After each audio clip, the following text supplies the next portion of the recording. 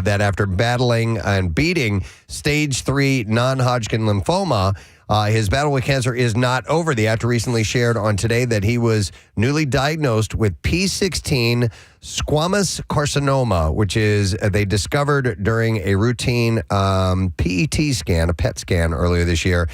That cancer is a type of head and neck cancer. Yeah. The new diagnosis is totally unrelated to his previous cancer, he said. Do we have a clip? We should. Yeah. Okay, this is him. I didn't get a chance to hear this. I was shocked. I went in for a PET scan, just a routine checkup to see how am I progressing, how am I healing up.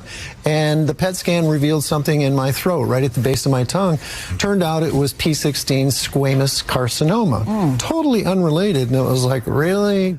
So the actor is undergoing 35 rounds of radiation and says the prognosis is strong, noting the cancer has a 90+% curability rate. Good. And says that he will be done by December 31st. Some people get like our buddy John Kincaid at our sister station. He's had cancer a couple of times. I mean, you get dealt that genetic card, and it is you have to be made of strong stuff. Yeah. Coulier stressed that early detection saved his life both times and urged keeping up with checkups and screenings. He said, I hope you're getting your checkups. I hope your colonoscopies and breast exams and prostate exams, they will save your life, he said. Miley Cyrus is reportedly engaged to musician Max Morando after she was seen wearing a diamond ring at the Avatar Fire and Ash premiere. Sources that spoke with people say that the two are engaged. A rep for the what is it? It's really about the journey. Anyway, a rep for jewelry designer Jackie Aish also dished out that the details about Miley's ring, sharing that it is a bespoke piece that features a 14-karat yellow gold band and a cushion-cut stone. The journey is usually the part that you remember anyways. Anyway. I mean, I'll say this though. In recent interviews and seeing her, I'm Team Miley now. I think she seems to have her priorities in order, her ducks in a row, her eggs on the stoop, whatever you want to say. Everything seems to be right in Miley world. Yeah, she's ready for the journey. The journey is usually the part that you remember anyways.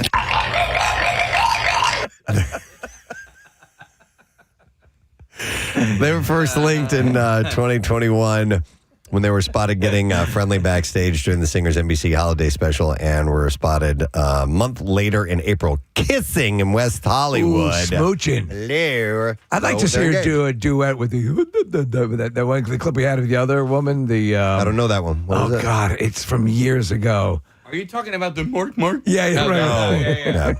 So Jada Pinkett Smith is getting sued by a longtime friend of her and Will Smith to the tune of $3 million. That doesn't sound like much of a friend. Bilal Salam claims that the actress confronted him at Will's birthday party on September 25th in 2021 and threatened him. According to the suit, Pinkett Smith approached him, and it says, according to the documents, approached plaintiff with approximately 7 members of her entourage, became verbally aggressive, and threatened plaintiff by stating that if he continued, quote, telling her personal business, he would end up missing or catch a bullet, and demanded that he sign a non-disclosure agreement or else. That sounds like a death threat. It is the latest in a long line of conflicts that Salam has had with the couple. In 2023, Will's rep denied Salam's claims that he caught Will having sex with actor Dwayne Martin.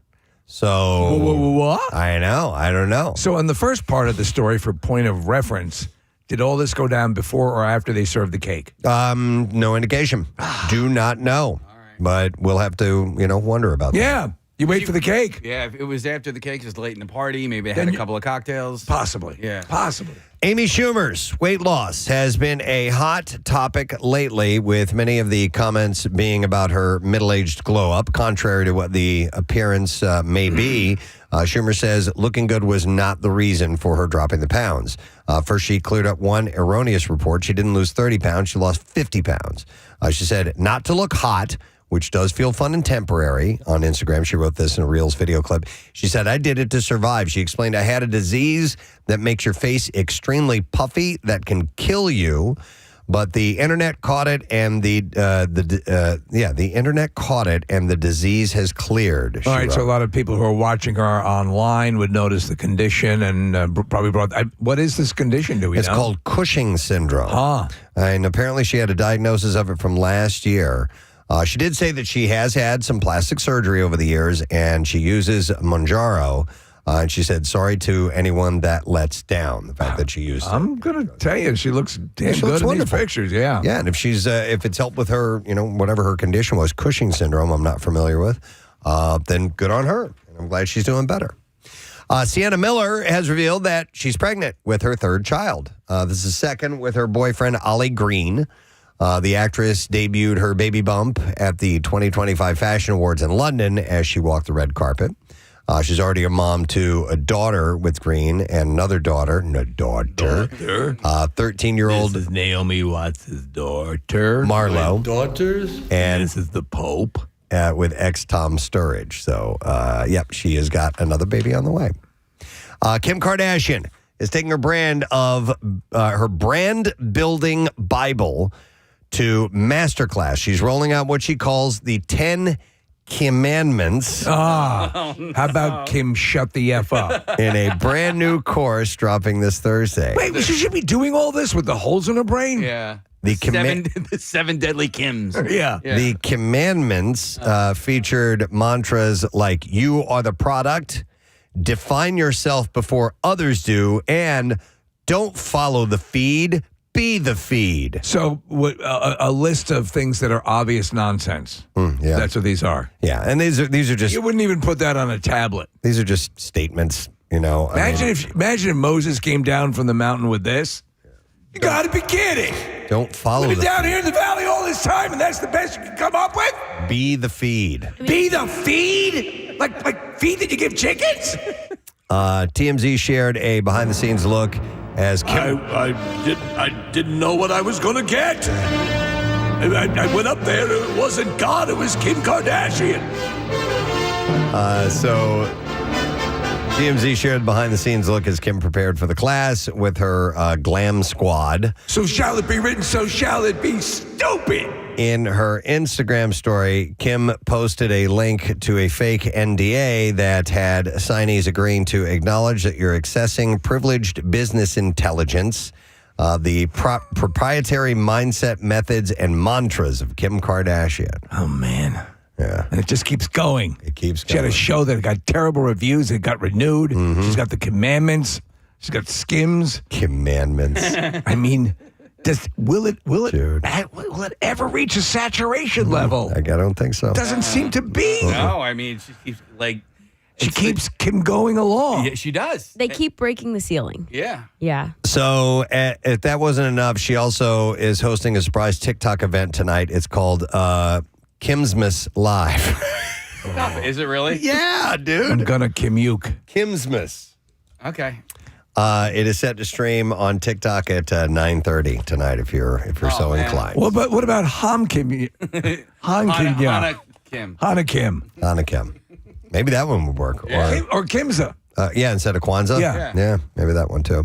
All right, so every time Taylor Swift, biggest pop star on the planet, shows up to support her man, Travis Kelce, when he takes the field for the Chiefs, it's an event. Television cameras focus on her reactions every time Kelsey's involved in a play, and often when he's not. Her arrival and departure from the stadium has occasionally been a very clandestine affair. So how does the team deal with a unique situation like this? Well, Kansas City Chiefs president Mark Donovan explained that he had a talk with his player early on, emphasizing how the team would be respectful. He said, I told Travis, it's a relationship. We're not going to monetize it. We're not going to go out there and go crazy. And he also shared that the team has never cut to a Taylor Swift reaction shot on the big screens in the stadium ever. He's trying to show that he's keeping it respectful. We're not going to monetize it. Hey, listen, we just want to let you know. No one attends the game on a chance they might see. We're not going to try and... But I mean, they just said he comes to them and says, listen, you know, Just we're not going to monetize your personal life here. No. we already do monetize your personal life. Yeah, We're not and going to your monetize profession. anymore. Yeah. Yeah. And an occasional upskirt. Yeah. That's what we're going to do. And honestly, just by sitting back and doing nothing, they're monetizing. Right, You know what well, I mean? Like her sphere. It's found money. Yeah. I mean, it really is. I mean, how many people? But it's up to her to go to the games or not. Yeah. But he's not Exactly. saying we're not going to be selling, Tay-Tay ads Yeah. and stuff like Yeah. that on every time she's shown. You get some kind Like of if they get a touchdown. Terrific. Yeah, exactly. So, all right, Quentin Tarantino isn't just a director. He's a huge film geek, as we know, and he's seen tens of thousands of movies and has opinions on most of them. But he weighed in recently on what he thought were the best 10 films of the 21st century. The list was actually the top 20 films in mind, with 20 through 11 being revealed last week. But his top 10 are as follows. So number 10 is Midnight in Paris. Number 9 is Shaun of the Dead. Number 8, Mad Max Fury Road. Number 7 is Unstoppable. Then you have number 6 is Zodiac. Number 5 was There Will Be Blood. Then at 4, Dunkirk. Then number 3 is Lost in Translation. Number 2, Toy Story 3. Get out. And number 1 is Black Hawk Down. So I put most of those at the good level. Yeah. A couple at the great level. Yeah. I'm surprised at his selections, though. Yeah, very much Yeah, so. yeah. But I think he kind of does that too. You know, he does he'll it to pick be things- provocative. He also has always been, from his years, he has his own movie line, his own. He'll take these lesser known grindhouse movies and raise them to art level. Yeah. So that's his thing. Yeah, that's what he prefers. So, Yeah. but I think it's cool they included Toy Story 3. Toy Story in 3 the top 3. is so great. And I think Toy Story 3 gets its greatness by landing an incredibly beautiful emotional ending. Oh my God, yes. It's just so well done. It's absolutely. Yeah. It rips your heart out in kind of a good way. In a but, good way. Yeah. So he's got on there Zodiac. I didn't really like that movie very I much. thought it was okay. Yeah. Yeah, I thought it was okay. But listen, it's your own personal preference. Yeah. This is what he thinks. Have And you so there ever seen Dunkirk? Yeah, it's a great movie. It is a great movie. Yeah, really, really good. And I love the shifting the timelines. Yeah. That's probably why it appeals to him. Yeah, that's He's a big true. fan of that narrative structure. Yep, he likes to play around with that. So, but in case you're interested, that's Quentin Tarantino's top 10 movies of the Yeah, I want to 21st check century. out Midnight in Paris. I haven't seen that. It's one. Yeah. Woody Allen, is Oh, it it not? is? Yeah, Okay. it's okay. I think Owen Wilson is in it. That's fun when he keeps going back in time. Right. It's Yeah. it's nice. It's cute. I It like ain't no y'all. Back to the Future. Yeah. All right, James Cameron says that he is still seriously considering a new Terminator film, revealing to IO9 that he has a stack of notes that are pretty thick. But that's not all. The director apparently plans to dive into writing once Avatar Fire and Ash, the marketing wraps up. He might have his work cut out for him. Cameron says that creating sci-fi has become harder. He said, because we're living in a science fiction world where real technology is caught up to past imagination. And he's a science fiction girl. And he wants to future-proof any new Terminator installment as much as possible. He's right about that, taking some of these older themes and continuing them on, because we've reached that time of artificial intelligence. How many and times has a bunch of other Skynet things. been invoked when we talk about AI? It's the same thing. Yep. The most definitely. movies that have followed Terminator 2 have been the third one was what was the that Christian one's- Bale Christian Bale one was the fourth one, Yeah, correct? the Salvation. Salvation. That was okay. Yeah, the third one with Nicholas or whatever that guy's name is, and I think Claire Danger's in that. Right. That one grew on me. Okay. Yeah, that one. Was that wasn't Genesis, was it? No, Yeah. that one came. That was after Salvation. That was Emerson Lake and Palmer. I'm kind of a sucker for all of them. And Really? Yeah, Yeah. I really am. And that third one, I didn't really give it the time of day. And then I think it was on like cable one day, and I just ended up watching. I was like, okay, I'm actually into this. You know? Yeah, And I see what he's saying about having to find an angle that doesn't play like, well, wow, in the future is suddenly next week. Right. You know? Yeah, exactly. All right, Knives Out fans got the crossover they never knew or never saw coming. And thanks to Netflix partnering with Sesame Street, they've dropped the Forks Out clip I love this. with Beignet Blanc a Muppet version of the world's best detective, Benoit Blanc, who declares, well, here, we'll play a clip of it. I have arrived to this street of sesame on a sunny day turned cloudy. We have a culinary culprit in our oven mitts, and to solve this confectionery conundrum, we must look right in front of our googly eyes. So this time the case is Cookie Monster is missing triple berry pie, and the suspect list is as colorful as the Muppet crew itself. And with nods to classic whodunit sprinkled throughout, Beignet Blanc shows off sleuthing skills that would make his human counterpart, played by Daniel Craig, proud. By the way, Wake Up Dead Man, a Knives Out mystery, hits Netflix coming up on the 12th, and a new season of Sesame Street is streaming now, if you want to see that. Speaking of streaming and Netflix, Season 5 of Stranger Things debuted with a record-breaking 59.6 million views in its first 5 days, the best premiere ever for an English-language Netflix series. The series is only behind the second and third seasons of Squid Game in overall rankings. Only 4 episodes of Season 5 are out so far, with more arriving on Christmas Day and the finale on New Year's Eve. We just started rewatching these new episodes yesterday, so we're going in for a second run already, given its early momentum, Season 5 is expected to remain in the top 10 for weeks. Anticipation for the next season. The new season pushed all 4 previous seasons into the Netflix top 10 previously. And the week of November 24th through November 30th became the first time that a show had 5 different seasons on the chart at the same time. Do you have the story about Nancy? There's a spinoff series. Natalia Dyer? Yeah. It's is it animated, or well, there's a book, actually, is what it is. So there was, and I'll look for the article, and I may have misread it, but it seemed to indicate there's going to be a spinoff Nancy series. I know there's a book. Yeah. So, I'm not sure. Yeah, if you have that, maybe let they're me talking know. about a series of books. Possibly. So, Justin Lin is set to direct a Helldivers movie based on the hit video game. The Helldivers franchise got a huge boost in popularity after Helldivers 2 released last year, introducing a new legion of fans to the cooperative sci-fi shooter where an elite squad of soldiers fights an alien threat, including bugs, cyborgs, and the Illuminati, to protect Super Earth from annihilation. I've heard it's about a true it. story. I've never played it, but I've heard about it. Have you? Anybody? Nah. I've heard of Helldivers, but I've never played it. The franchise has also been compared to Starship Troopers in the past. The game sold over 12 million units in early 2024. So they've got a big fan base. And, movies, video games, yes, sometimes they come together. All right. So Netflix has revealed the guest list for Season 6 of David Letterman's My Next Guest Needs No Introduction. In the upcoming season, Letterman's series will feature in-depth interviews with Michael B. Jordan, YouTube legend Mr. Beast, and Jason Bateman. Previously, Netflix has aired a special that featured Dave sitting down with Adam Sandler for an interview that aired on Monday. Season 6 will come out on December 16th. So that's pretty much the only thing he's doing now, right? Letterman? So. Yeah, I think so.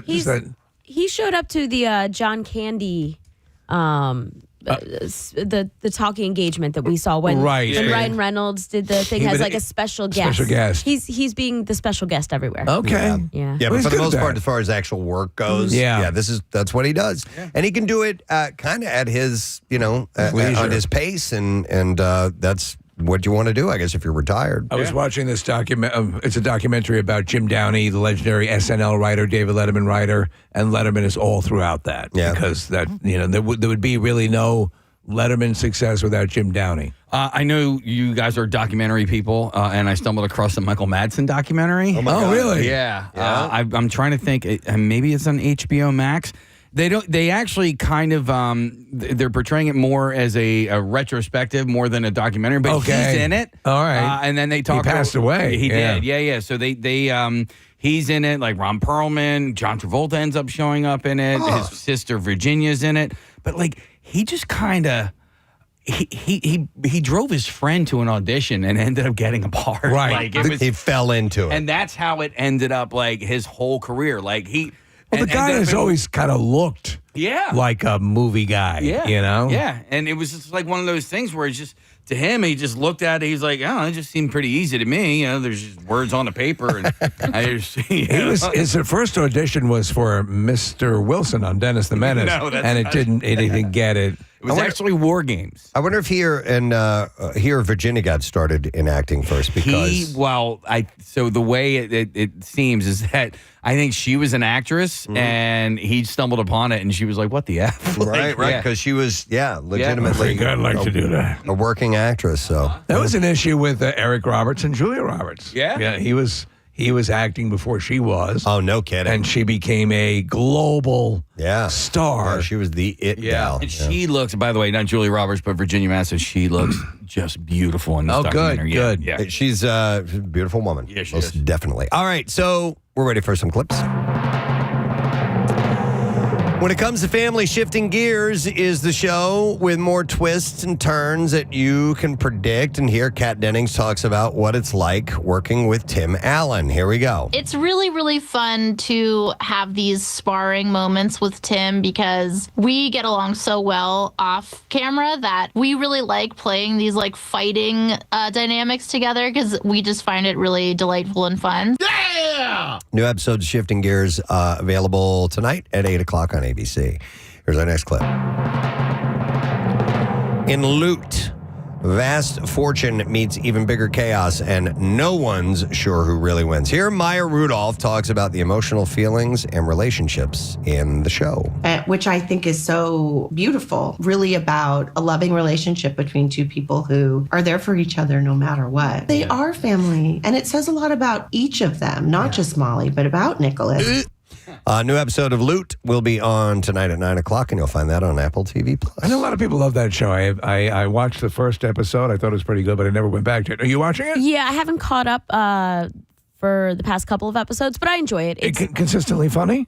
Yes. All right. It's good. It's a good cast. Maya Rudolph is really funny. All right. I'm really lost in the world of TV shows. I know. And I'm like, crap load of them. And then if I'll sit down and I have some idle time, I don't watch TV a whole lot unless I'm watching Stranger Things. And when I sit down, I'm like, what do I want to watch right now? And I have a little debate of, do I continue this series that I kind of I kind of like? I'm not sure. It's not like one that when I'm dying and invested in something. I cannot wait to start watching this next episode. And I have to go, well, there's that looks okay. And I heard this one's pretty good. And that one's, everybody tells me to watch that. But that's a big commitment because there's like 3-4 seasons. And do I really want to dive into something like that? It's just the weirdest place to be right now. I agree 100%. Let me ask you how often you go through this scenario. You set aside a block of time where you're going to watch something, and you consume the majority of that jumping around, what to watch. So much so that you have really no time to watch something, and then you just abandon it. I have a hard time remembering what I like watching. And there's so many like platforms, and I'm like, what am I watching? I'm like, and what platform is that on? So that's the thing that I struggle with the most. I think it's why I like going to Apple because their options are limited. You're not doom scrolling looking for something. It's kind of like, here's what we have. We've invested a lot of money on it. They've only had a couple of duds, in my opinion. Other than that, I think everything they offer is pretty good. I am watching Down Cemetery Road, and I forgot that I was watching that. And I'm like 4 or 5 this episodes seems very in. familiar. Yeah. So, Pluribus, Claire and I are watching. It's great. If you go through Apple TV, so you can have Apple TV, but if you access these different streaming services through Apple TV, it will keep a running list of all the shows you're watching across Hulu, Peacock, and all those other ones in there, so that you don't lose track of what you're watching. So that's one way to do it, but it's still a pain in the ass. And another thing I have to contend with here, Preston, is what am I able to actually give attention to? Like, so it's like, because you like to fall asleep to things. Well, it's either A, what I'm going to fall asleep to, or B, am I going to scroll on my phone at the same time? Case does that. Yeah. So I do that, and then there's I can't do that. No, I don't do that. But there are shows that I can do that too. All right. And then there's other shows where I'm like, okay, no, the phone's going to go next to me, and I'm going to watch whatever I'm going to watch. So it's like, what am I actually in the bandwidth mood for? And then I have to ask a question: what can I watch while I'm high and still am able to process and remember. What would you recommend going on in the plot points? What right now? Something that you've already watched 3 or 4 times. So Stranger Things. Nuance doesn't have to be a part of it. Right. Yeah. So, all right. Well, anyhow, we've all got these issues, don't we? All right. It's too much. God damn it! There's too much entertainment in this world. And yet, the members of the Donner Party complain. Yeah. Right. All right, well, anyhow. Get it easy. That is my entertainment report for you this morning. All right, we are going to have, joining us later on today, it's very cool, Kevin Griffin of Better Than Ezra will be on the show. He's a great guy, super talented, and he is playing at Rivers Casino, and it's not just music of Better Than Ezra, but also Tonic and Sugar Ray, because Mark McGrath of Sugar Ray and also Emerson Hart of Tonic are going to be performing at the show at Rivers Casino on Friday. So we'll check in with Kevin. I believe he's scheduled to be on the 9 o'clock hour. And we got other things, too. We have to go on Fox Good Day today. So we'll take a break. We'll come back in a second, and we'll keep this forward momentum going on a Wednesday morning. So stay with us, please. 93.3 WMMR. Thank you, Kathy. Steve, you want to share some info? Yes, I do. After a couple years, the Mutiny on the Mashalou is back. It's my wife's signature charity event for Max Fund, which benefits TNR programs and helps get homeless cats and medical treatment, provides a centralized fund that pet charities can call from anyway. It's been a couple years, so it's back on the Mashalou. It's sponsored by Rafferty Subaru. Parking will be free. They're giving a special dispensation that evening. The wonderful people down there are taking care of the parking. So let me tell you what you get for your ticket price of $40. It's pretty amazing. You get great food tastings from Algorithm Restaurant, Zaz Ice Cream, Tuck-Ins, Nothing Bun Cakes, Rosie's Kettle Corn, Insomnia Cookies, Finger Food for the Mashalou, and more. Drink tastings from Yards Brewery, Chadsford Winery, Clear Rum, Stateside Vodka, and more. And the cool part is, I don't know if you haven't been to one before, there are wandering entertainers while this is going on. And that DJ Perry's providing the music. Bad Entertainment will provide jugglers, giant bubble-blowing guys. Mike Palladino is a magician. Strongman Todd Jones. Tarot card readers, Reagan Tilton and Jacqueline, let me get her name correct here, Baker. Bryn the Contortionist is going to be the Pirateers, Kittens to Pet. It's a big thing. That $40 is going to go to the charity. Everyone is donating their wonderful services and food gratis. So it's a win-win for all the animals in the tri-state area. It's only $40. That's pretty damn good. Oh, yeah. And everyone's very generous about it. You can go to maxfund.com to order your tickets. It's June 8th. Thursday, it's from 6 to 9, so it's before your weekend plans. I'm going to be there, and there's going to be a lot of people hanging out there. We'd love to see you. Have a good time. I'll be there. Oh, awesome. And so I'll be hitting it. It's just great to be up on the deck of the Mashalou. Love that place. And again, the fact that you do not have to pay for the parking in that lot right there makes it super convenient. So we'd love to see you out at the event. And I have to believe this is all at PrestonandSteve.com. Yes, right? yes. Okay. And we're adding stuff. So it actually, as people find out about it, very generous food providers and other people and entertainers are approaching me and like, yeah, let's make the party even bigger. So, awesome. And my wife Claire is doing a great job putting everything together. So it's awesome. But thank you, Preston. I just wanted to get it out. No, please. We're excited about it. PrestonandSteve.com to get the info. Another thing I want to mention, just a reminder, this weekend, the movie The Machine opens up. Yes. And we want you, if you love Bert Kreischer and love our relationship with Bert, go see the movie. Yeah, go see it. Support it, and it looks hilarious. Yeah. It looks fantastic. If it gets a good, strong first week, that's all you need. That weekend, Memorial Day weekend, it'll be fantastic. I'm going to hit that a few times this week just to remind people. There's a great picture of him and Kevin Smith together. Did he come by for an interview with a podcast or something? He was on Kevin's podcast. Yeah, I watched some of it yesterday. I think they ended up talking, this might surprise you, for 2.5 hours. Oh, my God. Yeah, because both of those guys are talkers and have a million stories to tell. But, yeah, I watched a few of the clips yesterday, and it's cool to the guys that we love the best. And to see them in the same room at the same time is pretty nice. Opens on Friday. Go see The Machine. All right, in a little while, we're going to have a young woman by the name of Maggie Drozdowski on the program. You probably saw the story. If not, she was bit by a shark in Stone Harbor, surfing. 6 stitches, nothing really bad, but I mean, there haven't been any shark bites in a while down that way, and her foot looks pretty gnarly. We're going to talk to her in a little while about that. And while the subject is up, I didn't think we'd have too many people that would have stories of being bitten by sharks. Yeah, I was bitten half, but I'm doing fine. But, man, there are people, if you've been bitten by an animal, it's pretty freaky. And if you think about it, and I'm not talking about dogs and cats. Yeah, and obviously Scruffy on the couch. Those can be pretty bad, too. But there are plenty of other animals that can bite you. And even though you, as a human being, are going to win in that competition, the other one's going to die if you want it to. It's still pretty freaky, terrifying. There was a story recently about a woman, a dairy farm, was bitten by a cow. Oh, yeah. Bitten by a cow. Sure, man. And like a lot of damage, broke her arm. Yeah, 215-263-WMMR. If you were bitten by an animal, not just, your pet or a dog or a cat, something a little bit different than that. We'd like to hear about that. My friend lives on a farm, and the neighboring farm has cows, and there were babies there. And so we were there once, and we went to go look at the calf. And my friend stepped into where it was, and she was like, you guys stay there, because she said if the mom gets pissed, you don't want to be in here for that. Sure. So you just don't think a cow's that way. Yeah, I just thought like a cow. Docile. We could get out in enough time. They're slow. They're big. You're only seconds away from an utter catastrophe. Come on. Seriously. Come on. You know what freaks me out though? The little reptiles that can latch on. A kid, a little boy is playing with one, and it just latches onto their finger. So Trish here from our sales department. She and her husband have bearded dragons. And I was at their house one night, and she was showing them to us, and I stepped away for a little bit, and she's like, oh, I got bit.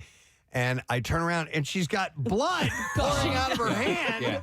And she thought it was funny. Yeah. I'm like, dude, you just got bit by a freaking... By a dragon! A dinosaur! Yeah.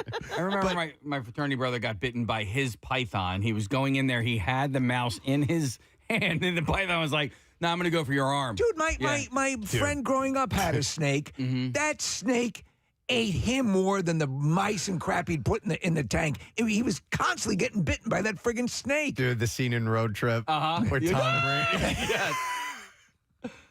Which just totally wraps its mouth around his hand. Oh my God! I don't get owning snakes and stuff like that. But I did see, Steve, a picture of a snake. This guy dressed up as an Uber driver. He goes, oh, my, little Billy got his first job. He had a helmet on this thing and a little backpack that said Uber Eats on it. On the snake? On the snake. It was hilarious. I'm like, okay, first cute snake I've ever seen in my entire life. I've never seen a helmet on a snake. No, you have to see this. It was like an albino python. I've seen a snake smoking before. Are you serious? Yeah. Oh, yeah? Really? Yeah. There's a really good picture of a I saw an snake with a adult man cigarette pleasure a hanging out of its camel. mouth. You did? Tijuana. Let me go to, I have Luke. Do a search snake smoking if you want. Yeah, and the helmet thing. Nick needs to see that. And the helmet thing, too. Hi, Luke. You're on the air. Good morning. Good morning. Hey, what's up, buddy?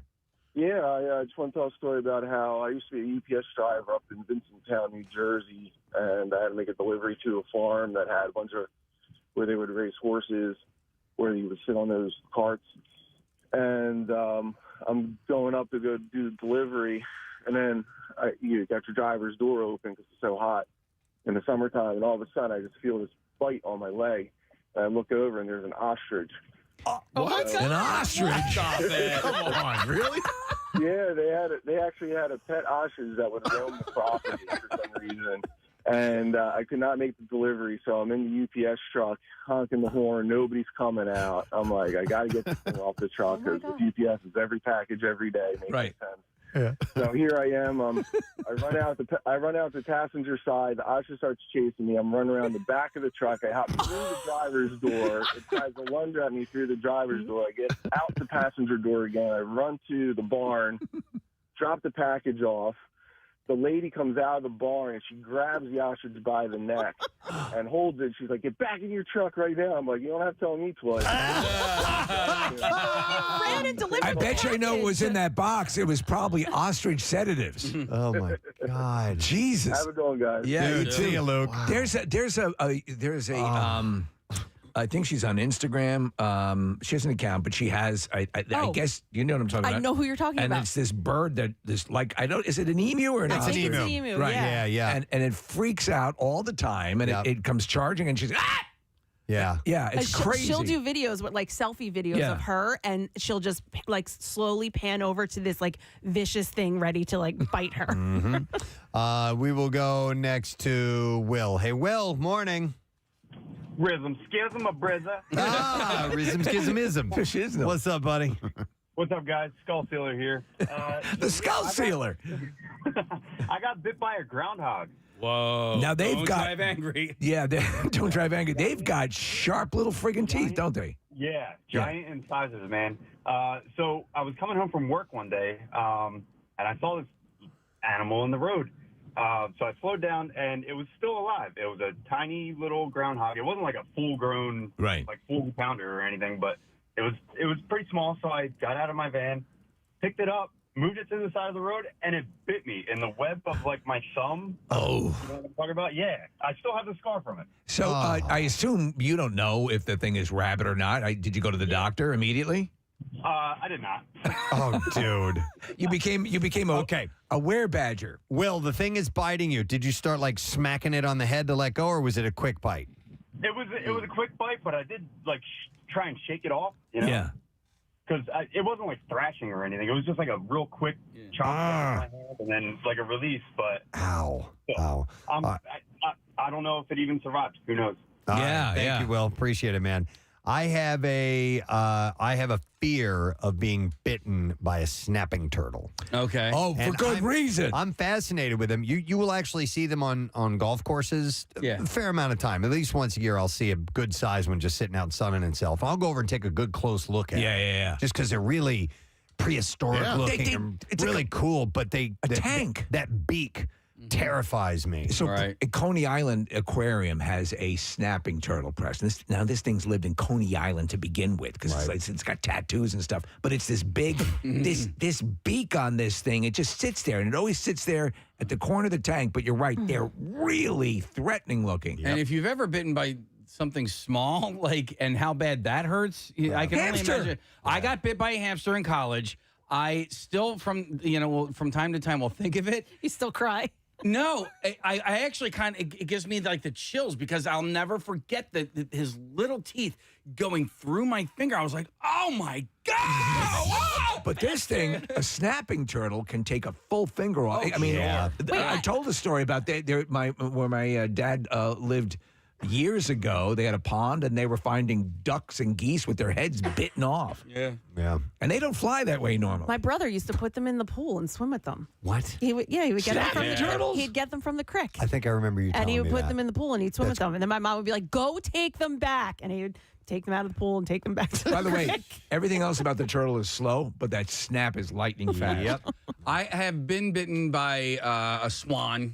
Marissa, I just saw some friends from Red Robin getting into the Acme Lounge, and we'll do some giveaways in a little bit. They're stopping by with some food for us and some gift cards for you. So listen for your chance to win. I will tell you when. We're also going to give away some Flyers tickets this morning for the show coming up on Tuesday, December 9th against the Sharks and the Itty Bitty Gritty Doll.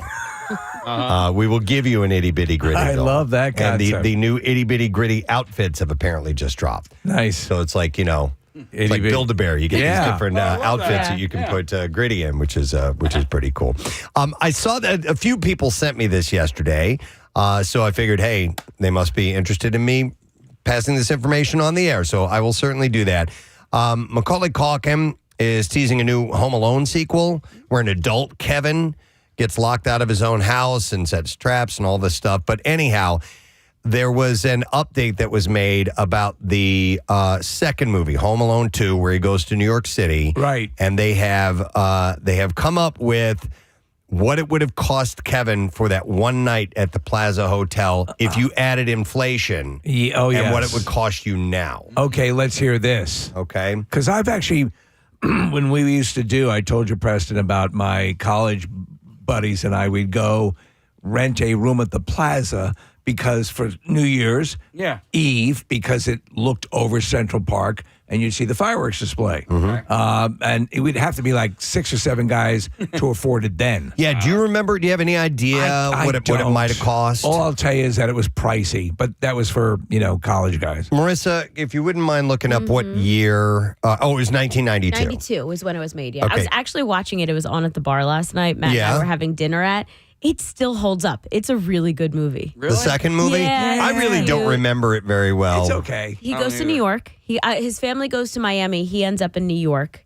And he's smart enough to check into a hotel on his own. It happens to be the Plaza Hotel. Right. And then it's all of the staff of the hotel that are trying to find out if his dad is really there. He fakes that his dad is there. Yeah. I remember they swapped comedy ensues. They swapped out the old guy neighbor for the bird lady in the bar. Yep. Okay. Quote unquote scary bird lady. So one night at the Plaza Hotel in 1992. All right, one night is $1,100. Okay, so that's in 1992. That was in 92. Wow. Yeah. Since then, there has been a 467% increase in the price. So I can't believe this, but a luxury suite at the Plaza Hotel, I guess, will cost you $6,244 for a night. For one night. Yeah. Well, so he was in a suite, as you mentioned, and it was Christmas time. So just like Steve said, this is a high volume time of year. Yeah. I'll tell you this, what I remember is that hotel had hotel security like nobody's business. Yeah. I mean, so we had a pretty even keel gathering. We'd wear suits and we did our thing. We weren't there to, Van Halen up the hotel room. It was pretty respectable. And I mean, every half hour, how's everything going? We would get a knock at the door. Because they knew we were college guys in the room. So the room service that Kevin orders in 1992 would have cost $967, which is just crazy. Yeah. And then if you increase it's a 130% increase to today, inflation-wise, and that same meal would have cost $2,233. Do we know what he ordered? I don't know. Orders an ice cream bar. Oh. And like chocolate-covered strawberries, different types of ice cream, toppings. Well, hang on. It says here the 3-scoop ice cream sundae that he orders was only $18. Oh.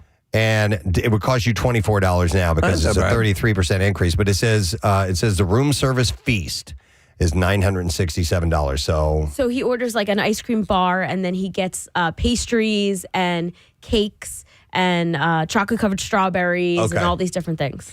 So that would cost you $2,200 if you're interested in that. I forget, how is he coming by this money? He's got a credit card. Okay. He's got his dad's credit card. And by the way, part of this article that I read, they eventually go through what would travel insurance had covered or how insured would it be? Essentially nothing. He'd be on the dole for everything. You'd have to pay for everything. So, and then apparently he makes a Duncan's toy chest donation as well. This is all the money he spent while he was there, and that was only $23. And actually, it's a negative inflation increase on that at negative 61.9%.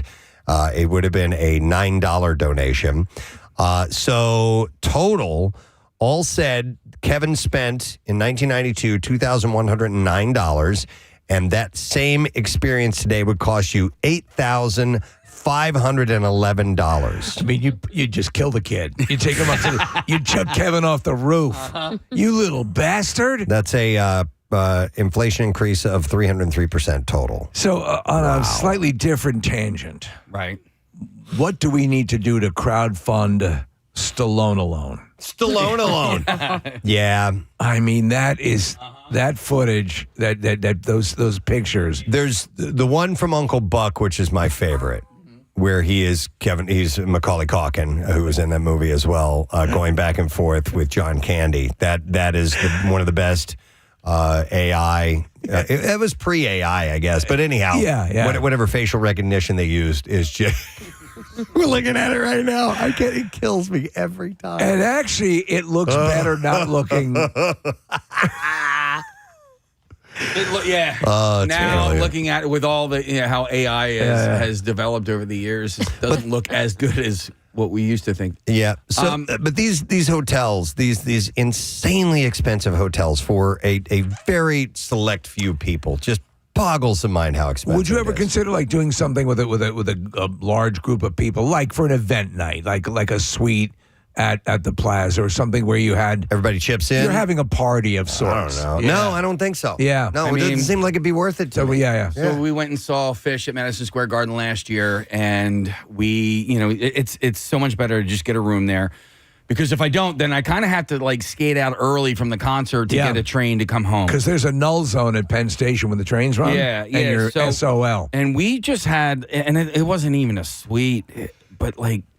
Did you sleep in an alley? No, but like, listen, I was a 49-year-old man sleeping on a couch in a hotel room. Yeah. You know what I mean? Like, I would much rather just buck up a couple extra bucks to get an actual bed or whatever. I tell you what, the thing is that, as you well know, you've gone into to see the shows now. Mm-hmm. Finding, I mean, you're going to find the Holy Grail quicker than you're going to find a really good deal on hotels. Oh my God! You have to do some real It's insane. CSI work. Yeah, that's why it pays to at least be like a rewards card member or something like that and get some kind of a break. Well, suites are good because at least everyone can be in one space comfortably.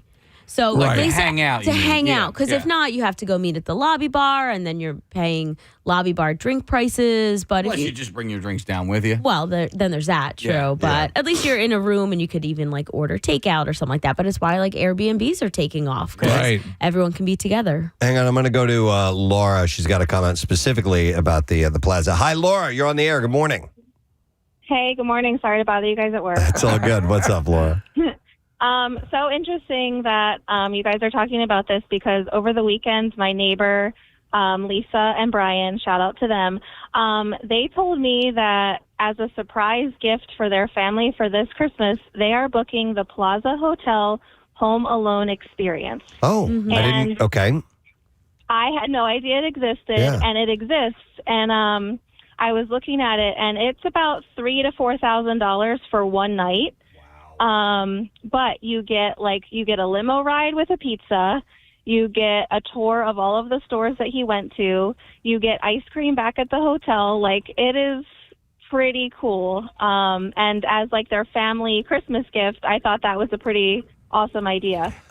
So $3,000 to $4,000. So your meal is going to be pizza. That's going to be right. I mean, but still, Hey, it's not my family booking it, but I'm excited to hear about it for them. Sure. So. Are they particularly big? I assume they are Home Alone fans.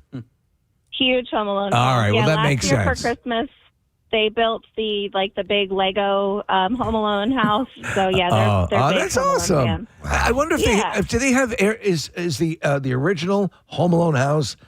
Is that Airbnb status now, or is it? No, I think people live there. It was in that movie. Case, who was the person that came in and talked about the houses movies? Don't ask me questions like that. Yep, no problem. It's in Chicago.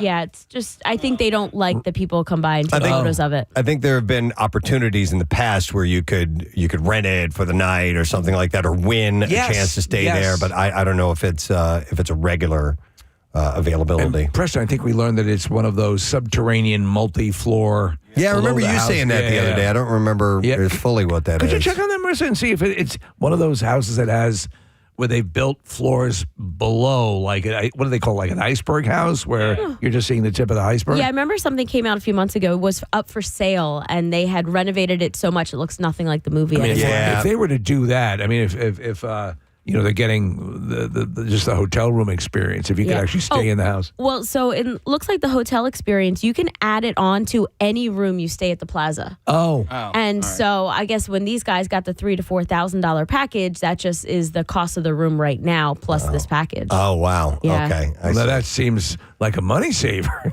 Rochelle and I used to fantasize about if we won the lottery that we would buy the house next door and we would build a tunnel that goes to the house next door. We wouldn't attach the two. You wouldn't be able to tell from the street that the two houses were both cohabiting. And like our kids would live in the house next door. That'd be awesome. And we'd be in the other house. Why don't you guys go to your house now? Yeah, exactly. Yeah. And that's the leave way mommy and daddy alone. Joe Holden from CBS News, he's a huge fan of the show. He just texted me. He was Winnetka, Illinois. And he says same town as Planes, Trains, and Automobiles. Okay. Yeah, that's old John Hughes territory. So this is a video from 2004 when the house was for sale. The realtor does one of those like walking through the house videos. Yeah. He walks down to the basement, and it's like a full game room, movie theater room, and everything like that. And then it cuts through and has a basketball court down below another level. So that's what pretty you're awesome. talking about, Steve. Yeah. Yeah.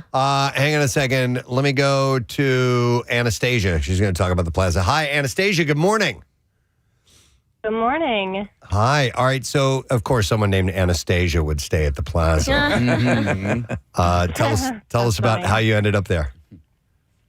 Well, I'm a nanny, and I work for a family, and every year we go to New York and see the Rockettes, but this year we stayed at the plaza and kind of got the Home Alone experience. All right. We got the big ice cream sundae, and Wow. it was really neat. So you're a nanny for an affluent family.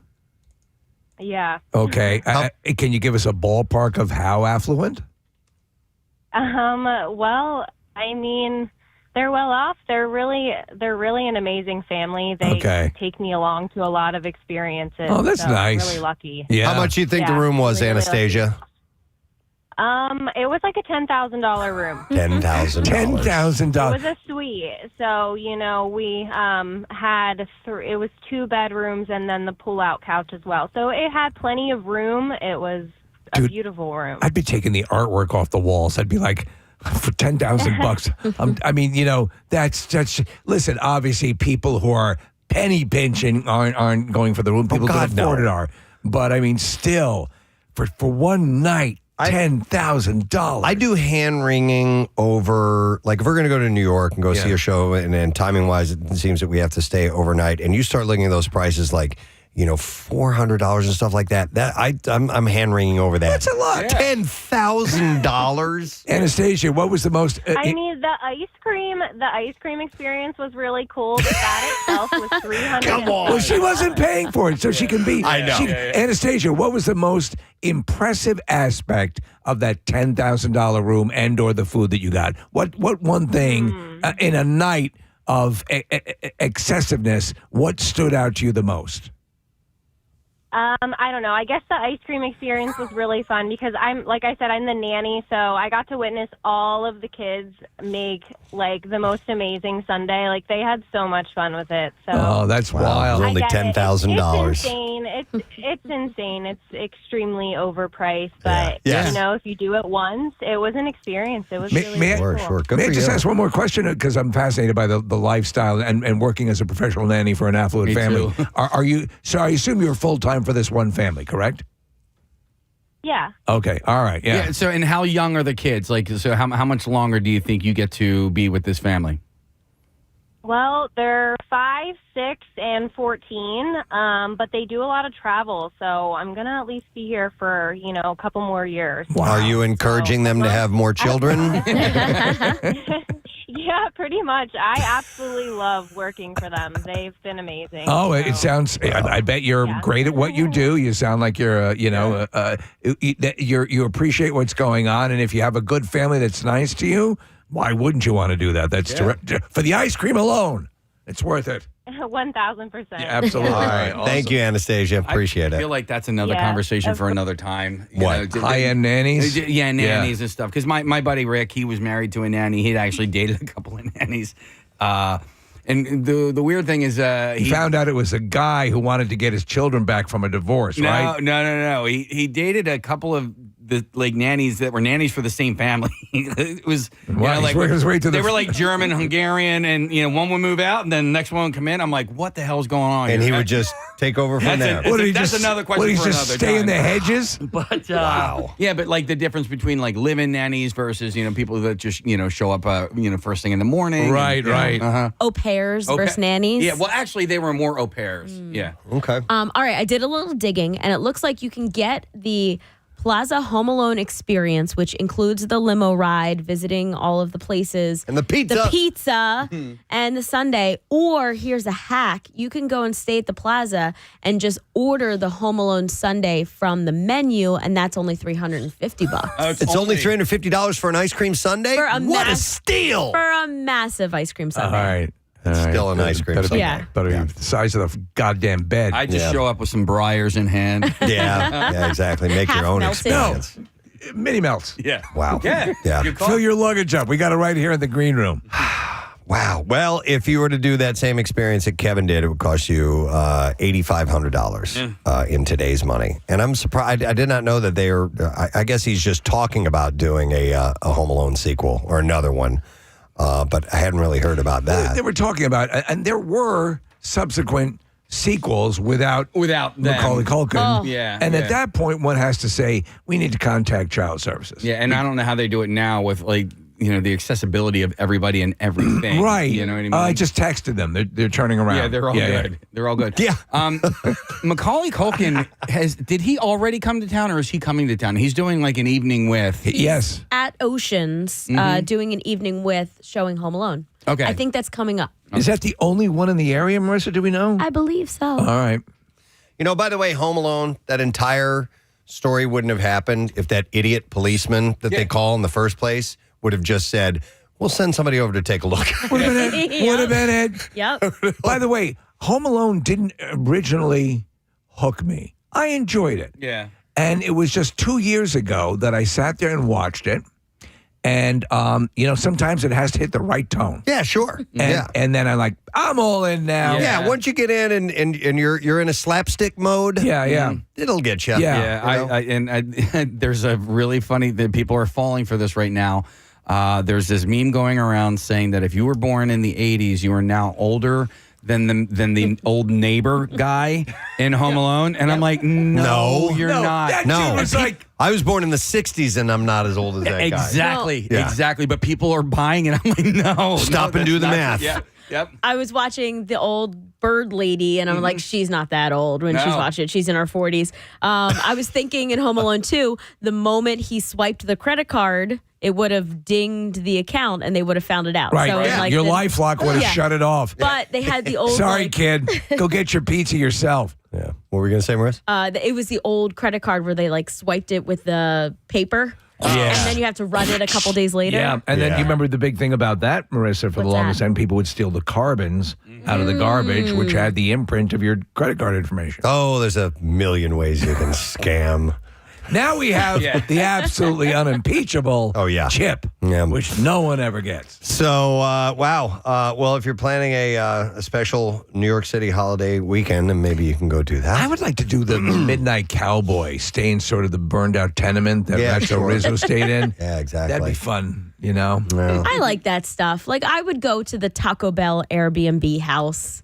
That gets me. That would inspire me and my friends to go on a vacation and go to some kind of themed I agree. overnight stay. Yeah, exactly. I think you would do, Preston, like a kitschy thing like that. Yeah. I'm actually a fan of that, and I don't mean to go off on a subtopic here, but the what they call the dark tourism. Yes. You'd be right. Does that maybe it would appeal to you depend? in some It would ways? depend on which one. Like going to Pripyat and checking out that's where Chernobyl happened. For those who don't know, and listen, I've always had a fascination of wanting to go to what's the place that's on fire? Centralia. Centralia. Yeah. And check that out, but I've heard it's kind of boring actually. But I wouldn't mind doing dark tourism. What if they include a large pizza and a $350 sundae? Oh my God. I went on a cruise. It was actually, I think, thanks to you guys, I went on a Cabo Wabo cruise. And when we landed at one of the ports, they were like, you can go see where they shot Predator. But where they shot Predator was just in the woods. Yeah. So we drove an hour and a half to just go see this forest. forest. Yeah. And then we couldn't get back to the ship. So we Marissa. were begging people to take us back because we were in that window where it's if you don't get back to the ship in time, you're not going to get on. Oh my God. What are the odds there were 9 vehicles going in 9 different directions Yeah. to different parts of the woods? Oh, totally. I mean, there's no plaque. Yeah. Well, when you guys were inducted into the Radio Hall of Fame, when we went to Chicago, I wanted to go on my own little Chicago John Hughes tour. Right. Yeah, But, John Hughes / Predator tour. Predator tour. No, but I wanted to go see Shermer. I wanted to go see the McAllister house. I wanted to go see the 16 Candles house. All of that. Weird Science, all of that stuff. I mean, that's my childhood. The suburbs of Chicago essentially were my entire, movie childhood. Take Preston's lead about looking. You've done this a couple of times where you'll look for the motivated little mom and pop tour place that specializes in. I will guarantee you, if you were to do a search, there are people who will take you on that kind of. For a day tour of the sites. There's a organization called Tours by Locals. And you get people that live in the area, and some of them are specified movie tours if you want to do that. You have to imagine there are John Hughes. No, there were. And in fact, I looked into it, and there were a couple of different factors on why I didn't do it that day. One of the factors was the weather sucked ass. Another factor was I went with you to the Rock and Roll Hall of Fame, and then didn't you say you were getting Radio Hall? And then we went to what did I say? Rock and Roll, Radio Hall of Fame, but would you guys all rock and roll? And then we also did that horrible Banksy thing. There was it was terrible Banksy exhibit. Oh, so disappointed. Matt fell for it in Denver a year ago. Yeah. No. And I was like, no, didn't I tell you about this in Chicago? Yeah, it was just the prints. It wasn't the actual pieces. But one time, speaking of tours by locals, and Casey, if you ever do have an idea about going to a city to check out something that's kind of niche, like movies, sites, and I was going to do a tours by local. My youngest years ago was way into the band 21 Pilots. Yeah. They're from Columbus, Ohio. Okay. We were going to go to Columbus, Ohio. Oh boy. And I called up one of these. I was going back and forth with a tours by local guide. I'm like, hey, do you do any 21 Pilot centric tours? And he's like, no. But he said, let me do a little research and I'll find some stuff out for you and I can maybe arrange something. So did they put together something? They would have, but we ended up not going. We ended up not doing it. I wonder if someone would take people to sites featured on the Preston and Steve show over. Well, go ahead. Here's what I wanted to do one time. Right. I was with Casey.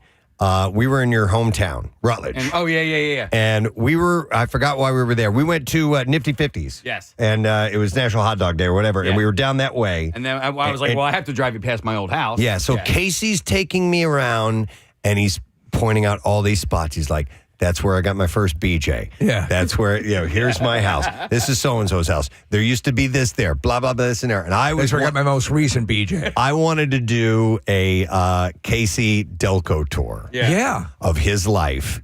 we get a bus, like one of those bachelor party buses. Yeah. With a microphone, with a PA system on it. And Casey takes us on a tour and shows us his life in Delaware County. I would love that. But there could be a Preston and Steve show. Take that, historic Williamsburg. Yeah, and centric tour. And I think that's why I love Task so much, because it's like, it's like my there's my second PJ. It was right there. Yeah. That was my second PJ. That's where I got this morning's BJ. I'm trying to think of where that second one was. Yeah. I rubbed one out in that Wawa parking lot. Do you remember your second one? There was a long-ass dry spell between the first and second. Like years. It was your wedding night. You have to really stop and think on that for a minute. I remember where. Well, Rutledge is a small town. But anyhow, I thought that was kind of interesting. It is interesting. The Home Alone and the prices and all that stuff. It is crazy how much some people will spend on top of the line accommodations. It's insane. All right, well, listen, I didn't mean to go that long on that. I had some other things I wanted to get to, but we do have to take a break because we stay on time. We're going to go live on Fox Good Day this morning, so we'll come back. We'll get to the Bizarre File. We'll do that, but I tell you what? Our friends from Red Robin are here, and they are getting things set up in our Acme Lounge. I have a $50 gift card for you to go to Red Robin, and we'll take caller number 16 at 610-660-9333. Santa has called, and he's skipping cookies and going straight to burgers this year. You can get 15% off of Red Robin catering through December 31st and make your holiday party extra yum. But we'll take caller 16 right now and give you that $50 gift card. Call now. We'll be back in just a moment. That was the only one where I was like, oh, my God, you're adorable. Stop looking at me, Swan. My dad had to smack a swan in his head because he went after Jace. Jace was little, and he looked at Jace like he was an enemy. And Swan! He did. He just took one hand and smacked him. I know people who have battled with goose before. Oh. There was a guy that was fly fishing one time, as a friend of my dad's, and I guess it was, because you throw it up in the air. Yeah. And it either caught on the goose or the goose snapped at it or something like that. But anyhow, he had to reel it in. Oh, no. Because it's flying in the air and he wasn't going to give up his rod. And then when he got there and he's trying to unhook it, the thing is beating him with his wings, which are pretty formidable, and I've been snapping at him as well. Getting back to sniping turtles real quick, I saw one in the middle of the road one time, and I tried to be a good Samaritan and get out. I stopped the car, and I tried, shooing it off the road, and I got a stick, and I was, sort of trying to poke at it or whatever. Just pick it up. Because it scared me. Big old snapping turtle. Yeah. And if you just pick it by its shell, it won't even get its... He's panicking. No, I know. No, and it was in the middle of the road, case, and so I was just trying to shoo it off of the road. But those things hiss at you. Yeah. And I just, and I was like, man, I'm just trying to help out, buddy. Yeah. I hope we got run over. Let me go to... Well, listen, fool don't want no help. I got Kelly on the line. Hey, Kelly, good morning. Hey, good morning, guys. Hey, what's up, Kelly? Oh, thank you. Back in the late 70s, early 80s, it was a thing in Philly, apparently where I lived, where people had monkeys. Yeah. So it was kind of like one of those little monkeys that was on Friends. Okay, And like Capuchin monkey. Capuchin, yeah. So my dad used to let it run around the house, and one day it was sitting on my shoulder, and he was a nasty thing. He would steal cigarettes, and he would rip up things, and he was sitting on my shoulder, and my dad said, "Oh, turn your head, he's going to kiss you." I turned my head, and he bit me. Where did he bite you? On your face? On my face, yeah, I have a scar. Oh! You have a scar from the friggin' monkey. I'll show it to you on Friday. I'll be at Keenan. Yes! Tell us your monkey scar, girl, and we'll showcase that. If you have a monkey scar, come down to Keenan's. We want to see it. Wow. Kelly, did you have to get any stitches or anything like that? They didn't take you to the hospital back then. Nah. Just put a piece of gum on it. Wow. All right. I don't have any stitches. All right. Well, we'll see you on Friday, Kelly. Okay, perfect. Scarface is your name from here on, by the way. By the way, monkey's gonna monkey. It's gonna do people, and I remember people would get those things. There was a Woolworths that had a pet section when I was growing up. Yeah. It had a pet section, Kathy, and there was a chimp in there. Yeah. A chimp! I'm like, what? I do remember odd animals in the Woolworths section. I remember always wanting to get birds. And my mom was like, absolutely not. Birds. They were blue. Yeah. Yes. They were nice colored birds. That's why I liked them. Parakeets? Yeah. Probably. Yeah, they were right down from the chimps. Finches or something. Finches, maybe, yeah. My friend got an alligator, and I believe he bought it legally at a place that's not even there anymore. Nick, you might remember this. Is you're driving down the Blue Route, just past Broomall. There's a place called Jobu Pets. Yeah. And he got it. Jobu. Yes. And he got an alligator from Jobu Pets. What? I know, and we would be in there in his. He had a. You have any more giant- alligators? He had a giant aquarium in his room, and one time he decided he needed to clean the aquarium while we were all in there. I was like, dude, and they just took the thing out. Had he been bitten by it? He had. Yeah. I'm not down with that. No. All right, we'll go to Jen next. Hi, Jen. Good morning. Good morning. All right, what were you bitten by? So when I was 14 years old, I was down in the Outer Banks, and the people I was staying with thought it would be a good idea to go feed the wild horses that were underneath our house. So we bought a whole She's talking about cave horses. Underneath your house? No, the wild horses in the Outer Banks. Okay. Yeah, but they were under your house? Yeah, because they used to, up in Corolla, they used to roam the whole top of the island. Oh, dirt horses. They were corralled. All right, so, and was this a house up on stilts or something? Yeah, it's a house. That makes more sense. No, they were earth horses. They burrow into the ground. Okay. No, but so listen, I know for a fact that a horse bite can really F you up. So how big was the chomp? So we joke about it because I got my first hickey from them. It was the giantest bruise on my shoulder. I got trapped between the air conditioner and the house, and the horse just wanted the apple that I had already given. Oh, my God. So the horse was about to kill you for an apple.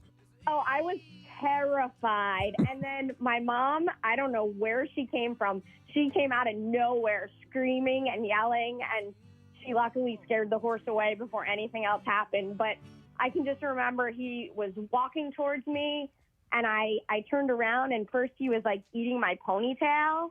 Man, so listen, if you get, obviously we've all been in proximity to horses. Look at the size of their heads. Oh, my God. Look at the size of their mouths. Yeah. I mean, that can make some heavy damage. Oh, yeah. Yeah.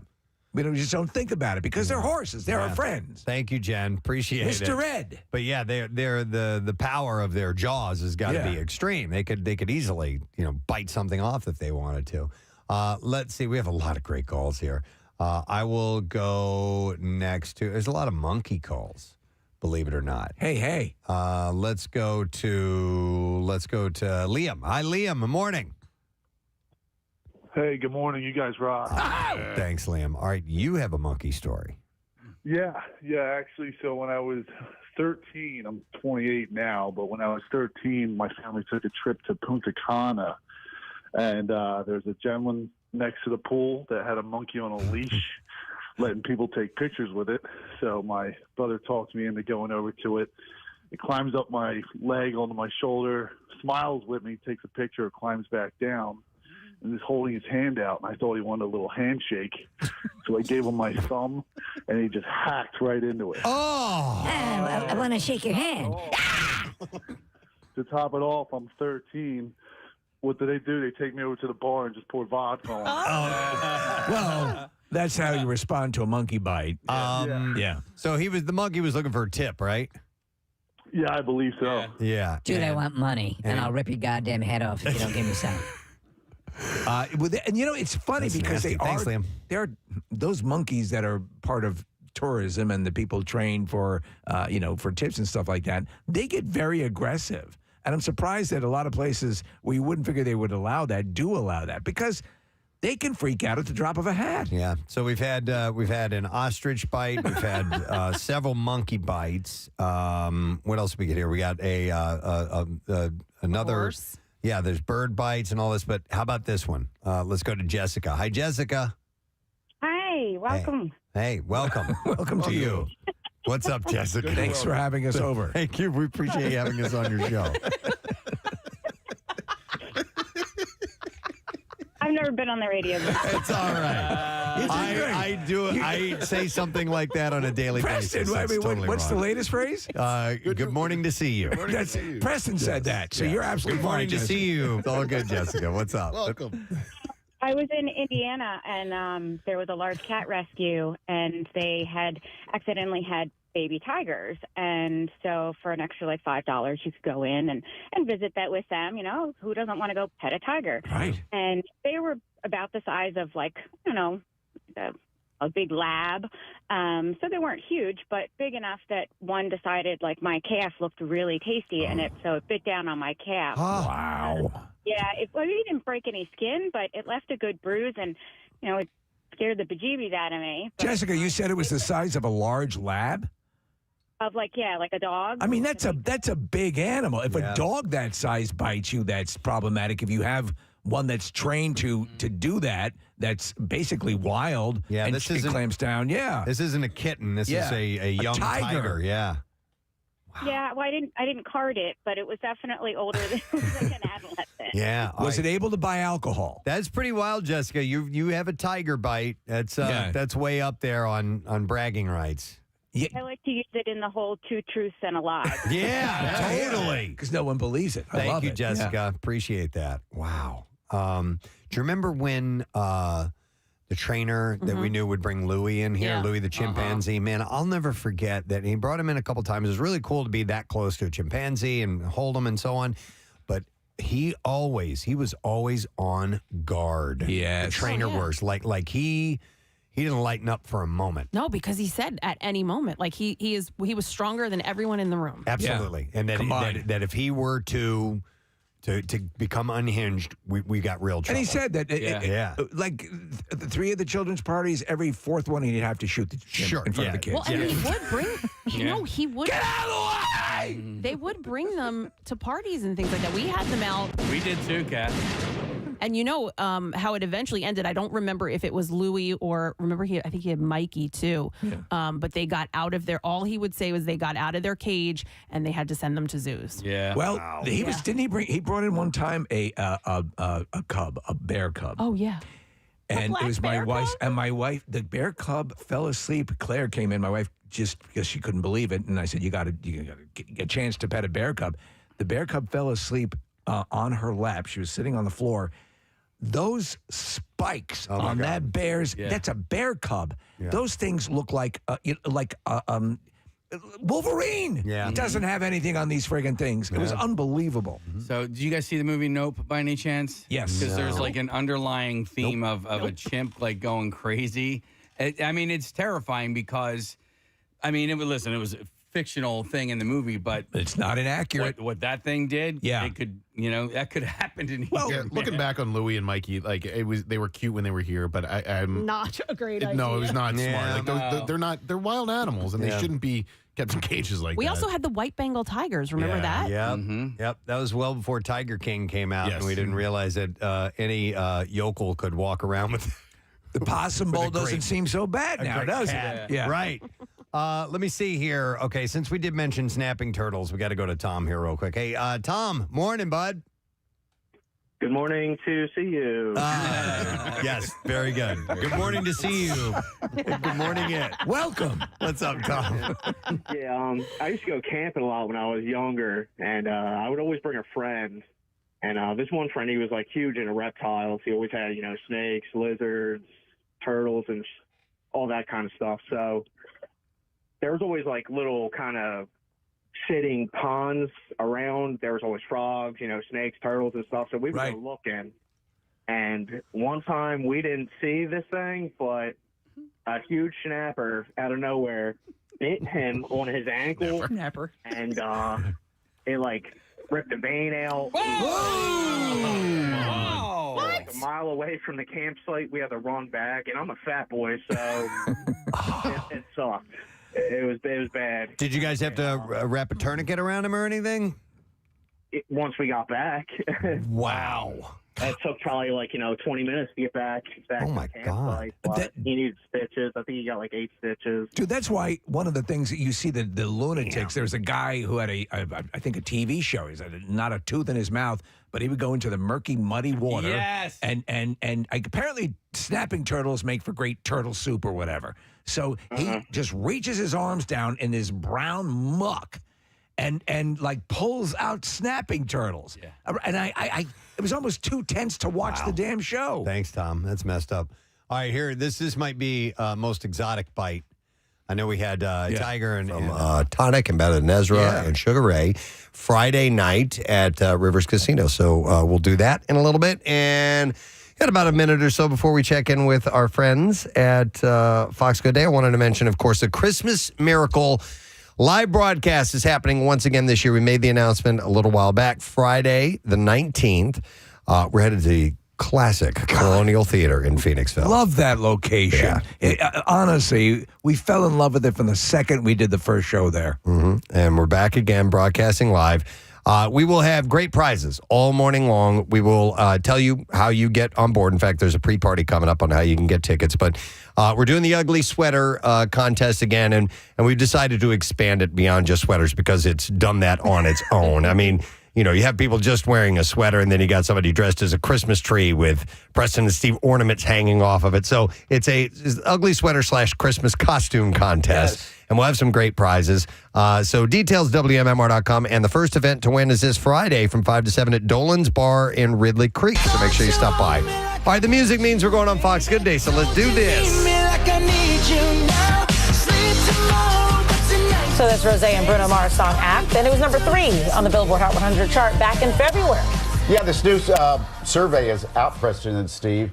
It's weird.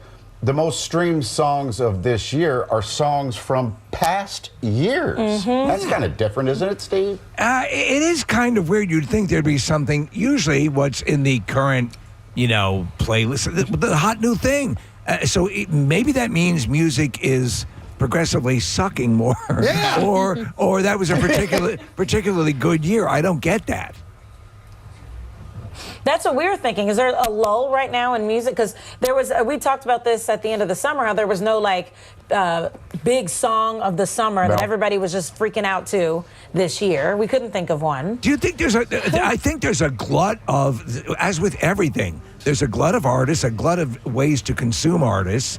Of course, we're old school. We like the original way to get the music out, and that works for us. But I think maybe there's just a lot of distractions and not the same noise being like a Taylor Swift or Sabrina Carpenter or whatever. They're eating up all the oxygen. Right, espresso. Yeah. Well, Preston, when I listen to you guys, I had a week off, so I got to listen every morning, which is a delight. I love your show. Especially when you talk for over an hour about vomiting. Well, we had to go deep on that one. That's our PBS side. There's a lot of consistencies and things like that you have to talk about. Yeah.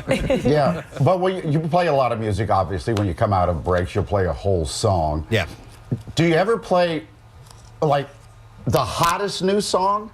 Yeah. Well, I mean, listen, we're a current rock-based radio station, so we play the current rock artists. But yeah, I mean, we'll absolutely do that. MMR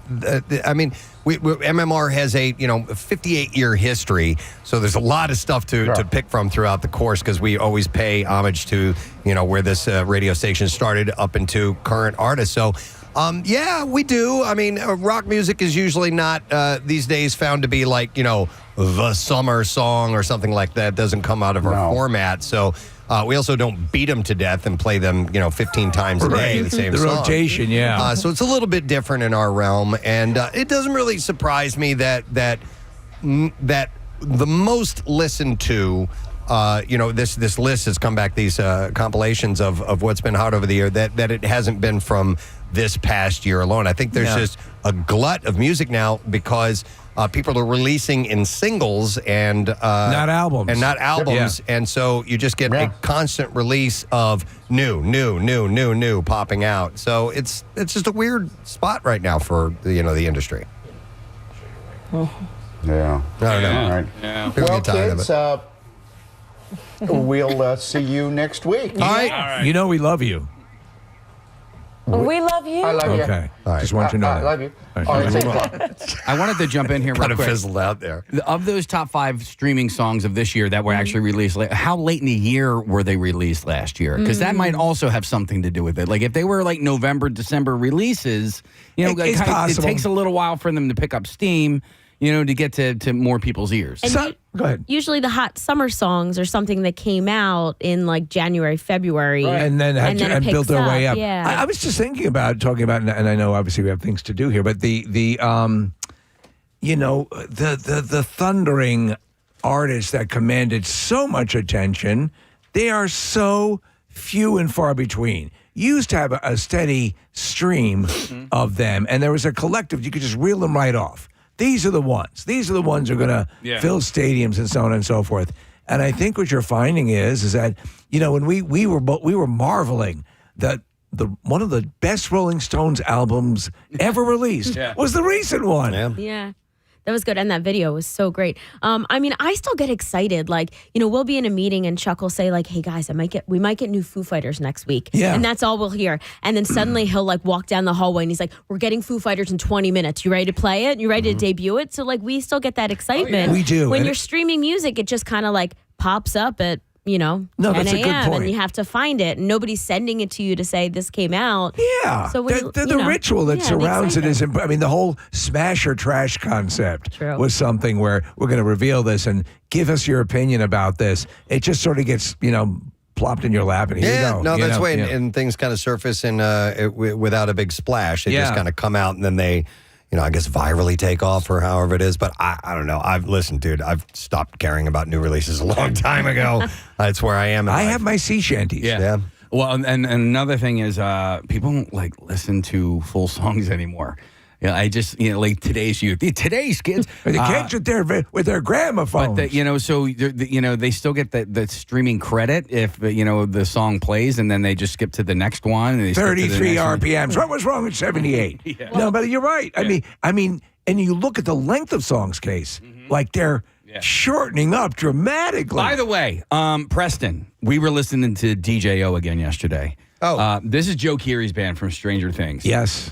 Dude, it's really good, right? It's really good. But I found out it's pronounced Joe. It is Joe? Yeah, like the Okay. D is silent, it's DJO, but he writes that stuff. Yeah. It's it's good. It's To me, interesting. It feels very much like trippier alt stuff. It's kind of indie. It's got an indie flavor to it, but some of it is a poppy indie, and kind of a little bit goes into a poppy progressive, which is kind of cool. I dig it. Yeah. Do you guys get excited when you see like an old song pop up on a TikTok trend?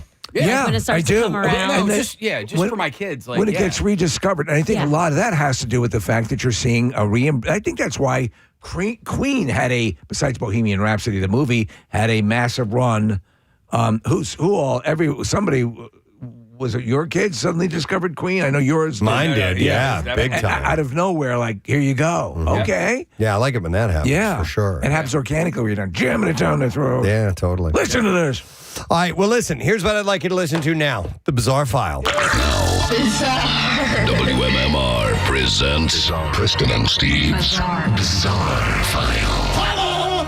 Brought to you by Philly Sports Trips. Preston and Steve Show taking over Clearwater Beach for spring training 2026. 6 nights of Phillies baseball, parties, and sunshine, all with phillysportstrips.com. You can log in your spot today at phillysportstrips.com. Well, this is a great story, and you should see the picture, too. One Virginia liquor store had an unusual patron this weekend. It was an inebriated raccoon found passed out in the bathroom. Wow. According to the Hanover County Animal Protection Shelter, authorities found the masked bandit collapsed in the bathroom of the Ashland ABC store Saturday morning, where the burglar had ransacked shelves and drank multiple types of alcohol. He is face down, passed out in the bathroom. Even a raccoon knows that the bathroom floor is the place to go to when you're bombed out of your mind. It's my effects that are doing that, by the way. I was hearing a weird noise. Yeah. So in a social media post, they said that the very intoxicated raccoon, they took him back to a shelter to sober up before releasing him back into the wild. It was the whistle pig that did him in, Preston. That's good stuff. A Facebook post said after a few hours of sleep and zero signs of injury other than maybe a hangover and poor life choices, he was safely released back into the wild, hopefully having learned that breaking and entering is not the answer. The Hanover County Animal Protection and Shelter helps rescued animals if they are found in the wild, so they helped this guy out. I mean, he looks like any human you've ever seen pass out on the floor. And there are broken bottles all over the aisle of the liquor store. He was having a good time. All right, here's a follow-up story for you.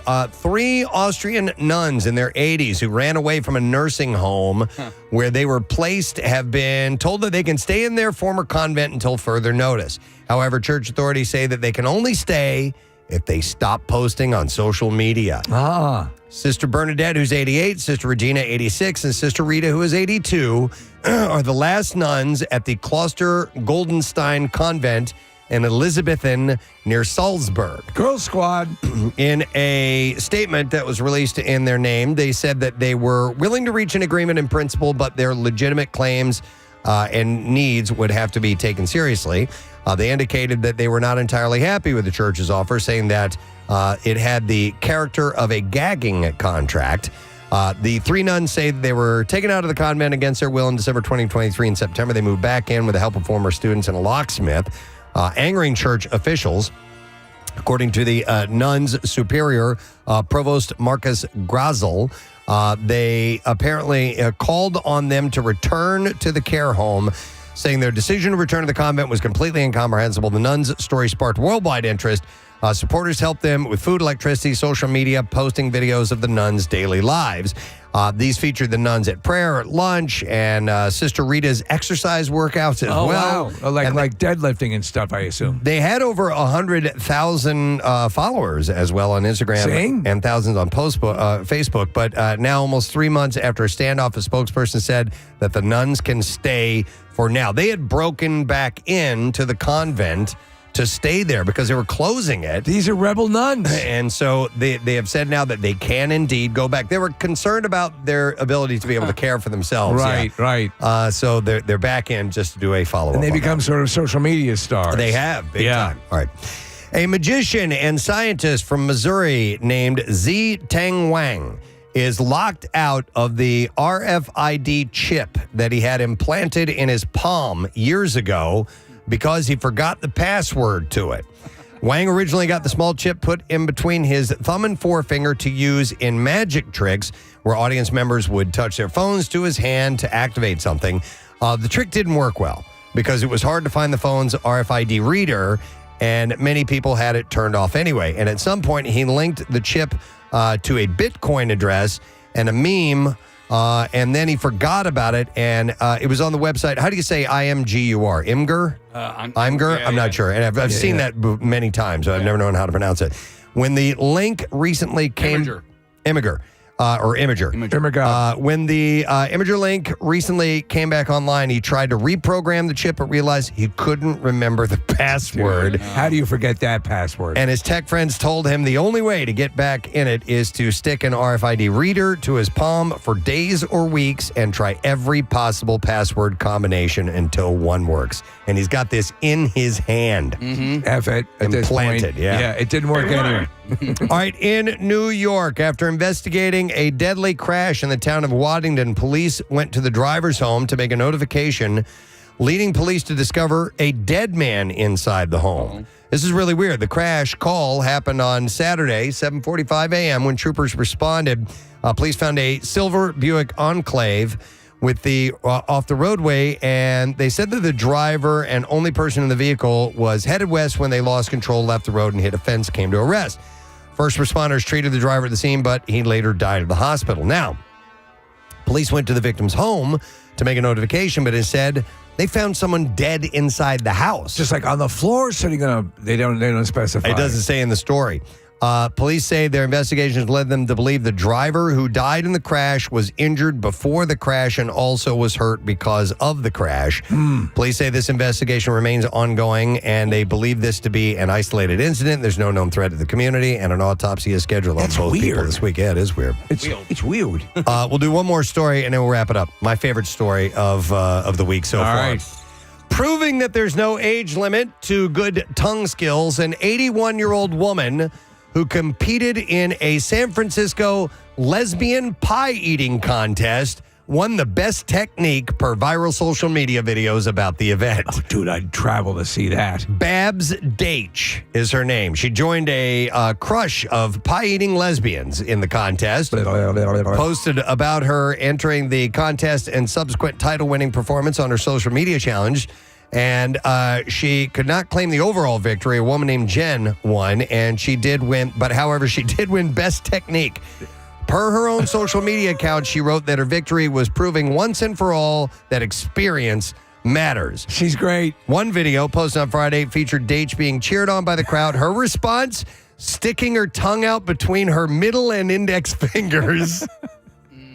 And the clip has garnered over 40,000 views since it's hit the internet. Casey, she sounded like the sauce machine at the pizzeria, right? A second close-up shot of Deitch's pie eating skills shows her burying her face in the creamy confection and coming up for air, as well as to remove some of the whipped cream from her face. She is the star of the short documentary called Thanks, Babs, which describes her as an optimistic octogenarian speed racing through life, one 5-year plan at a time. The pie eating contest was held at Ricky's, which is the first Bay Area bar dedicated to women's sports, and she won the best technique with that picture of her with her Did you ever tongue. any of your life do a pie eating contest? It's kind of a standard like Boy Scout thing, yeah. I never did I never did enter an eating contest. They look like they'd be fun. I'd never win. I'm not really good at gorging on stuff like that. Likewise. All right, and there you go. That's what I have in the bizarre file for you this morning. I have a $50 gift card from Red Robin, and we will take caller number 18, 610-660-9333. You can unwrap some serious yum this season. Bring Red Robin catering to your holiday party, office, lunch, or family gathering, and you can save 15% through December 31st. So we'll take that caller right now, and we will give that to you. And if you need any information about Red Robin locally, you can go to redrobinpa.com. We'll take a break, come back in a second. Stay with us. And a few other things, but this says my sister got bit by a chinchilla. Okay. at Funimals in Westchester. Oh, my God. Funimals. As a kid, and still hates those cute little balls of fluff to this day. She asked for it, though. She stuck her finger in the cage. Okay. I got bit by a chinchilla. Well, you see it all the time where people say, "Don't put your fingers in the cage," or if you get like a little like a behind the scenes or whatever. Oh yeah. Mm-hmm. So I got kind of reprimanded. I've told this story before. Sorry to interrupt. No. But my junior high Spanish teacher, Mr. Huddleston, did some wildlife work with the St. Louis Zoo, and he would foster some of these animals. And when he had facilities where he could keep them, like big cats, right? Yeah, he could ended up keep getting them. killed by So one, right? yeah, so but anyhow, he brought in he had a mountain lion in it was a kitten, it was a baby mountain lion in a carry case, and he came walking up to the school. I'm like, no way, oh my God, and I stuck my finger in there. And he's like, don't do that. That thing will bite it off. He's like, whatever you're doing, do it. And yeah, he was killed by a leopard in his backyard. So that shows you how good, however good you, I mean, they are wild animals. Yeah. You know, you have to remember that. I was at the Philadelphia Zoo here, and we were back, they had an armadillo. I didn't realize this, but the larger armadillos, the kind you might find out in Texas, when they ball up, if your finger gets caught in that, it can break your finger. Yeah, and those shells, whatever those things are. The armor. The bands. The armor and the armadillo. All right, we need to take a break. We're actually going to talk to a bite victim in a little while. Maggie, who's a sharp bite victim, is going to be joining us. But real quick, I want to go. Somebody was on hold for a long, long time, and they just hung up. Never mind. Well, don't worry about it, because we have a picture with a snake wearing a helmet. We got smoking snakes. Yeah. And they have an Uber Eats thing on the back. That is one of the greatest things I've ever seen. We'll share this on our socials. That's wonderful. That's phenomenal. Okay. All snakes really should have helmets. Yes. What if they take a spill? Yeah, for safety purposes. All right. Well, anyhow, thank you for sharing the stories. We appreciate it. And like I said, we'll get Maggie on in a little while, who's a shark bite victim in Stone Harbor. Yeah. So we'll get her on in a bit. But let's take a break and come back in a second. We'll get into the bizarre file when we return. Stay with us. By the way, Northeast High School, you're up for coolest teacher. Make sure you let us know who the coolest teacher of the year has been. Text word teacher to 39333 if you go to Northeast, and we'll send you the voting link. We'll be back in a moment. Is it Katie Kane? Katie Kane. Looks like Candy Cane. Yeah. And I like Candy Cane. Happy birthday, you. And then a shirt? Yeah. Ooh. Sorry about that. I had the black bean soup. Okay. All right. So happy birthday, Katie. All right. So I want to go back to the story we had in the bizarre file. Is it Mykonos? Is that how you pronounce it, Kathy? Yeah. That's in Greece? Yes. Okay. It's in Greek, Preston. It's in Greek. Yeah. So a mother and daughter were there. They went to a restaurant. They were kind of talked into hanging out in this particular area of the restaurant, which is a sun deck that they have, and they sat at these chairs. And it's apparently a popular location. Yeah, it's a very touristy city. Real beautiful view, right? It's gorgeous.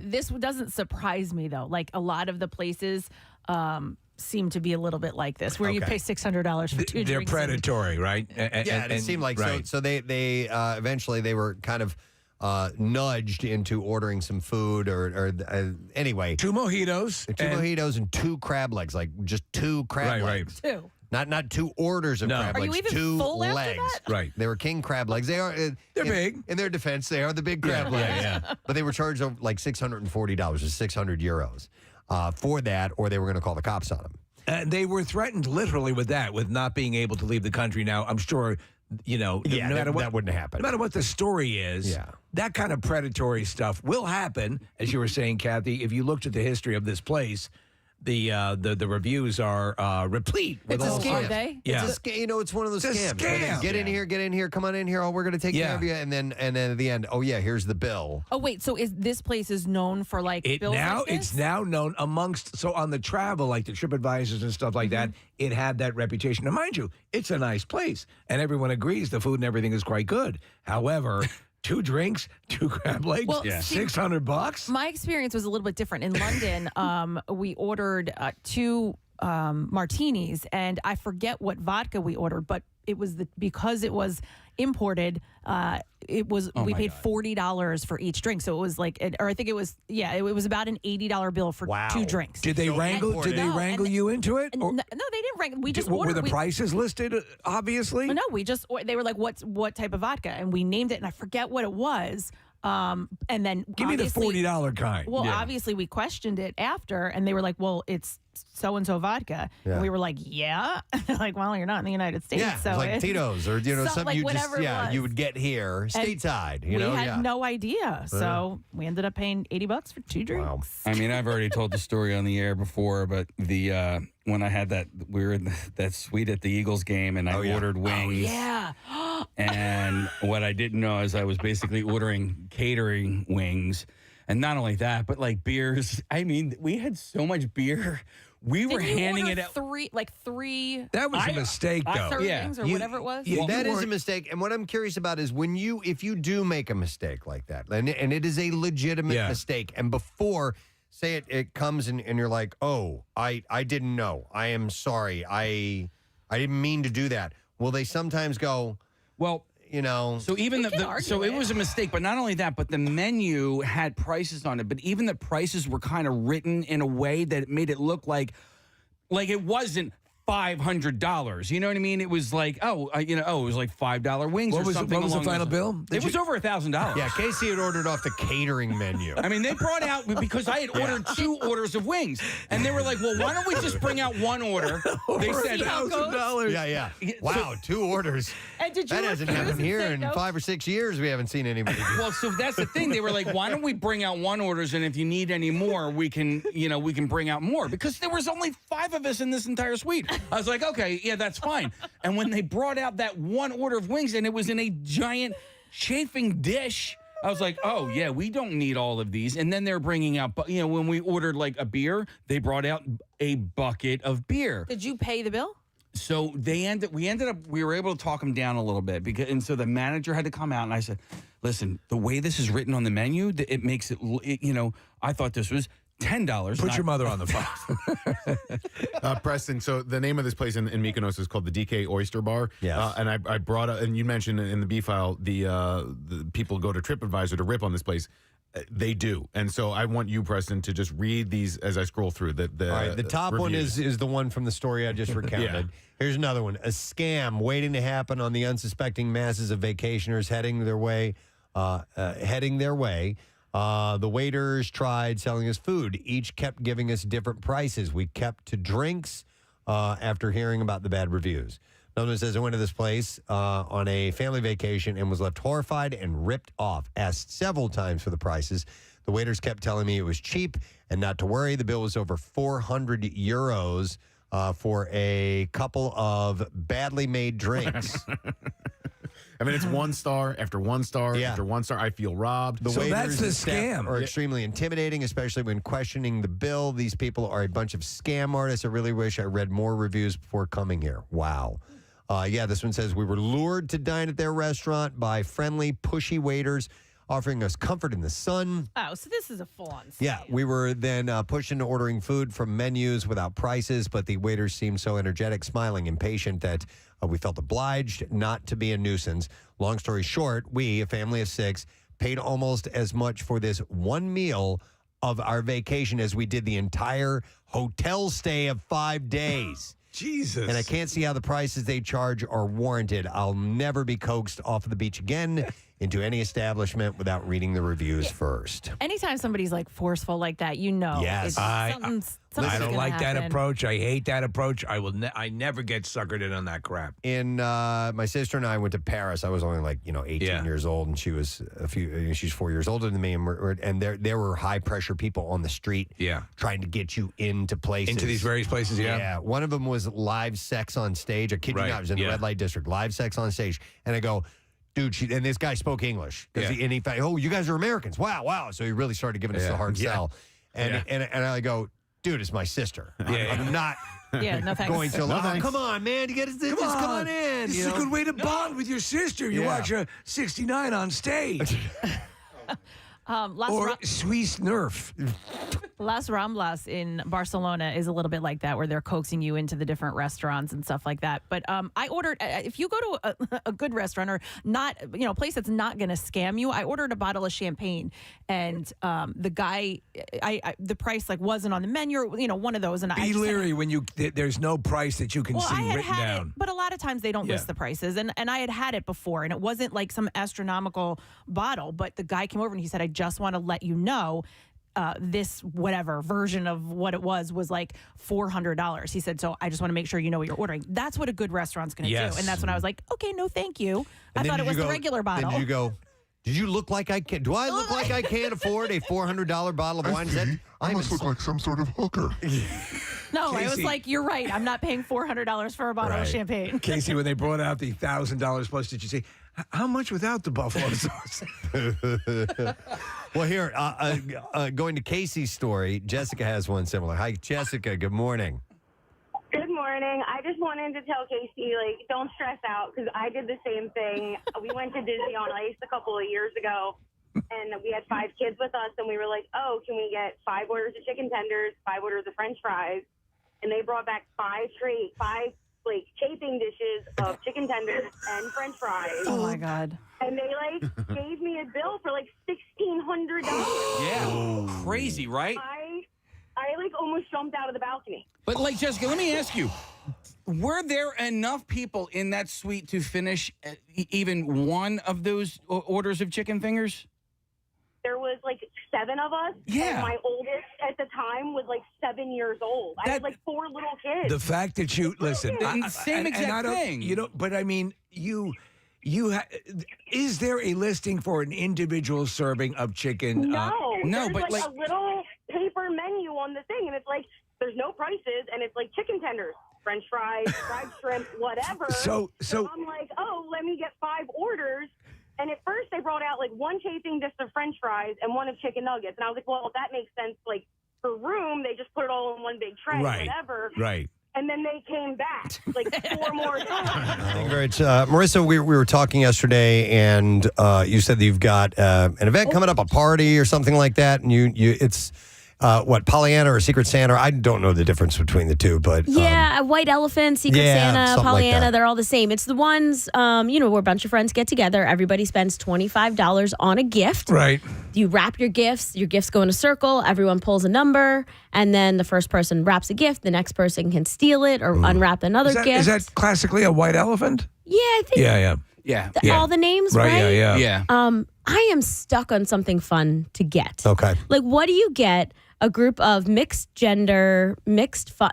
All right, here's where my line is. Last year, my favorite gift, I think, I can't remember if I'm the one that actually ended up with this. My friend spent $25, got a bag full of tasty cakes, and put a vibrator in there as well, too. Oh, that's pretty funny. Right? That was They're both home runs. It's a good one. Yeah. Well, all right, I have a question. How many people are going to this thing? Roughly. 8 to 10. 8 to 10 people. Similar age, everyone? Yeah, everyone's my age. Everyone lives in the city. You're not trying some to drink, get... Some don't drink. Yeah, you're not trying to get something that fits everybody, right? You want to get something that a couple of people will like, and that's kind of it. I had mentioned... That's how you play it, right? I mean, if you're going to do the white elephant... That's it. And so last year, we did it with my family, and last year... you know what I did? And it ended up getting stolen a couple of different times. I bought a whole bunch of I bought a box of hand warmers, right? Okay. Just a Costco box of hand warmers. And then these battery operated hand warmers that you kind of hold on to. And a dildo. But you kind of get something that people wouldn't normally maybe buy for themselves. I never would have thought of that. Yeah. That's why I was kind of shaking my head when you said that. I'm like, I never would have thought of that. Right. It's a great idea. But I'm telling you, what you got for me for my birthday or for Christmas or a couple of years ago, you got me that Marshall amp key holder. Oh, yeah. That was really cool. If you could think of something like that would, Paul or Susie, I think would maybe like that. That's all you need. You need to please 2 people, and that's it. Do you want me? Here's something that, so Claire went, she had sort of her, a friend gathering, a number of her female friends. They had a dinner last night, and they had sort of a same sort of price restriction. But she got one of these, and I use one all the time. It is the universal connector that has a charging. So you have it has built into the back of it connected USB-C, USB 2, the connector for the phone. They're actually not expensive at all. It's utilitarian the way hand warmers are. Yeah. And it's somebody, for people who lose their wires and charging things all the time, it's like a go-to. I will say that those charging blocks are great Christmas gifts for anybody. Yeah. Right, because right. sometimes you don't want to spend the money on them, but they're good to have, and you'll always use it. You may not even realize you want it, but once you have it, I don't know. I guess I live You in want a something space. fun? Yeah, I kind of want something fun, and there's definitely some great stores in the city, like Open House, where you can go and find like a cool, gritty pack of like note cards. And again, Right. you're not going to spend $25 to buy it yourself, but if it's a gift, you might want it. I just keep striving for that creative thing. I'm with you on this one. Like, you kind of want the best one of the, you know what I mean? Right? Like, you kind of want to win, unofficially the best gift of the whole thing. And it doesn't necessarily have to be the most expensive one, but the one that, like, oh man, I want that, Yeah. You want it the one that gets stolen a couple of times. Yes. You want the one that people remember the next year, not a bottle of wine, not a gift card. I'm searching through my screenshots right now, and I'm looking for all the things that I've screenshotted and never bought on Instagram. The ads that pop up, and because that's where I think those are like a level of. Those are perfect. Yeah, those things are like that's so Preston. But none of them are tested or tried, whether they're worth it or not that I've ever bought. Any of your friends fans of Buffalo Bill from Silence of the Lambs? Because I have the perfect calendar, Preston, right? Yeah. I love it. Those things, that's what falls right in that realm. Preston, you do the screenshot. Do you do the save feature on Instagram as well? Yes, but I have to create another folder for specifically those because I have too much stuff in my general saved. So I take a screenshot as well. Yeah. So go ahead, sorry. No, by all means. No. I want to reemphasize this Marshall amp key holder thing. It's really cool. One. It's on Amazon. It's only $33 for anybody listening who's looking for a cool white elephant gift. It's $33, and it looks like a Marshall amp that you hang on your wall, and you get keychains with it, and the keychains are the plugs that plug into it as if you're plugging a guitar into an amp. Does it make any sound? No. It's just an It's just aesthetic cool thing. looking. Yeah. I have one of those. It's in my rock and roll bathroom. And then a little, what is that, a quarter inch? That quarter inch. Yep. That becomes your keychain. Yep. I like that a lot. What about, and go with me on this, and you have some experience, Marissa, a portable train horn. But that's too expensive. Yeah, that's true. Yeah. That's a great gift. It's over $200. That is a great gift. I love that. Hang on a second. Let me go to who do I have on the line here? This is Emily. Hi, Emily. You are on. Good morning. Good morning, It. Good morning to see you, Emily. What's up? I had the best. It's the white elephant where people choose the gift like 3 times before they can actually hold on to it. Right. Out in King of Prussia, a mason jar of chocolate that looks like buds, like weed. Oh, wow. Like flower, like weed, buds of marijuana. Oh, Yes. my gosh. And chocolate that looks like that? Oh my God! It looked like it so much that I couldn't believe adults were fighting over. Now it's mine. Now it's mine. As a neophyte with this stuff, is the chocolate green or brown? It was green. It looked like it had some of the fuzzy hairs on it. Is that like Dubai chocolate, maybe? Yeah. So where was this chocolate? Where was this chocolatier? Is this in the mall? It is not in the mall. It is over by the Fogo de Chao area. Yeah, The sure. It's over there. Oh, my And God. it was amazing. I think it was $25. That was last year. Who knows what it is now? Okay. But it was the most fought over gift. I'll tell you this. I love that. Honestly, Emily. Thanks, Emily. I mean, the truth of the matter is that anybody, doesn't matter if you indulge or not, you instantly recognize what that is, and it's just a fun gift.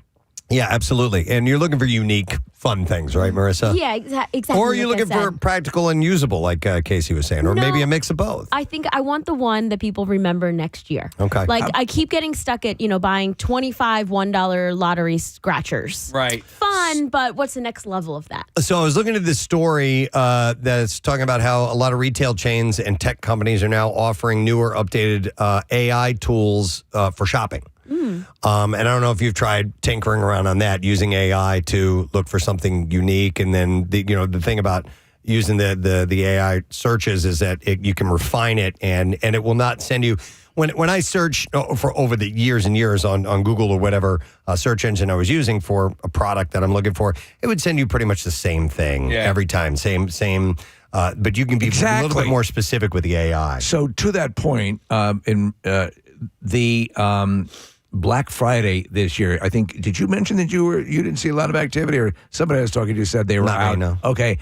Long story short, they say the business folk say that the AI-assisted online searches accounted for billions of new sales because of that very thing, Preston. You can say, I know someone who has this and likes this. Yeah. What can you direct me towards? Yeah. And so you get a more refined search. Yeah, and then sometimes when you just search the internet, you Google it or whatever search engine you use, you're getting paid for sponsored ads. Yes. Or some people who are, raising up their profile. But when you start using AI and you start specifically putting people in, you might find those smaller businesses and things like that are out there. Yeah, before the AI starts, sending you to basic stuff. You may want to do that now. And they make a thing about that in Terminator 2. Yes, it's a dystopian future, but the shopping is easy. Come on. Yeah. Also, Marissa, with this white elephant, I think, especially if this group of people, if they all make decent livings or whatever, you can't handcuff them with a $25 limit. You got to go like $50.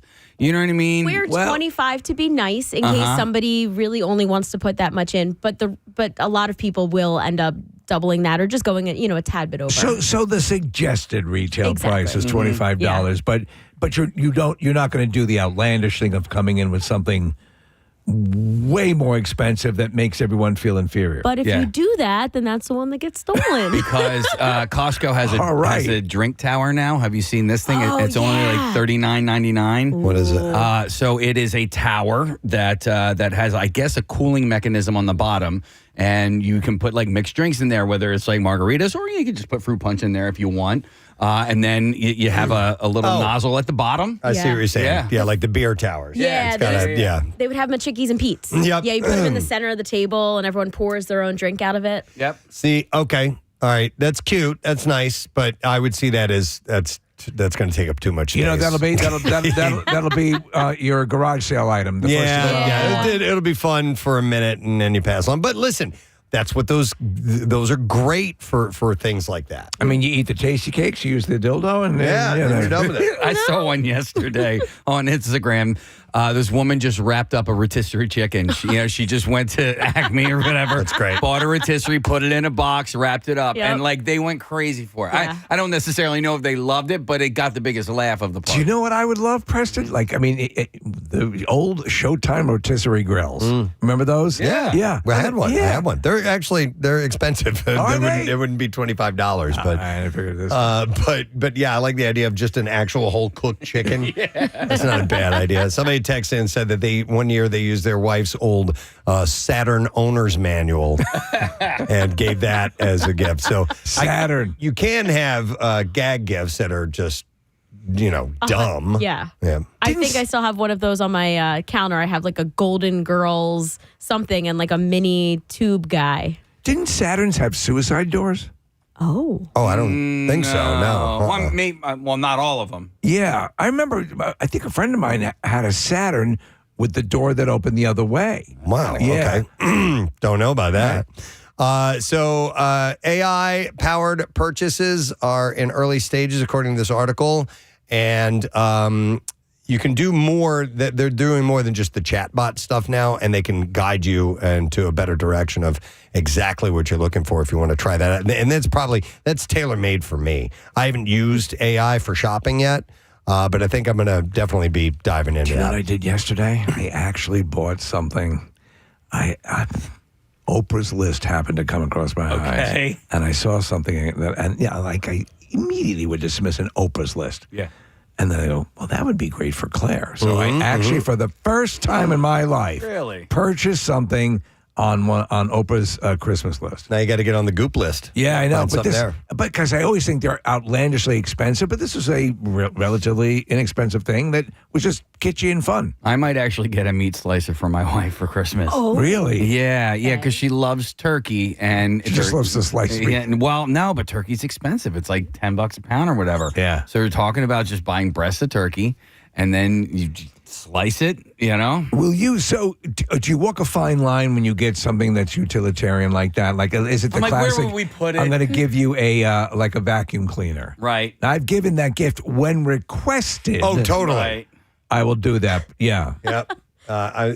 Only requested. Yeah. Well, one year she and I got each other. We didn't know that we were getting each You other. got me a vacuum too. No, but we got each other crock pots because we needed a crock pot. So I got her one, she got me one, which is great. Oh, because you can never have too many crock pots. That's a love crock pot. Yeah. Hang on, I've got Dave wants to check in with a gift he gave. Hey, Dave, you're on the air. Good morning.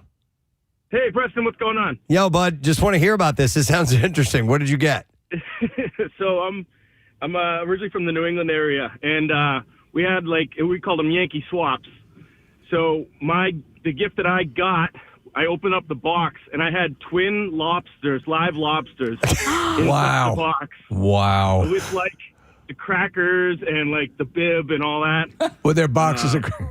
Yeah, that's wild. And luckily I was able to keep it. And the next day it was Christmas Eve.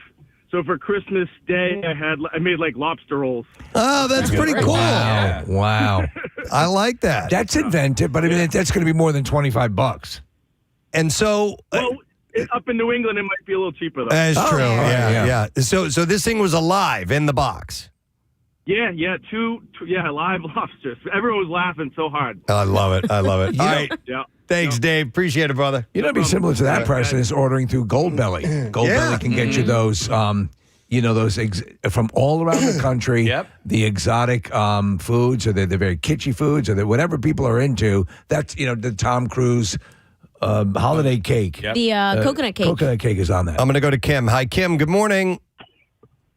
Hey, it's Kim Offner, your singing telegram. Oh, hello, Kim. Hi, guys. How you doing? Hi. I'm great. Okay, so my friends did this thing last year, and I cannot for the life of me figure out how to do this type of Pollyanna, but it looked so fun. So it's like somehow you order Amazon overstock or like undelivered items, like things that just never made it to the recipient. Mm-hmm. And it's a whole pallet of like random crap, basically. Everybody throws in money, and then you just pick white elephant style, but the gifts were insane. Like, I was cracking up looking at these pictures. Her husband ended up opening some sort of like Elsa dress or something. So he was wearing it throughout the whole thing, and then all the men were like fighting over who got the dress.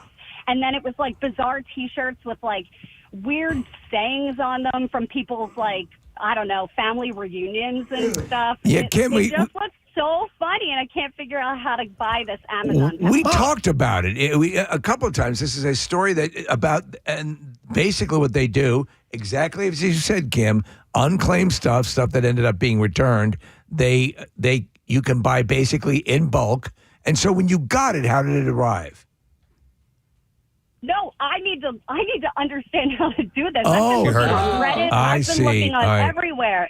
I have been finding weird things, but they look sketchy. Like, I'm afraid to buy these pallets from some. Yeah, I think that's a great idea. You just it's almost like getting the the box you'd get in the like Loot Crate and stuff like that. Yeah. Mm-hmm. Kim, I wonder if you have to be a business to get that, because I have seen stores, usually they're in New York, and you can go in and buy unopened packages, Amazon packages for like, there's a $1 bin, there's a $5 bin, and you kind of go in there. So maybe that's a thought. Oh yeah, I feel like I've seen that like on the boardwalk or something. Yeah, exactly. Or you could do like Storage Wars. You guys all go in on an unused, a neglected storage closet, and then just open it up and see what you body. got. Yeah. I love that. We will absolutely be doing that. All right, Kim. Thanks, guys. We miss you. Take care. We'll see you All soon. right, here's where you do it, Preston. It says to order unused pallets of Amazon products you can purchase directly from Amazon's bulk liquidation store. Okay. Or through third-party liquidator marketplaces. But there is a link. If you do a search Amazon's bulk Liquidations store. Okay. And that's where you could get that. All right, here, Terry's got a suggestion for you, Marissa. Hi, Terry. Good morning. Hey, good morning. How are you guys? Good. What's happening, Terry? Well, best gift I ever gave last year at our family white elephant was the Snoop on a stoop and his buddy Martha on the mantle. Oh, my God. I know Snoop on a stoop. I didn't know Martha on the mantle. Timed out. Okay. So Snoop Dogg and Martha Stewart. I love that. Yeah, that's I love fun. that. We have a Snoop on the stoop. We got that You last do? year too. Yeah. And Martha on the Everybody mantle. loved it. Yeah, Even man. the old folk who don't partake thought it was hilarious. All right, you inspired me. I could do Snoop on a stoop. It looks like he's around $8 or so. Yes. And then Mad Dog is back in stores. So then I would get like a couple of Mad Dog flavors and make that like a fun little package. I think that's your home run. Great idea, Terry. Yeah. Cookbook is a great add-on. All right, His thank you. cookbook is fun, actually. Okay. I love And it. Snoop has cereal. I think that's you can find Snoop cereal as well. Some of that real sticky, icky. Ooh, wee. Let me go next to Candace with another suggestion. Hi, Candace. Good morning. Hi, good morning. Hey, what's up, Candace? So I have an idea. I can honestly tell you I've never done this, but Marissa, you kind of inspired me and gave me a really great idea. So I think what you could do is get like an eclectic version of like random things that people could possibly use in the bedroom. So maybe getting like a bottle of chocolate sauce and a bottle, get like a can of whipped cream, maybe some handcuffs, some feathers, and then throw it all in one basket. And it'd be just like a fun night out or a fun night with your partner for all to use. Because if they don't want to use it in the bedroom, they can still use it for something else. You can use the handcuffs in the kitchen. Yeah. Yeah. Handcuff yourself to your rotisserie oven. I like that. Like a homemade Yeah, cake there box. you go. I mean, why not? Yeah. The only thing missing is the tasty cakes, though. Thanks, Yeah, Candace. Steve, you keep going back to the I tasty do love cakes, tasty right? cakes, yeah. Throw a flashlight in there too. There you go. For a guy. And if you don't use it in the bedroom, use it as a TV remote. Yeah. You could do that. When is this? When's the event coming up? This Friday. Oh, wow. Yeah, so Oh, I yeah. also have a short window. Yeah, you do. So I'm thinking about buying local. I can, go to a store. Is there a local Snoop on a stoop shop? I'm sure somebody has those in the city, yeah. Or maybe Yeah. there's like a gritty version of it. Yeah. Hang on a second. There's a caller who works for a bulk seller. I'm going to go to Angie next. Hi, Angie. Good morning. Good morning, it. Good morning to see you, Angie. All right, this sounds interesting. You work at this place? Yeah, so we are located in the center courtyard of the City Hall Christmas Village. Huh. It's called Unclaimed Chainmail. And the woman I work for, they buy pallets. It's what the other caller was like talking about. So they buy pallets, they weigh them out ahead of time. The smaller packages start at 10, and then it goes 10, 15, 20, 30, 40. For the bigger packages are 40. And then we have giant boxes that are $70 that are great for white elephant, and they have about I want to say maybe 10 to 15 medium-sized packages in them. So And then Angie, we got Christmas. you don't know what are in these boxes. You're just taking it. No idea. We have no idea. There is a Russian roulette aspect that I There love is. about that. Yeah. It is a gamble. One person got a cat pregnancy test. A cat pregnancy test. Oh, my God. And then a child opened up a katana. A katana. And the dad was like, "Oh, I'll take that." Yeah. I don't know what a katana It's a is. sword. Oh, Yeah. that's cool. Yeah. I love that, Angie. You guys are open now? Yeah, we're in the Christmas Village all month. Great. Oh, what's the name of the store? Unclaimed Chainmail. Okay. Unclaimed chainmail. I love that, Marissa. That might be perfect Yeah. for you. And Christmas Village is fun. There's a lot of local vendors in there that have fun you stuff. can find some really cool. Yeah, that's a great place to find that sort of. No one's going to have this. Yeah. This is You going to get stand that out. raclette cheese. Yeah. Excellent. All right, Angie, thank you and good luck with everything. You're welcome. Have a great day, guys. All right, you too. See ya. Oh, that's not bad. Not bad. But you did. How do you feel about the randomness of that? I love it as like a game. Like I would go up there Yeah. with some friends and you open it right there on the spot and see what you get. What you could do is you get like a box of she said 10 or 15. get that for after everything's open on Christmas morning, and let's dive in and see what we got.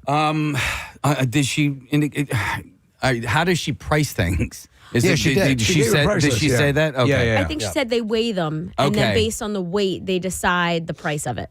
You guys could do a white elephant that way, which is, you all right, it's $25 or whatever, and then you pick something out and give it to, I don't know. Yeah, that could be interesting. It's a white elephant. Yeah. But it could be like a diamond ring, and a diamond ring's not going to weigh a lot. That's true. Could That's be for true. $5. I mean, that's All right. Well, I'm curious how this will go. It's Okay. Friday, so give us an update on what you get and how it's received. Maybe I'll tell you guys what I get, and we can rank it against the other prizes. Yeah. or All gifts that go out there. All right. Prizes. All right. Well, listen, we need to take a break because we do have Kevin Griffin, Better Than Ezra, joining us at about 9:30 or so. But you know what I'd like to do right now? I'd like to give away a pair of tickets to see the Flyers play the Sharks on Tuesday, December 9th at Xfinity Mobile Arena.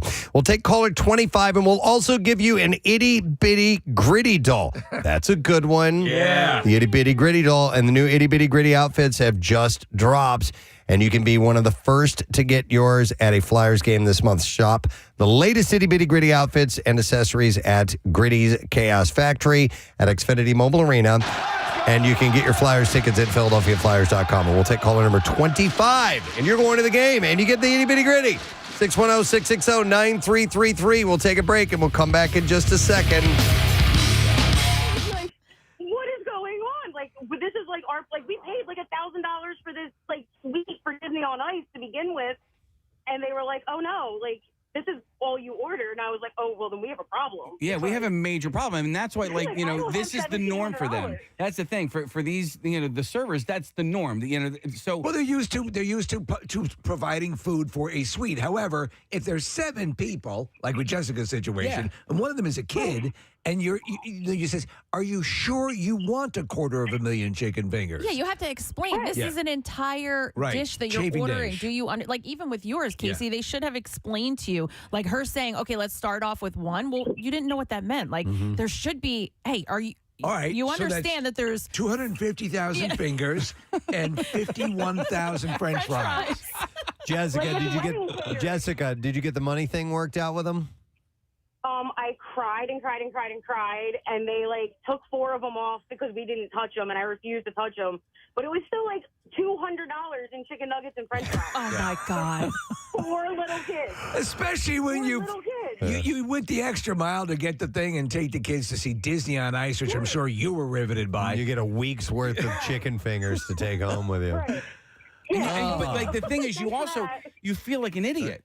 You know what I mean? Like you do. How did I feel not embarrassed. know? Yep. You feel embarrassed. Yeah. You feel like, and listen, all the time there, like whenever I encounter the people, the wait staff, they're awesome. Like they'll hook you up and they'll take care of you. But there should be perhaps a little bit better delineation between an individual, if they even offer an individual size. Thanks, Jessica. And a chafing dish. So I had something similar, and I don't want to say like where I was, but I went in to have a service done. And I was expecting one price, right? So I went in and so I ended up getting quoted this price that was basically 3 times as much as I had anticipated. Right. And I was so embarrassed that I couldn't pay it. Yeah. That I was like, okay, well, hang on to, and so they still have my stuff. I will use my mouth on you. But I was like, okay, all right. Did they do the service? So there were 3 things that I needed serviced. I asked for them to service the cheapest one of the 3. I go, okay, hang on to everything, and then when I come back and pick this up, I will. Why don't you just go get it and say no thanks? So I ended up sending an email to somebody else, because I dealt with somebody online. The person that I dealt with at the store was different. So then when I went home, I finally got the balls to go, I can't pay this. Like, I don't want, And so I emailed the person. I'm like, listen, this is what I thought was, and I was too embarrassed to say something and just walk away with my product. You should have sent them a note like written in crayon. This is my house. I cannot afford this. But I was so, and that's what it really boiled down to, was just me being too embarrassed to say, it's too Do you think they were being? me. Do you think they were being predatory to you? Do you No, think they were, no. Okay, you just got confused. I just got confused, and I didn't know, going into it. The other problem is like when you want to find out how much something costs, like the internet doesn't really help you with that sort of stuff. You're like, how much should this cost? And then the internet's like, well, we don't know. We don't know. You know where this happens actually a lot is the nail salon. So I was sitting in a nail salon and I watched them. Do you want this new type of manicure? And the girl was like, okay, well, what is it? And there's a little bit of a language barrier. So they do their best to explain it to her. And she's like, all right, yeah, that sounds fine. Great. Comes with a little extra massage, whatever it was. And I was still there when she checked out. And it was a $200 manicure she got. Whoa. She goes, what do you mean $200? And they were like, well, we did whatever the nail polish was and this and that. And she was like, absolutely not. She goes, it took you the same amount of time to do my nails as if I were to get a regular manicure. If it was a 3-hour-long manicure and there was more time that went into it, but what was the reaction? She refused to pay it. She said, I am not paying this. She said, you can call the cops. You can do what you want. I am not paying you for this. And they did eventually just charge her what she would have normally paid when she, went in there on a normal basis to get a regular manicure. I also, I just got a text. I was reminded, same thing happened with dog grooming.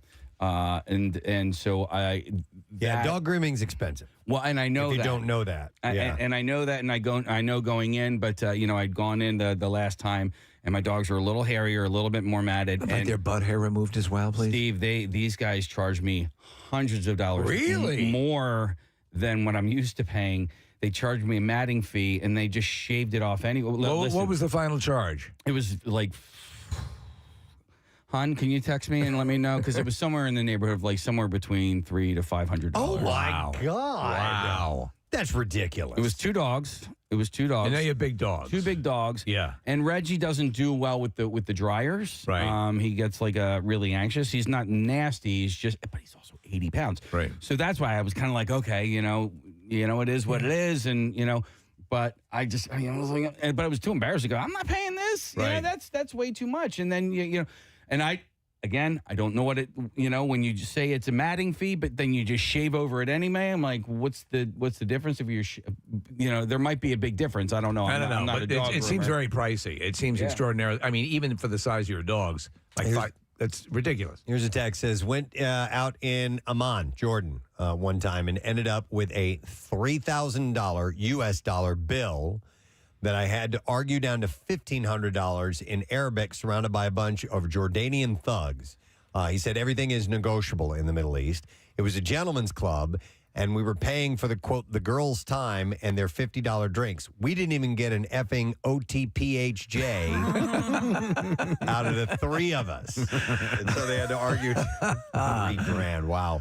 That's insane. Hang on a second. There was, here's one that says, hey guys, everyone should know that if they're in a foreign country, unlike America, if there's bread or anything else on the table, when you sit down, you'll get charged for it. Yeah. That does happen. Yes, I have heard of that. Yeah. And if it seems like it's complimentary because it's sitting out, you need to be aware that you might have. And as they point out with this place that started this place that Mykonos, they actually, there is a menu online with the prices that are nothing like what this mother and daughter were charged for 2 crab's legs and 2 mojitos. Yeah. Hang on. I want to go to John. Hey, John, good morning. Hey, guys. Gadzooks. Gadzooks, what's up, buddy? So, quick story, similar to Casey, just being, not sure of something.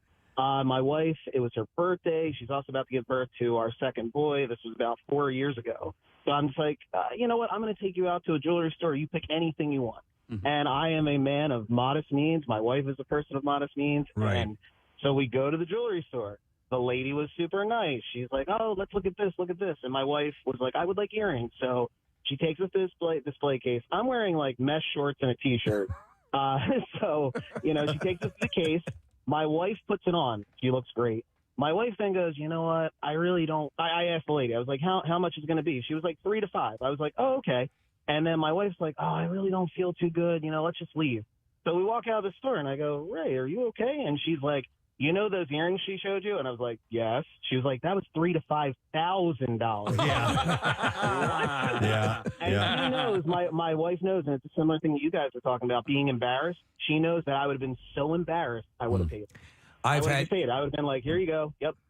That's the worst when you listen and you're a hardworking person and you're there and you want to, and then when you have to really, and they do that on purpose a lot of times. They really hide the price and they make it small. So I'm just very over it. I want to see look at the price tag and say, this is what I'm looking for. You won't waste your time and you won't waste their time.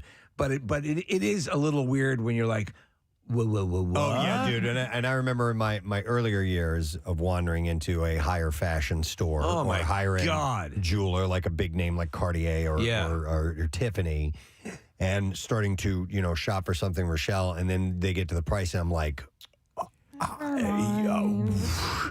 yeah, you're like Steve Martin. The head turns. Yeah, you have to try to play off the wait, that's Gene Wilder. Stir crazy. Yeah.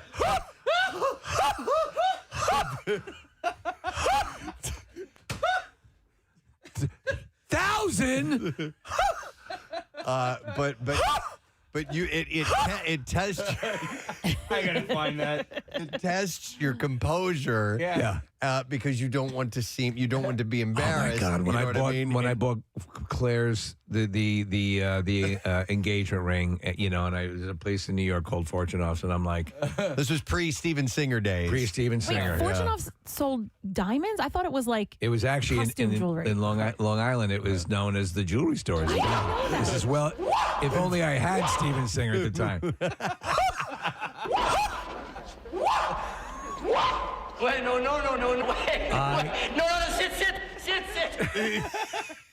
I was sweating bullets because you're just getting started and you want to make sure that you also want to do something that she's going to like and at least be able to show her friends. Yeah. And I remember going in there and fortunately the person was very kind. Again, and we're not saying it just because it's, he's an advertiser, but it's the truth. It's the Steven Singer experience is a lot better. And they get this. They get that you're going to work within your budget, and that means all the difference in the world. I remember asking a dentist, because I had to get it had to have been a root canal or something like that. And I was like, well, so I was presented with options. And I was like, well, how much does a root canal cost? It's going to be some money. He wouldn't tell me. What? Wait, no, wait. Somebody in that office knows how much a root canal costs. Can somebody please tell me how much this is going to cost so I know? Honestly, and it's the truth, and I implore you, you are the customer. Do not feel bad. Whatever your means, ask. you're in there to give business to these people. Yeah, you're entitled to that information. You're entitled to that information. Yep. And if they seem secretive about it, leave. Let me go to Chris. He wants to comment on the dental thing. Hey, Chris, good morning. Yoo-hoo. Yeah. He just knew he prompted. It's too early. I couldn't do it. What's up, Chris?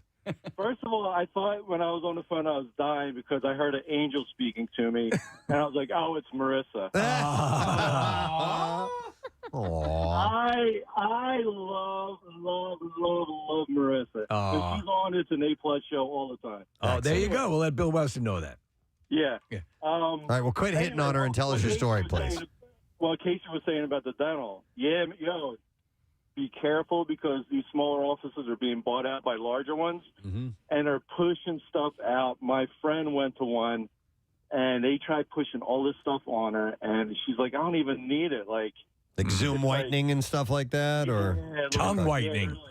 And then years ago, somebody went in for a procedure, and they came out. They got 10 teeth taken out. And none of them were needed because they're like, that's not a good dentist. Money. Yeah, that's dentist. Bottom line, you go into the dentist and they remove 10 teeth that they don't have to take out. That's not a good dentist. While you're here for the cleaning, what about remove all your teeth? Yeah. It's we easy have audio of a guy who just got that done. Wait, no.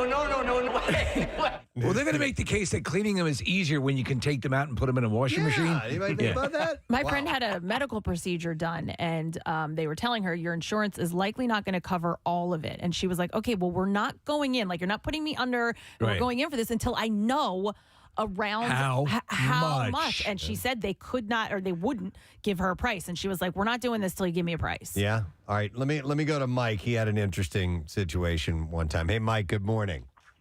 Hey, good morning, guys. Hey, what's up, buddy? I was in Lauderdale with my wife on vacation, and we were at a resort that had a golf course attached to it. I wanted a cigar. So I go into the pro shop, and they have this nice selection of cigars. I go, oh, let me grab this one. It was like a Davidoff Robusto. I clip the end, walk to the register, and the woman says, that'll be $65. My wife looks at me and goes, you better enjoy that cigar, man. And you were committed. You had to buy it. You had no choice. I was so committed, man. I had all but lit it. I mean, the end was clipped, and I'm just looking at it like. Look, once you've done that, you bought it. Thank you, Marissa. Real quick, want to do there's an email I wanted to read. I want to pass this information along. This is pretty cool. I got this a little while back. This is from listener Kevin, who checked in. Kevin Shanley. And he had emailed because his son has Sanfilippo syndrome. You remember this? Yes. And it's, it can take the life of kids pretty early on, and it comes with a lot of physical challenges and mental challenges of people that have this very rare disease. And Kevin had reached out to me and wanted to make us aware of a fundraiser that was going on for a trial on a drug that looks very, very promising. And in order to get people on board for this, for the trial to happen, they needed $3.8 million. I mean, it seemed like a lofty goal. Yeah. And so Kevin, so we posted we mentioned the information on the air. We posted it on the community page. And Kevin got back to me and said, I wanted to share with you an update on the Sanfilippo fundraiser for my son Keaton. You so graciously had posted on the events page a link to his story and how to donate before Thanksgiving holidays. And I want to thank you so much for that, first of all. And they met the $3.8 million goal. That's mind-blowing. And in fact, they raised $4.2 million as of the 30th of November. How awesome is that to hear? I would bet that, even they had to think this is going to be almost impossible. Yeah. But, oh, my God. How wonderful. How amazing. So I don't know how many kids are going to be able to be a part of this trial, and I'm not sure if Keaton is going to be a part of this trial at all either, but at least it's forwarding, the information that they need through trials to find out if it's effective or not. So happy to hear that, Kevin. Thank you so much for getting back in touch and a follow-up on that. We do appreciate that. And then I wanted to do this butt plug for an event that is coming up. I got this from a roller derby person named Little Bo Beat. Little Bo Beat. And Little Bo said, I'm running on behalf of the East Coast Gladiators, an open gender, all-inclusive USARS, pronounced USARS, nonprofit roller derby team. They're in South Jersey, and they have an event coming up on Sunday at 4:30. It's the East Coast Gladiators presenting Candy Pane Lane, a USARS open gender mixer at Skate 47 Skating and Fun Center in Franklinville. Doors open at 4:30, and the first whistle is at 5, and it's going to be there. They're gonna roller derby it, and then it's fun to watch. Have you ever been to a roller derby? Not live, no. Yeah, And I need to go. Yeah, years ago there was a place called the Comac Arena when I was growing up, and they had a roller derby event one time. It was pretty wild. Never been to a live one, but I used to watch it on like ESPN2 all the time back in the 80s. It was fun.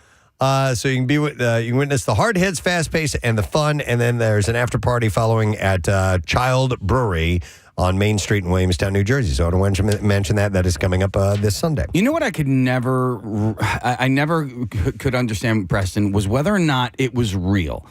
There was pageantry like wrestling. Yeah.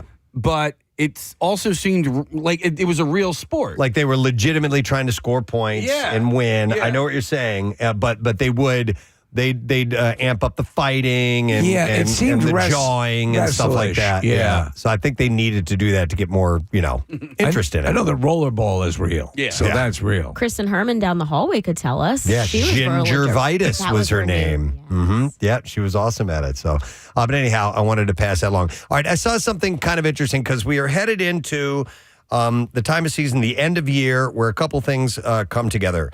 You start to think about maybe New Year's resolutions, turning over a new leaf, staying healthy or getting healthy. Or you might be in the midst of what you consider to be a healthy eating and living lifestyle. But as the holidays come along, you get tempted. It's harder. It's more difficult to do it. I'm in the latter. I was in January of last year.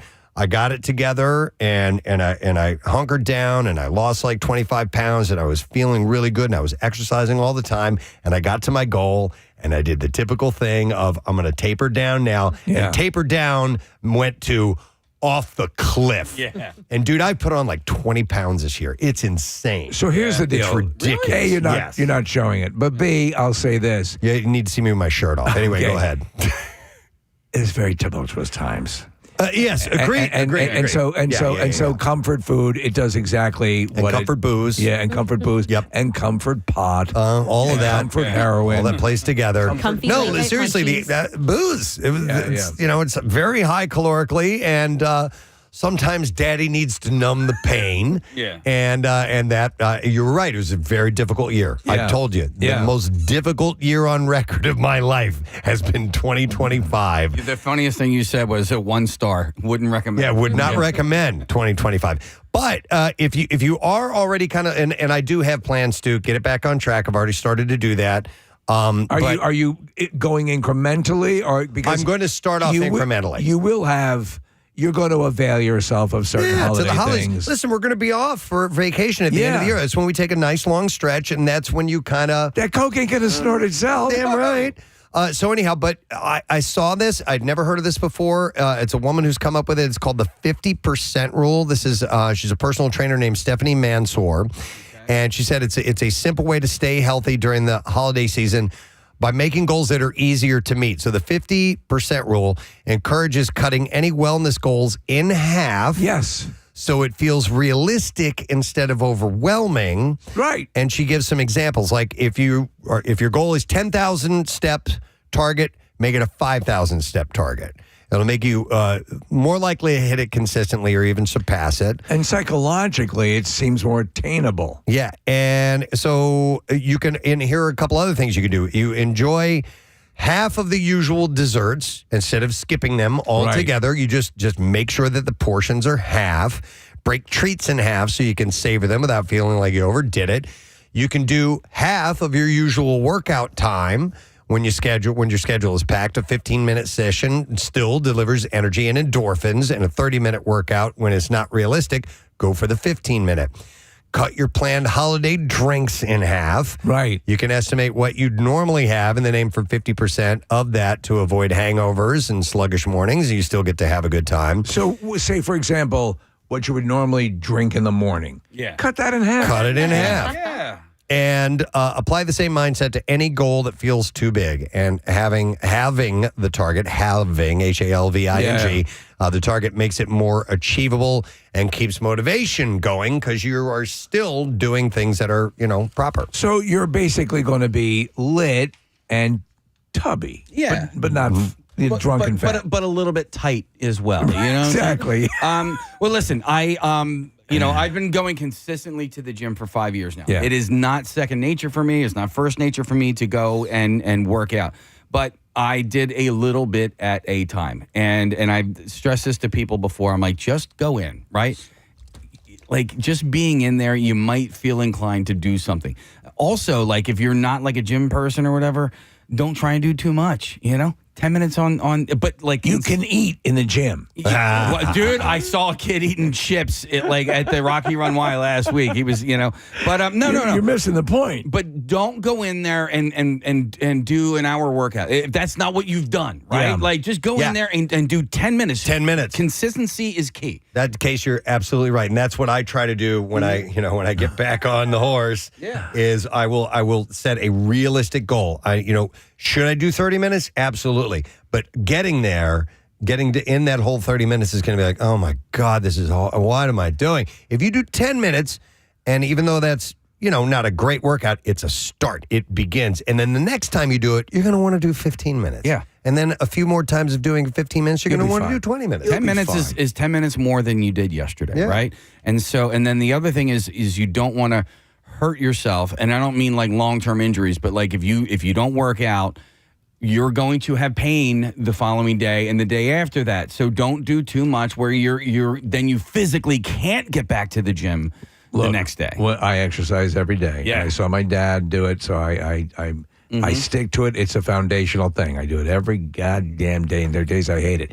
However, a great mnemonic thing for me is that when I had surgery, Dr. Mike and everyone who was involved with my process said I recuperated much faster because I had been doing that. And you think about those things that come up that are unforeseen in life. Yeah. And if you know you're in a good position, that can help. It's not like I'm not entering any Mr. Olympia contest, for Christ's sake. I'm barely eligible for the Shrek contest. But on a basic health level, and you feel good once you knock it out. And knock it out of the way. And also, like, don't kid yourself. Like, know who you are. You know. Yeah. Look at your license. Well, no, like, and I know what I am, right? And I knew what I wasn't. But then you go and then you start comparing yourself to other people, and you can't do that. Compare yourself to yourself. And like I said, 10 minutes today is 10 minutes more than you did yesterday. So just be proud of yourself for that 10 minutes. Yeah, and you can do the same thing with food too. I mean, like I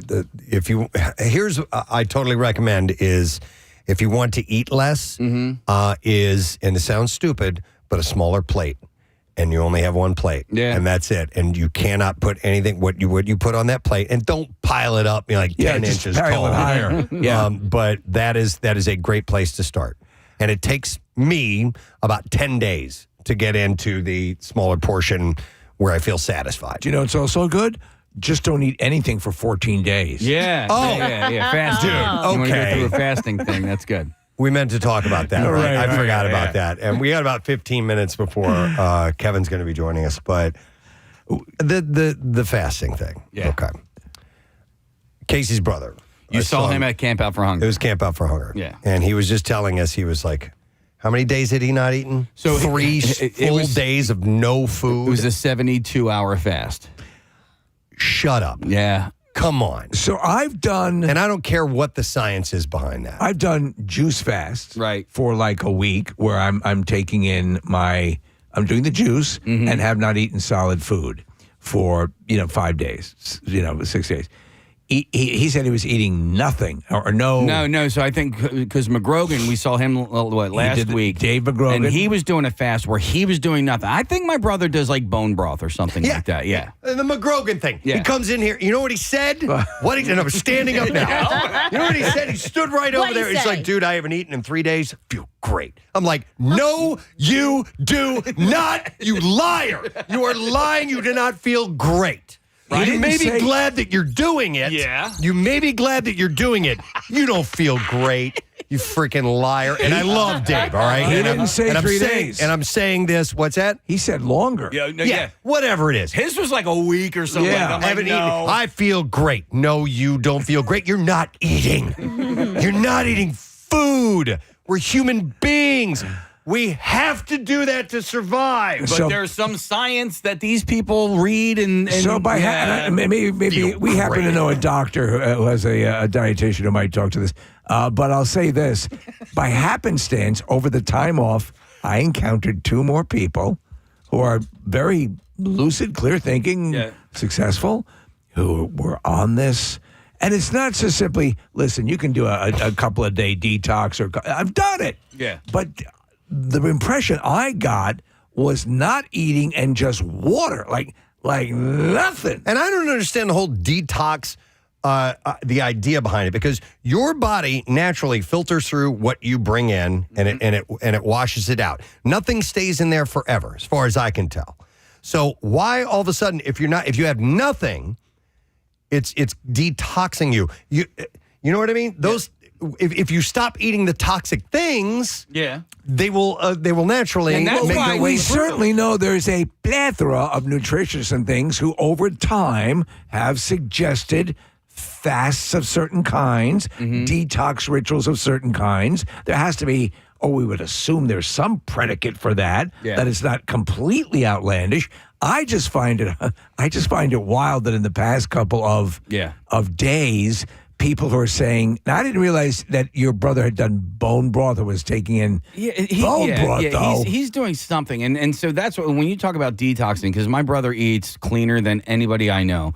And when he says... He's very clean. Yeah, he's very clean. But what do you detox? I thought you didn't have any toxins in your body. I thought everything was organic. You know what I mean? Yeah. Like, I don't know, man. he's and he tries to. I give him an audience. Tells me about this stuff. Listen, my problem is I don't retain this information. So he gives me this information. Right, the specificity of what he's saying. I try and compute it. He uses lots of words with many syllables, right? And I'm like, okay. Stop using words. With so many syllables.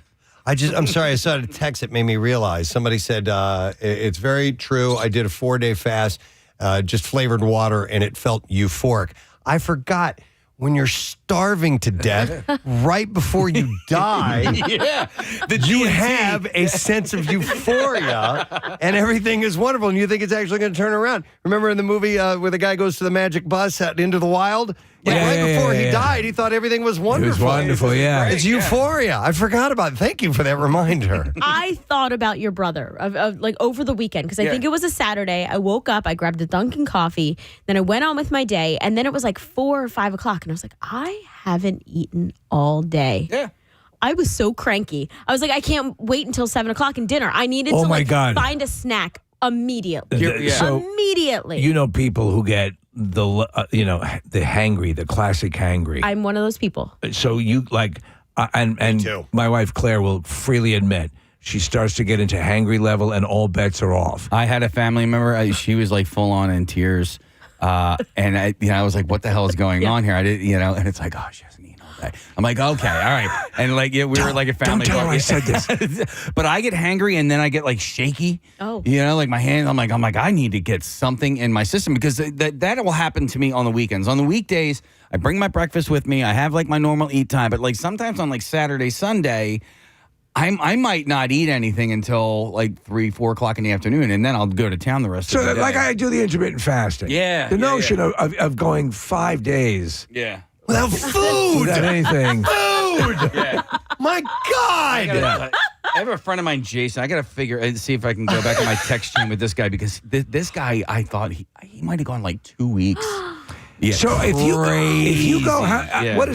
Do the search if you would, Marissa. How long on average can a human go without? Now we know there've been examples of people lost at sea or whatever, but like water, what are you good for? 7 days, 6 days or something. I think I remember seeing Steve, but yeah, food. There are certain nutrients that your body has to have, but your body starts eating itself. Yeah, exactly. Yeah, it's cannibalistic. The internet is saying weeks or even up to 1 or 2 months. Wow, without food that you can live. Yeah. It's not going to be good for you to go for a month without Now ask, what would your quality of life be like? Yeah. I mean, even people that have their jaw wired shut will like milkshakes. But not just that, but they'll also take food and purify it, puree it, and drink it that way so you have some sort of substance. Okay, so this guy, I think he went 15 days. Yeah. Yeah.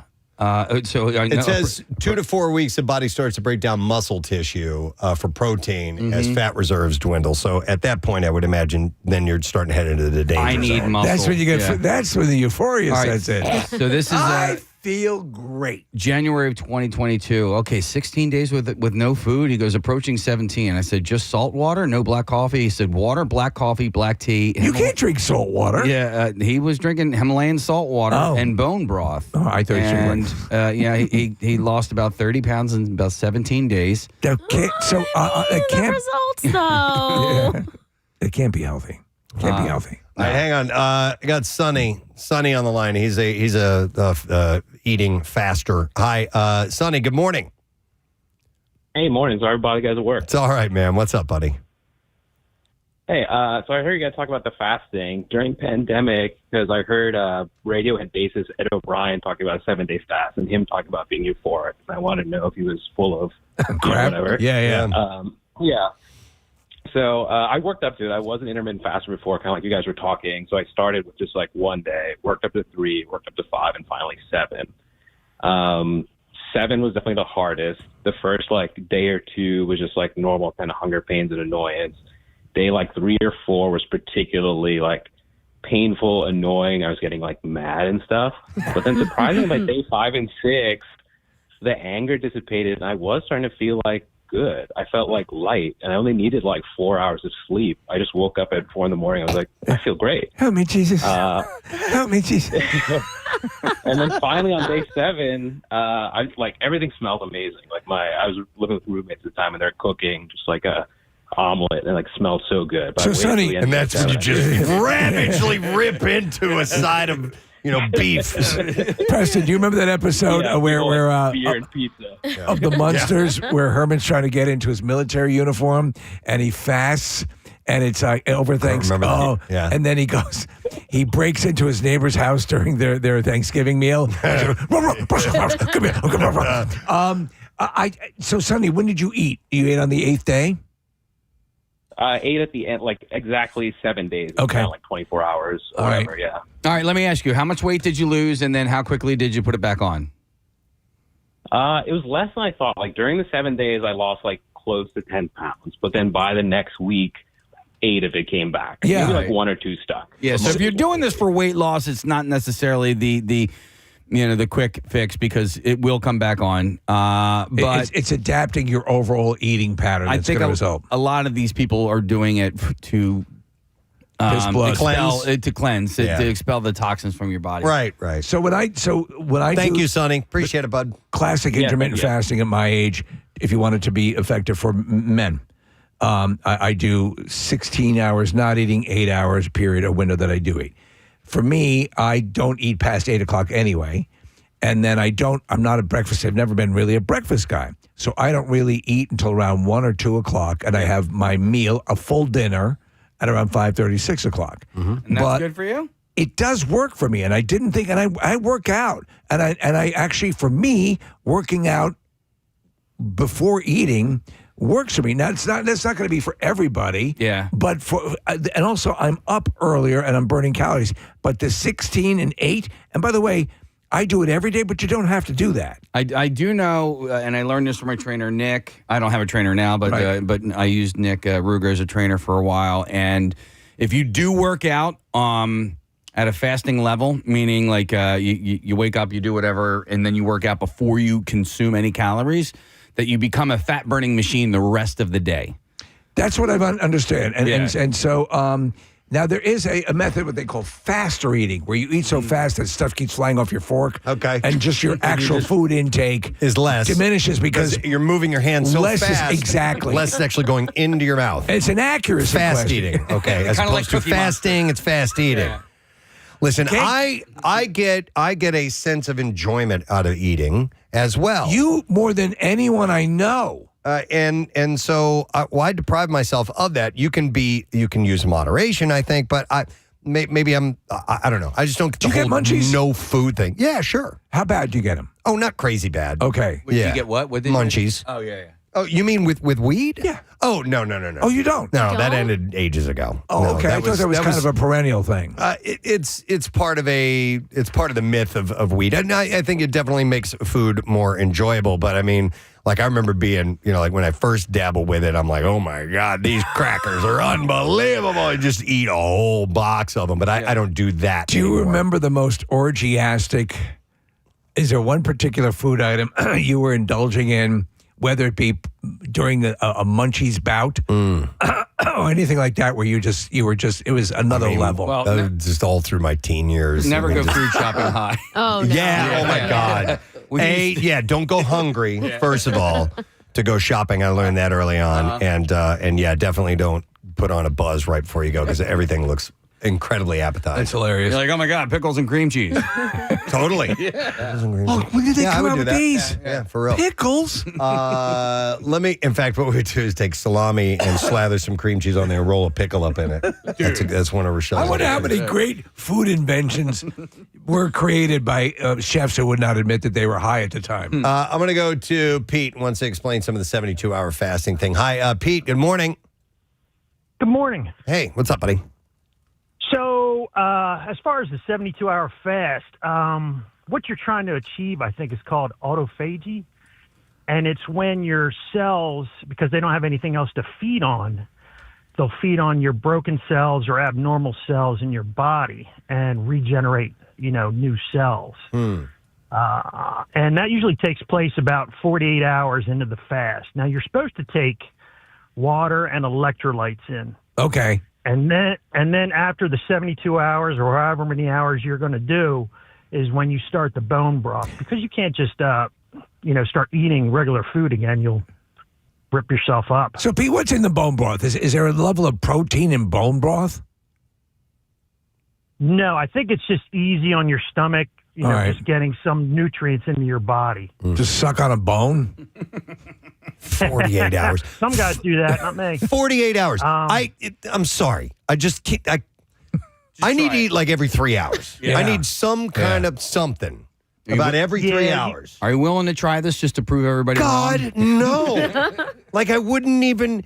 You would literally have to pay me to do it. Yeah. Like it would cost you a fair amount of money to get me to do 48 hours with no food. Yeah. So when I did the juice cleanses, like the juices to me were like they were tasty and they actually felt like I was taking in sustenance. Yeah. Does that make sense? Mm-hmm. They were bigger. They were bigger. Sometimes I They think the would juice fill you cleanses up. when you have Yeah. more liquid because you have to drink it all and it takes time. But when so they're the tiny I never ones, felt like I was, because that would F me up to feel like I was starving. I'm not anti this. I'm curious enough, though. I am curious enough to give it a try because I've done other ones. I did there was one years ago, and I did the juice cleanse, and I endorsed it for a while. And they worked. They I did. did the same one. It was, and I found it. I felt good. But there was another one that I tried, and I believe this is back when we were Y100, and even in media, where it was like a salt water, and you would throw some cayenne pepper in there. Oh, that and one. lemon. Oh, yeah, I remember that one. Yeah. I remember a few years ago, and this was when the weight was coming on pretty heavy on me, and I went to a dietitian, and they said, and this is where things changed for me. And they said, we think we have to put you on a liquid diet. And I was like, oh, we've gotten to that level? Yeah. Like, oh, man. And then I was like, okay, I can reel this in. I can figure out how to eat food and still lose weight. I want you to know you'll always have a job at the circus. Oh, no. Oh, no. That's what I felt like, Steve. Yeah. And you'll always have active employment with the circus. And listen, I know I would have gotten all the nutrients, all the nutrition that I needed through whatever beverage, mix they were going to have me drink. But the idea of not chewing, masticating, eating food, having actual sustenance in my stomach, I couldn't. And that's when I got it together. People will point at you. Children will want to take pictures with you. Wow. It'll be fun. I can't, but going a week without food, it's incomprehensible. No, for you. I'm sorry. We're going to completely switch gears. By the way, I have a Red Robin gift card, which that I will give away in a little while here, and gleefully give it to you so you can go get some hamburgers. I've spent an hour thinking about the Impossible Burger that's waiting out there for me. Yeah, you got to have it. All right, but our next guest is ready to join us, and we love him. He's been on our program before. He's performed here in the studio before, and is going to be in town coming up at Rivers Casino on Friday. This is going to be a lot of fun. The group is called Ezra Ray Hart, and it features members of Better Than Ezra, Tonic, and Sugar Ray. And we are so happy. We're going to have some music to bring them on with, sir. please. Right Thank here. you. Hit it, man. Here we go. Please welcome from Better Than Ezra, Mr. Kevin Griffin to the program this morning. Kevin, thank you for coming on this morning, boys. man. Nice to see you again. Wouldn't it suck if Ezra Ray Hart was the bass player from Sugar Ray and the monitor engineer from Tonic? I know it's the lead guys, it's the head guys, and we're excited that what's going on? Hold on, music just started randomly playing. Is that you? I've never been to Stephen's Cafe, but you know what? Hang on a second.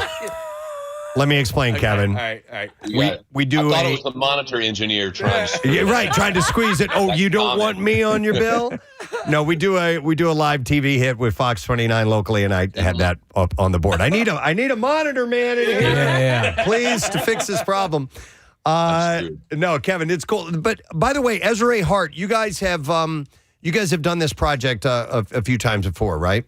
Yeah. So like around 2018, I was noticing that Better Than Ezra, my band, wasn't getting some of the private shows and stuff that we had been, and I was like, well, who got it? And they were like, it was Train or One Republic, just bands that maybe were a little younger than us. And I was like, okay, I see where this is headed.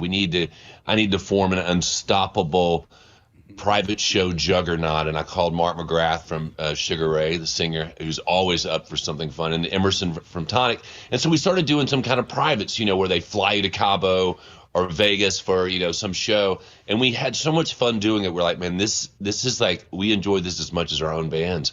So we started doing, hard tickets, type shows here and there. And now we're doing a full-blown 90s hits and Christmas riffs tour that we're bringing Friday night to Rivers Casino in Philly. These shows are becoming really kind of the go-to shows because you're going to get a guaranteed conga line of music that you know. The holiday thing is really cool. Now, technically, Kevin, does this qualify as a super group?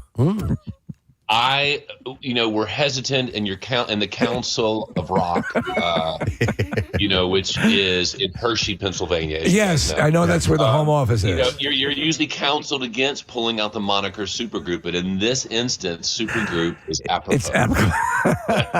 Yeah, there used to be a term that we get thrown around a lot. You hear supergroups, but I love the fact you have a rich history. The band does, and all the participants have been at this and successfully so for a long while. And it seems like you get in a pocket and a groove like we're digging this. Your fan base is loyal.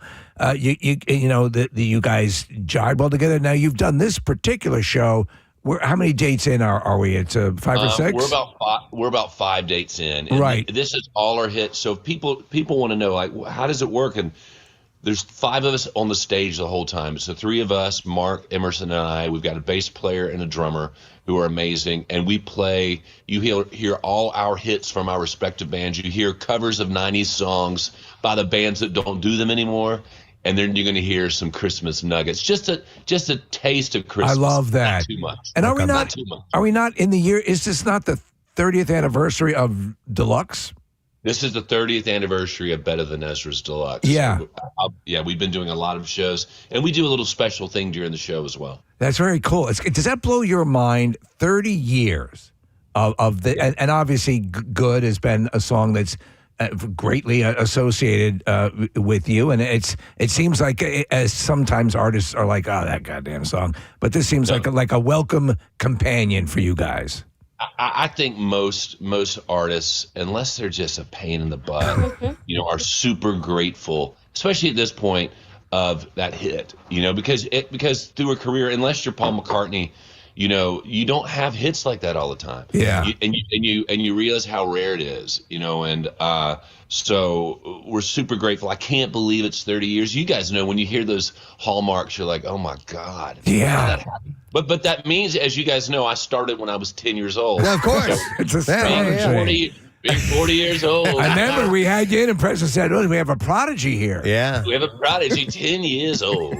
Kevin, you guys, 30 years, 1995, 96, around that range, you guys hit. And I fondly look back at that time as very exciting in the world of rock music. There was a lot of emerging groups. A lot of people were coming out.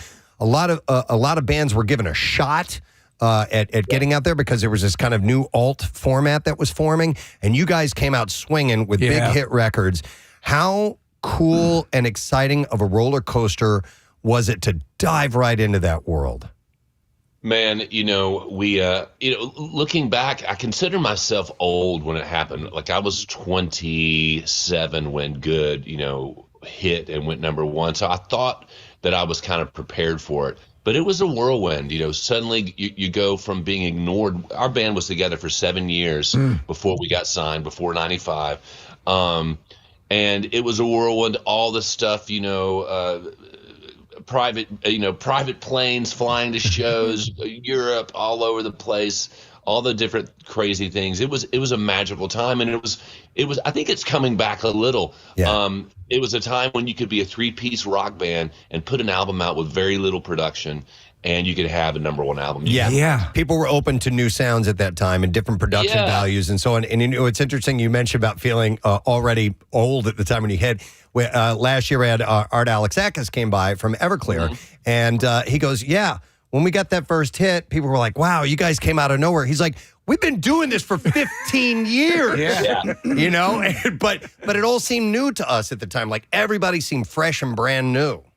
It was so cool. And what I really value is that we were that old school story. We had a 85 custom Ram van, it was a good time van. We got in it and we played shows all over the country, sleeping on people's floors. And that's how we became a good band. And that's how I learned how to put on a show. And even Mark learned how to put a show on. I thought that time was over. This is just kind of an aside, but I've been working with a lot of bands from the Southeast, from Athens, Georgia, from Oxford, Mississippi. There's these bands that really remind me of Better Than Ezra, and they are getting these groundswells and getting signed by labels and getting songs on the radio and stuff. And it's rock and roll is alive and well. There's a whole new generation doing it. Quick It's really question. good. I had a different question, but you had mentioned that there's a band I'm following from that area called Penelope Road. Are you familiar with those guys? I know that Penelope. My wife works for Gibson Guitars, Okay. and she's the artist relations person. I know their manager, Chris Cappy, Penelope Road. They're awesome guys.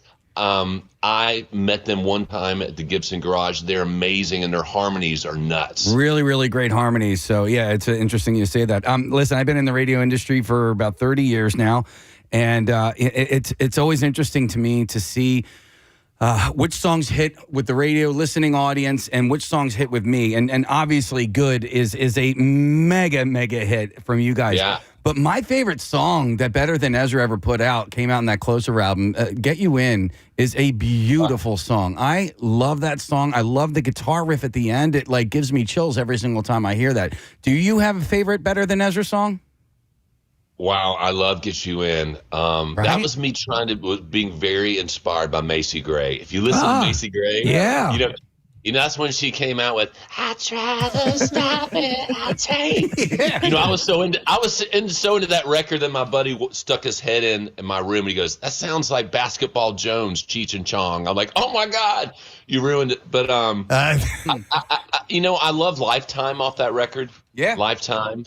Off the Closer record. By the way, the Closer record that you mentioned will be 30 years old next year. And we're putting out a double vinyl version of the Closer record, and we're going to be doing special shows and stuff. Nice. It's crazy. These 30-year anniversaries are blowing my mind. Well, you have an album out recently, Super Magic. Super Magic. Right. Yeah, So when you're and it was 10 years.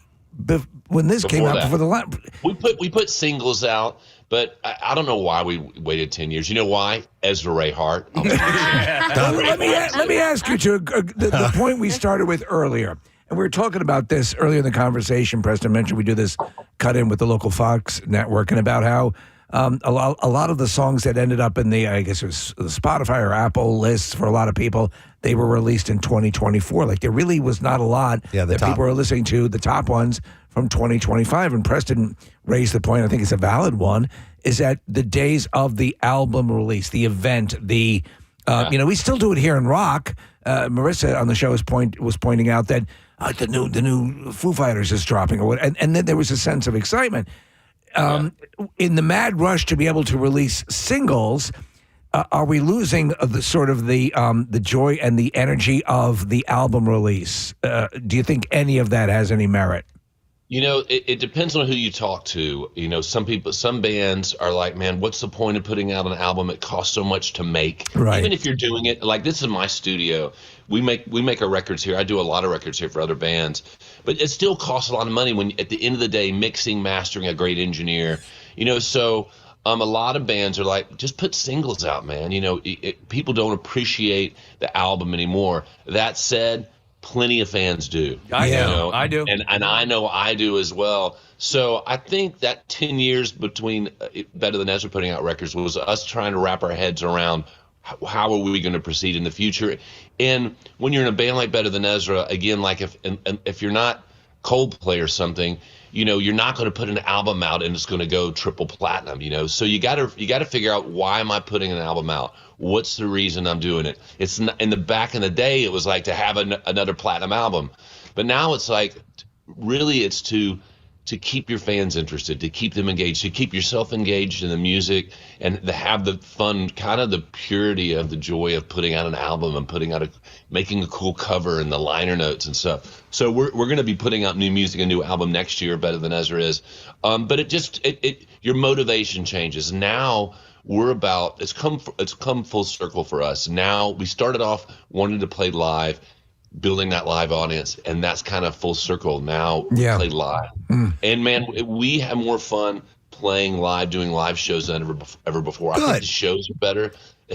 Mark and all of us, we get off the stage, it's kind of goofy because we all just had these huge smiles on our faces, and we're like, that was so much fun. And the show we've got some production value, brother. This is the first full semi-tractor trailer pyrotechnics that we've ever done. We're like, what are we doing? We're not going to make any money. Yeah, you spent it all in production. This show is nuts, so you better get your ass By out. any chance you dressed as a samurai warrior with 8-inch heels on stage? Man, yes, there is a Kiss Dress to Kill portion of the show. I'm glad you went with Dress to Kill, so you're wearing nice suits. I like it. By the way, I just want to mention Rivers Casino Friday. Tickets at riverscasino.com. Two things real quick here, Kevin. You'd mentioned the song from Macy Gray, I Try. Next time you listen to that, try not to hear the words, I wear goggles when you're not near, instead of my world crumbles when you're not near. You'll never hear the song the same way again. And if you wouldn't mind indulging us, because I love this story, and we had you tell it before on the air, at the end of the song, Good, and we've always insisted that this plays, at the end of the song, Good, you hear a guy go, yeah, that's right. I believe you guys were at the Viper Room. That was the inspiration. Can you tell that story, please? It's the most beautiful story. So we lived right underneath the Hollywood sign at Beechwood Canyon in L.A. when we were all making that record.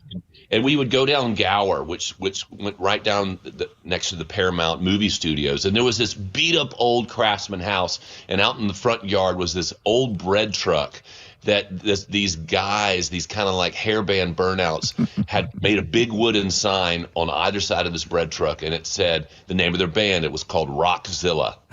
So Godzilla Rock, which is an amazing name. It is. And underneath it said Future Rock. Like the rock of the future. Yeah. And we would pass that truck and we'd be like, man, we've got to see who these guys are. And then before the Viper Room was the Viper Room, it was called the Central. Okay.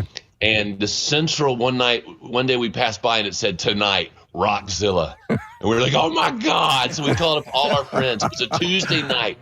And we went and saw Rockzilla. It was like 8 of us, nobody else, and the band was playing. And they were these older dudes, probably all our age, and they were dressed in spandex and they had wigs on, but they were serious, man. They were like LA Guns. Yeah. And the guy, at the end of every song, he would finish the song. I'll never forget. This is the way he would introduce songs. He'd be like, this next song is a song about an intergalactic space warrior. It's called Intergalactic Space Warrior. Oh, God. But at the end of every song, they'd finish and he would go, do we rock? And the crowd would go, yeah, you rock. And he would go, yeah, that's right. We actually, Preston had to solicit. When we came to MMR. Yeah, we were at a different radio station before, and we came here, and they had edited that off of the song. And we're like, you have to put that back in. That's the magic, man. Yeah. But that's Tom Drummond. He'd had a few drinks, and we recorded that whole album in a apartment in West Hollywood, California. Wow. We ran the cables to the Marshall amplifier down in that old van that was parked out in the street. It was so DIY. But yeah, that's Tom imitating the lead singer of Rockzilla. What I love is that it has a whole bunch of low-tech distortion to it when he yells it too. Hell yeah. Yeah, I have to ask, because this is legend and lore concerning Good. You tell me if it's verifiable or not, if you can confirm or deny. The part that everyone in unison sings was simply a placeholder for intended lyrics. Yeah. We were, so when I wrote that song, I finished the song, showed it to the guys, and then that night we were playing in Jackson, Mississippi at a place called WC Don's, which was a famous beat up old rock club where Nirvana played and Soundgarden played, and it was run by the trustees of a halfway house. Okay. And so it was just a bizarre place. But we played the song, we played good that night, and when we got off the stage, the only song people were asking us about was the Wah-Ah song. There you go. And Wah-Ah was going to be a lyric. I just didn't have a lyric yet, but we knew we dug the song so much. We were like, this is rad. And so I was like, oh my God, I'm going to be stuck singing Wah-Ah the rest of my life. I didn't know it then. But, my friends, hopefully you get to have friends in your life that you've known since high school or college, right. who give you crap. They don't let you have any attitude. So my friends are that way. And like if I say something stupid or I stumble when I walk into a restaurant, over a rug or something, all of them go, wah-ah. Kevin, that's how they give me shit. How long have you known Mark and Emerson? How far back do you guys go? I've known those guys since like 96. I met Mark McGrath when Better Than Ezra played in 1994. Wow. Actually, at the Troubadour, man. At the Troubadour. He was a fan. I was curious how far back it went because you're talking about ribbing your friends and giving each other a hard time. There was and I remember, Steve, you're the idea behind this, but Mark McGrath for a stretch was doing a lot of modeling. He was a really good looking guy. Yeah. And I think it might have been, was it Candy Shoes or something, Steve? Or there was a product. It was like anytime you picked up Maxim magazine, there was an ad with Mark McGrath with a hot looking girl hanging on candies. Yeah. And he would have his expression on his face like this. And Steve, I remember you going, well, getting late again. Guess I'm getting late. Guess I'm getting late. Whoopsie-doo. Dude, McGrath was this unicorn, man. He was like the guy of the 90s, and he proudly wears that crown, and he has, we can't share them. Here's the deal. You're going to come to our show. Both of you guys are coming to our show to Friday night. All right. You're going to introduce us, and we're going to get Mark McGrath to tell you some of the craziest stories. You think of some starlet or actress from the 90s, Mark McGrath has a story. I have no doubt. And then he was what, extra or whatever he was the co-host of for the longest time. Let me ask you this, because Better Than Ezra fits so prominently in a weird pop culture realm. And I think it all kicked in with the classic Norm Macdonald Weekend Update. Ezra, Better Than Ezra, the Jim Downey, the writer who wrote, with Norm Macdonald on that's become iconic. But we actually talked to a comedian recently, Jared Freed, and we were talking about he basically invoked, where he was, and he says, I'm better than Ezra. So we said, that should be the same way you have a scale for earthquakes and tornadoes. For human well-being, it should be the Ezra scale. Right? It makes sense.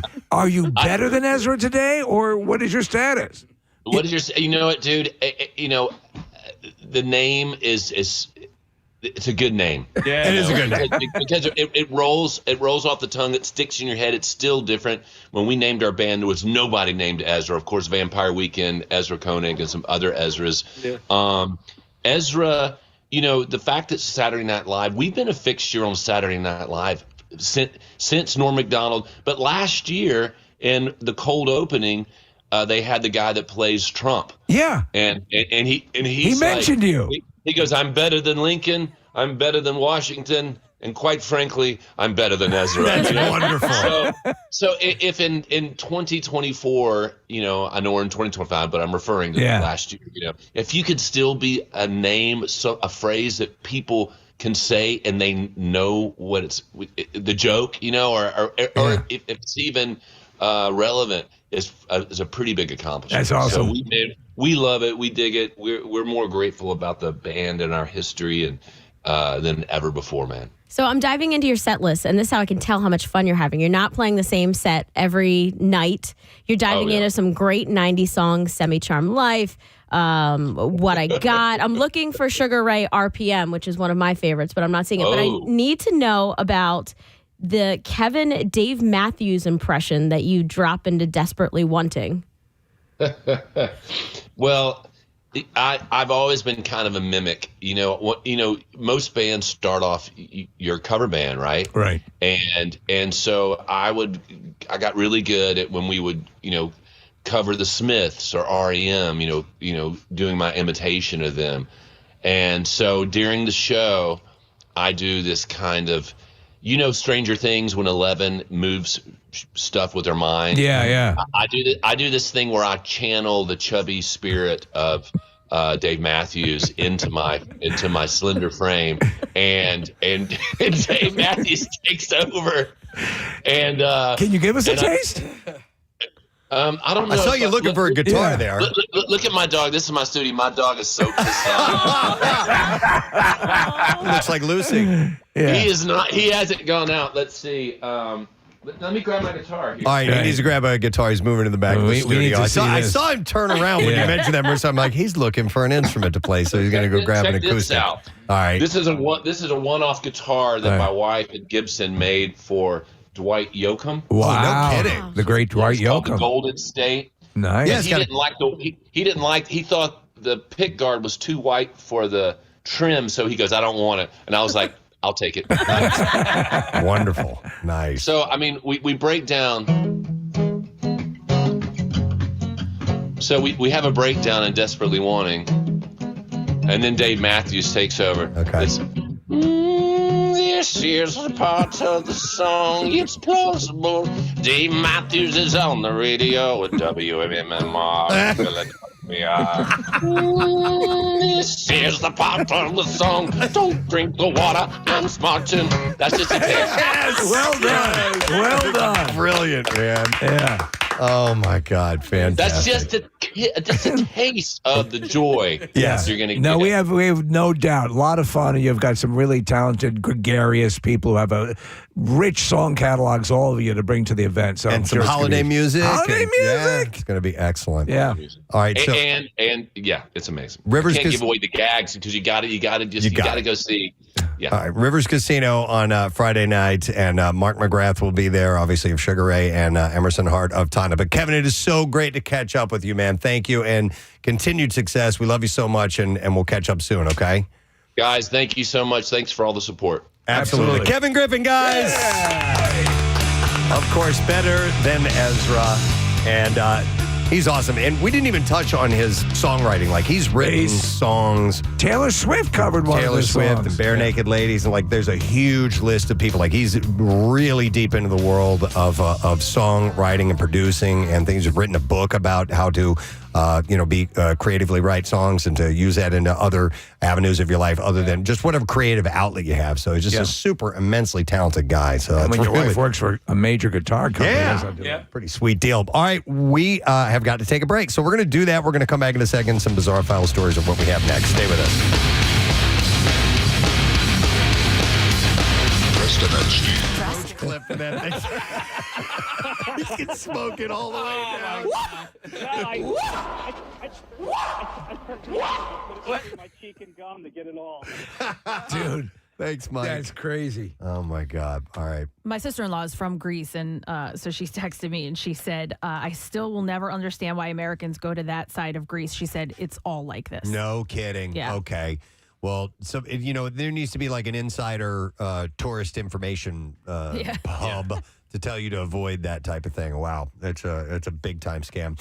All right, well, listen, thanks for your calls. We appreciate it. We do need to take a break. I would like to, because we've got Tony Danza coming up, I would like to give away, do me a favor, Chris on line one, have him hang on. Chris is on hold for a long time. I didn't get to go to him and see if he wants some tickets to go to see the Bob's Burgers movie. And I'll take two other callers as well. It's a screening tomorrow night at UA King of Prussia, 7 o'clock. 215-263.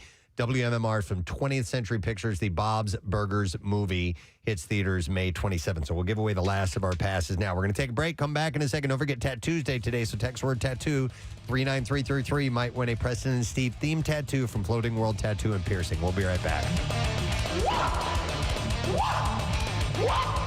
Preston and Steve on 93.3 WMMR.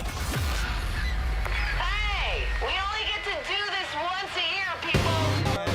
Coming up a little later on this morning, we are going to talk to Jeopardy champion, current champion, Ryan Long, who's from the area.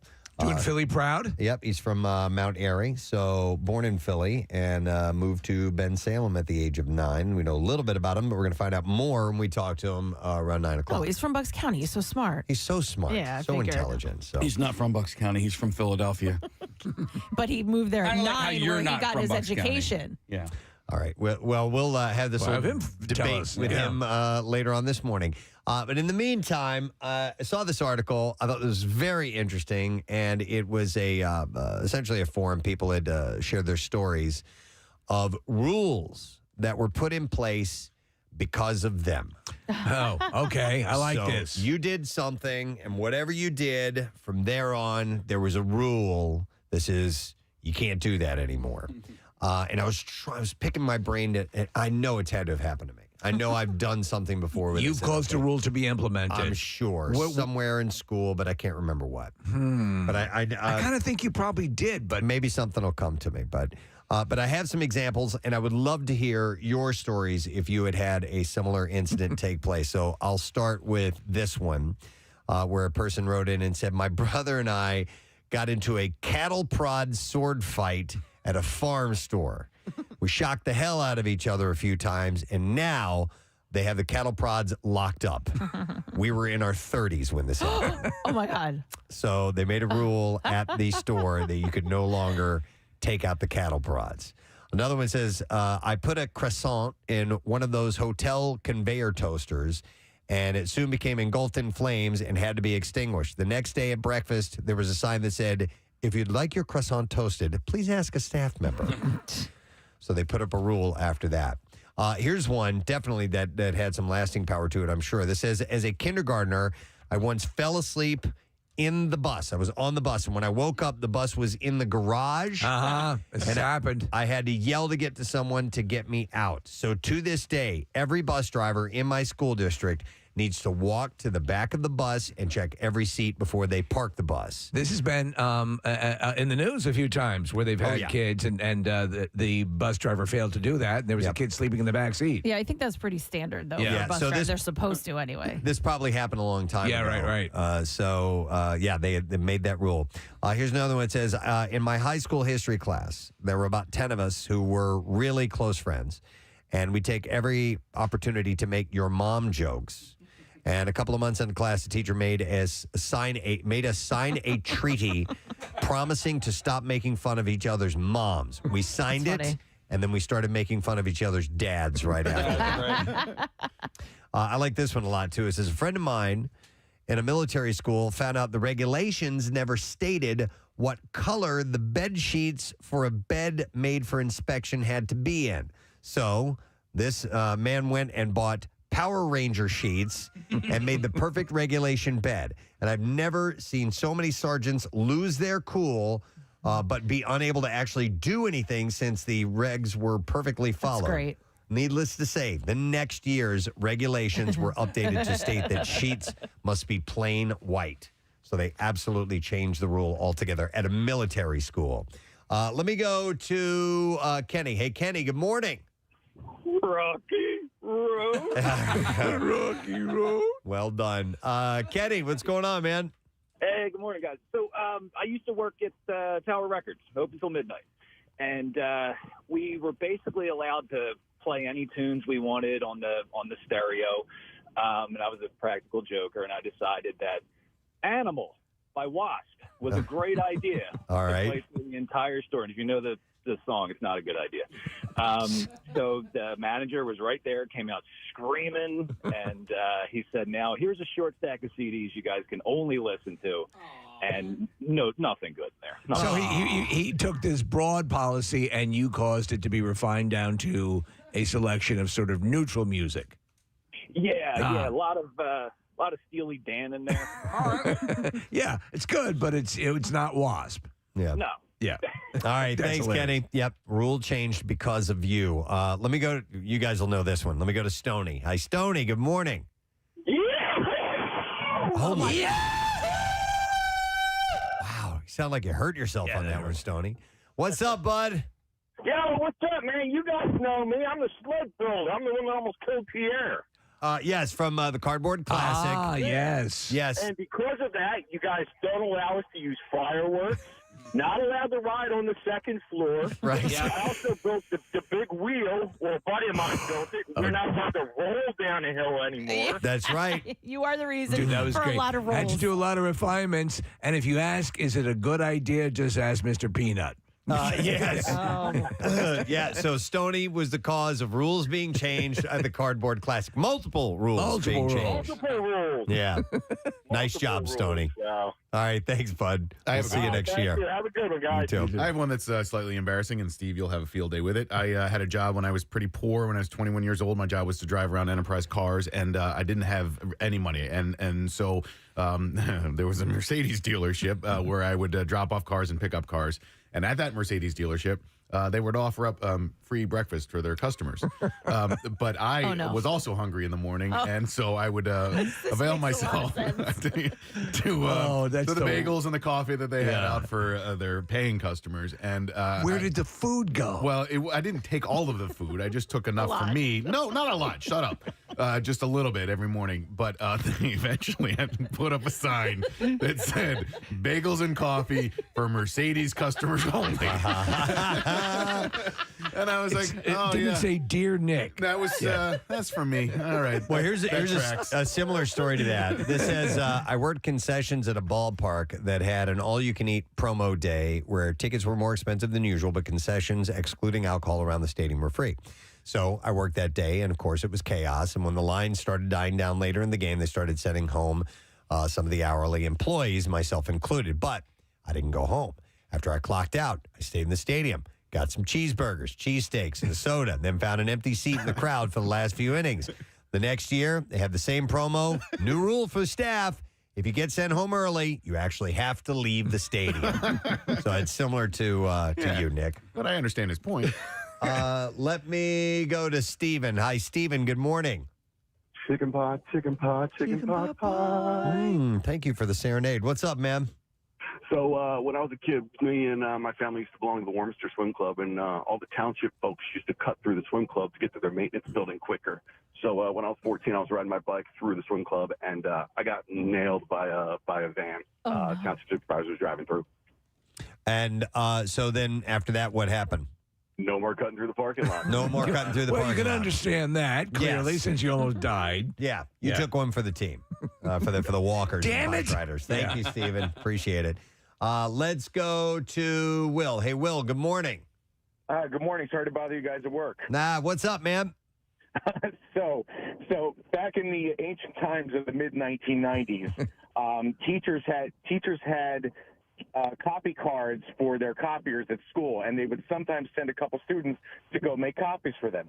Well, I was one of the responsible ones, and they sent myself and one of my friends to go make copies. Well, one of my friends takes the copy card and decides to copy a magazine from his father's collection and send pictures around the entire school.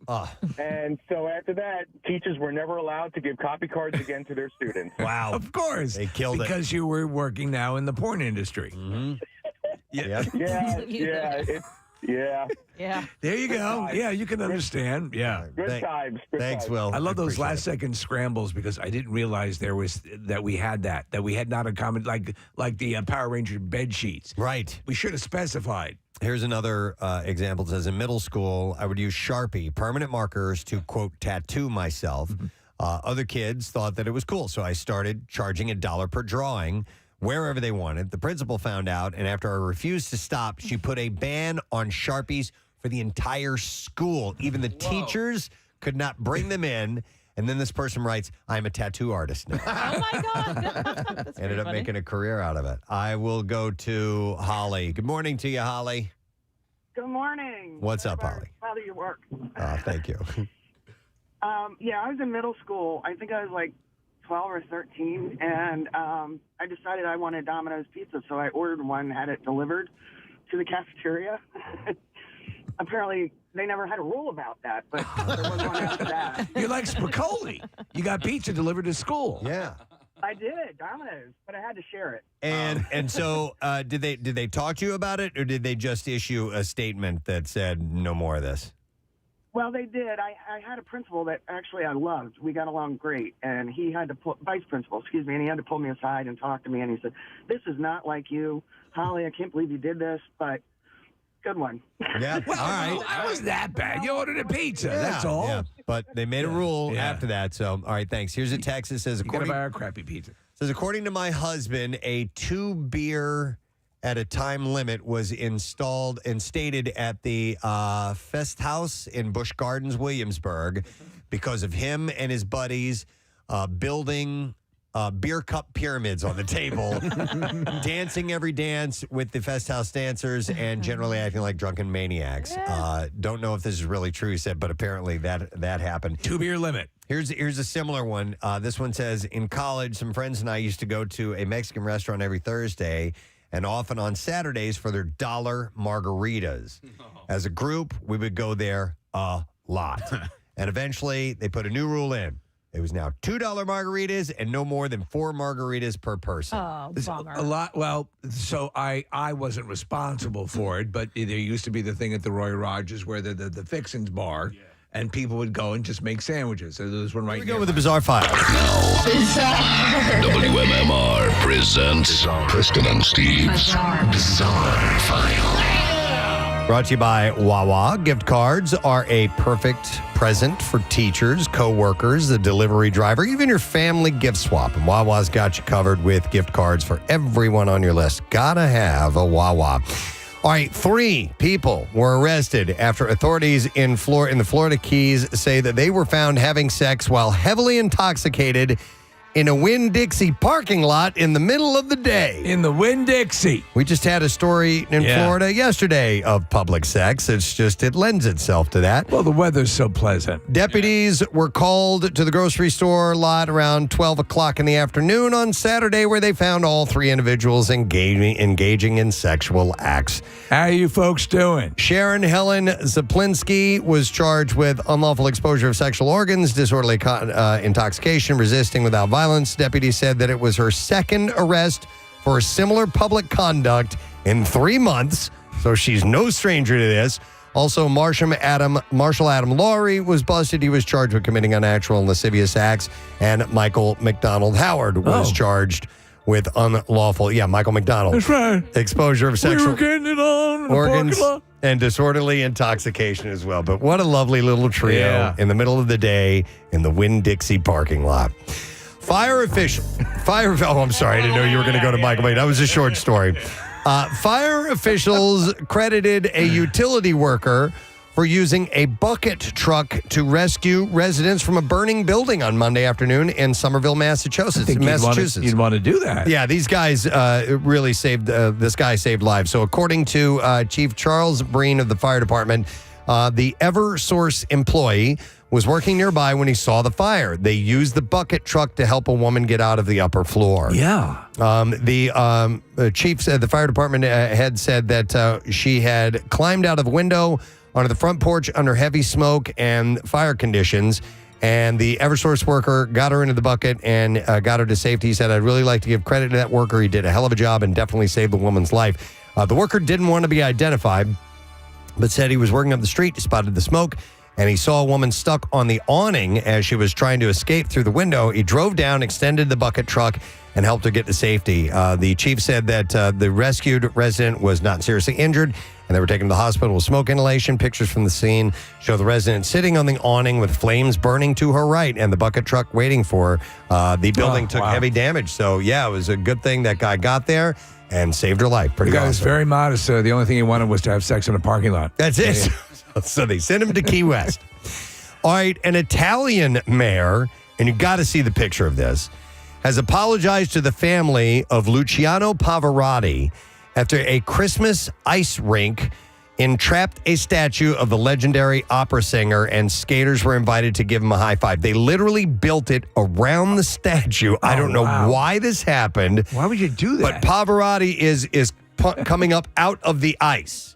Okay, so the life-size bronze featuring Pavarotti wearing a tuxedo with his arms outstretched and holding a handkerchief in one hand was unveiled to much fanfare last year in a square in the city of Pesaro, a coastal city in the Marsh region. Hey, Pavarotti! The statue was intended as a tribute to the late tenor who had a home and honorary citizenship in Pesaro. But instead, surrounding him was a very ugly ice rink that had ridiculed his memory, according to Nicoletta Menavati, the tenor's widow, after she saw images of the statue trapped up to its knees, and they circulated online. By the way, the statue itself doesn't look that good. Doesn't look a lot like Pavarotti. Mandavani said that she was disappointed and angry, upset. She said it was like a bolt out of the blue. I'm sorry that the city allowed something like this because it affects Luciano's image and the respect he deserves. Hey, it's not Fonzie. right. Andre Biancini, mayor of Pesaro, appeared to aggravate the issue by sharing an image of the statue in the ice rink alongside a hashtag encouraging staters to give him a high five. He later apologized, admitting the local council had made a mistake. Listen, I don't think this is disrespectful at all. I think it's dangerous to have a statue with jagged edges on an ice rink. I think, you could really, really hurt somebody, but it's not like disrespectful. Well, to be honest, the original ice rink was going to be around a statue of Freddy Krueger. So that would have been far more dangerous. Better idea, I guess. The mayor said there was no intention of disrespect. I was assured that Pavarotti wouldn't be touched or incorporated into the ice rink floor. I freaking hate it. But apparently that happened, and they have apologized. All right, so 4 children, you heard of this happens from time to time. 4 children were hurt on Saturday when a bounce house, was picked up by strong winds and blown over a fence in southwestern Sydney, Australia. 5 kids between the ages of 9 and 13 were inside when a strong gust of wind pulled the castle off of the ground, lifted it about 25 feet into the air. 4 boys were taken to the hospital with injuries to their arms, backs, and shoulders, but are in stable condition, and the injuries are not life-threatening. But this definitely, and there are some that can go up like over 100 feet in the air. It's crazy. I mean, when you rent one of these, you're supposed to secure it. Yeah, you get to the ground. You get stakes. Yeah. that you can that you have to. Has there ever been pound a into case the ground. of one person that was secured? It's a good getting question. Ripped out? Maybe. A spokesperson from the Bouncy Castle company said that the owners told them there was a huge wind caused by what they called a freak tornado. That might do it. Okay. Which might not be a bad guess since the wind also ripped away a generator that was with it. So it could have been maybe secured and it just tore it up anyway. Yeah, wind gusts of 45 miles an hour were recorded nearby and 55 miles an hour at Sydney Airport. And so, yeah. Once I saw the generator take flight, I'd probably get the kids out of the bounce house. Yeah, so the Safe Workforce is now looking into what happened. All right, we'll do one more story and then we will wrap it up. Let's end with this follow-up story. A civil servant in Kuwait was sentenced to 5 years in prison and ordered to pay a fine of over $1 million for collecting his salary for 10 years without ever going to work. The man worked in the Citizens Service Department but didn't show up or do any work for a decade, even though his paycheck kept getting deposited into his bank account every month. After someone discovered what was happening, authorities charged him with unlawful enrichment and abuse of public funds. 2 other courts had found him not guilty, but a Kuwait court overturned those decisions, saying the evidence against him was clear. Along with prison time, he has to pay back the $339,000. I got to pay it back? In salary he collected, plus double the amount as a penalty, bringing the total amount to just over $1 million. Sentence is one of the strongest ever given in Kuwait for salary fraud and comes as the country tries to crack down on government corruption and people taking advantage of the system. And that is what I have in today's Bizarre File. All right, we have one more $50 gift card from our friends at Red Robin, and we're going to give it away now. Let's take call number 13. 610-660-9333 is the number. You can trade cookies for burgers this year. Enjoy 15% off holiday catering from Red Robin. And make sure they are there. You can check in with them and make your holiday party extra yum by going to redrobinpa.com so you can place your order. So caller number 13, it's yours. We'll take a break. We'll come back. Lesson question, trash, music news on the way. And I think this is probably corporate wide, but people would go do that and not really buy anything. Right. And so they put up a sign at that salad bar, for patrons only, for paying customers only, because it was getting like Nick, like the Mercedes. Yeah. All right, we'll go to Christine. Hi, Christine. Good morning.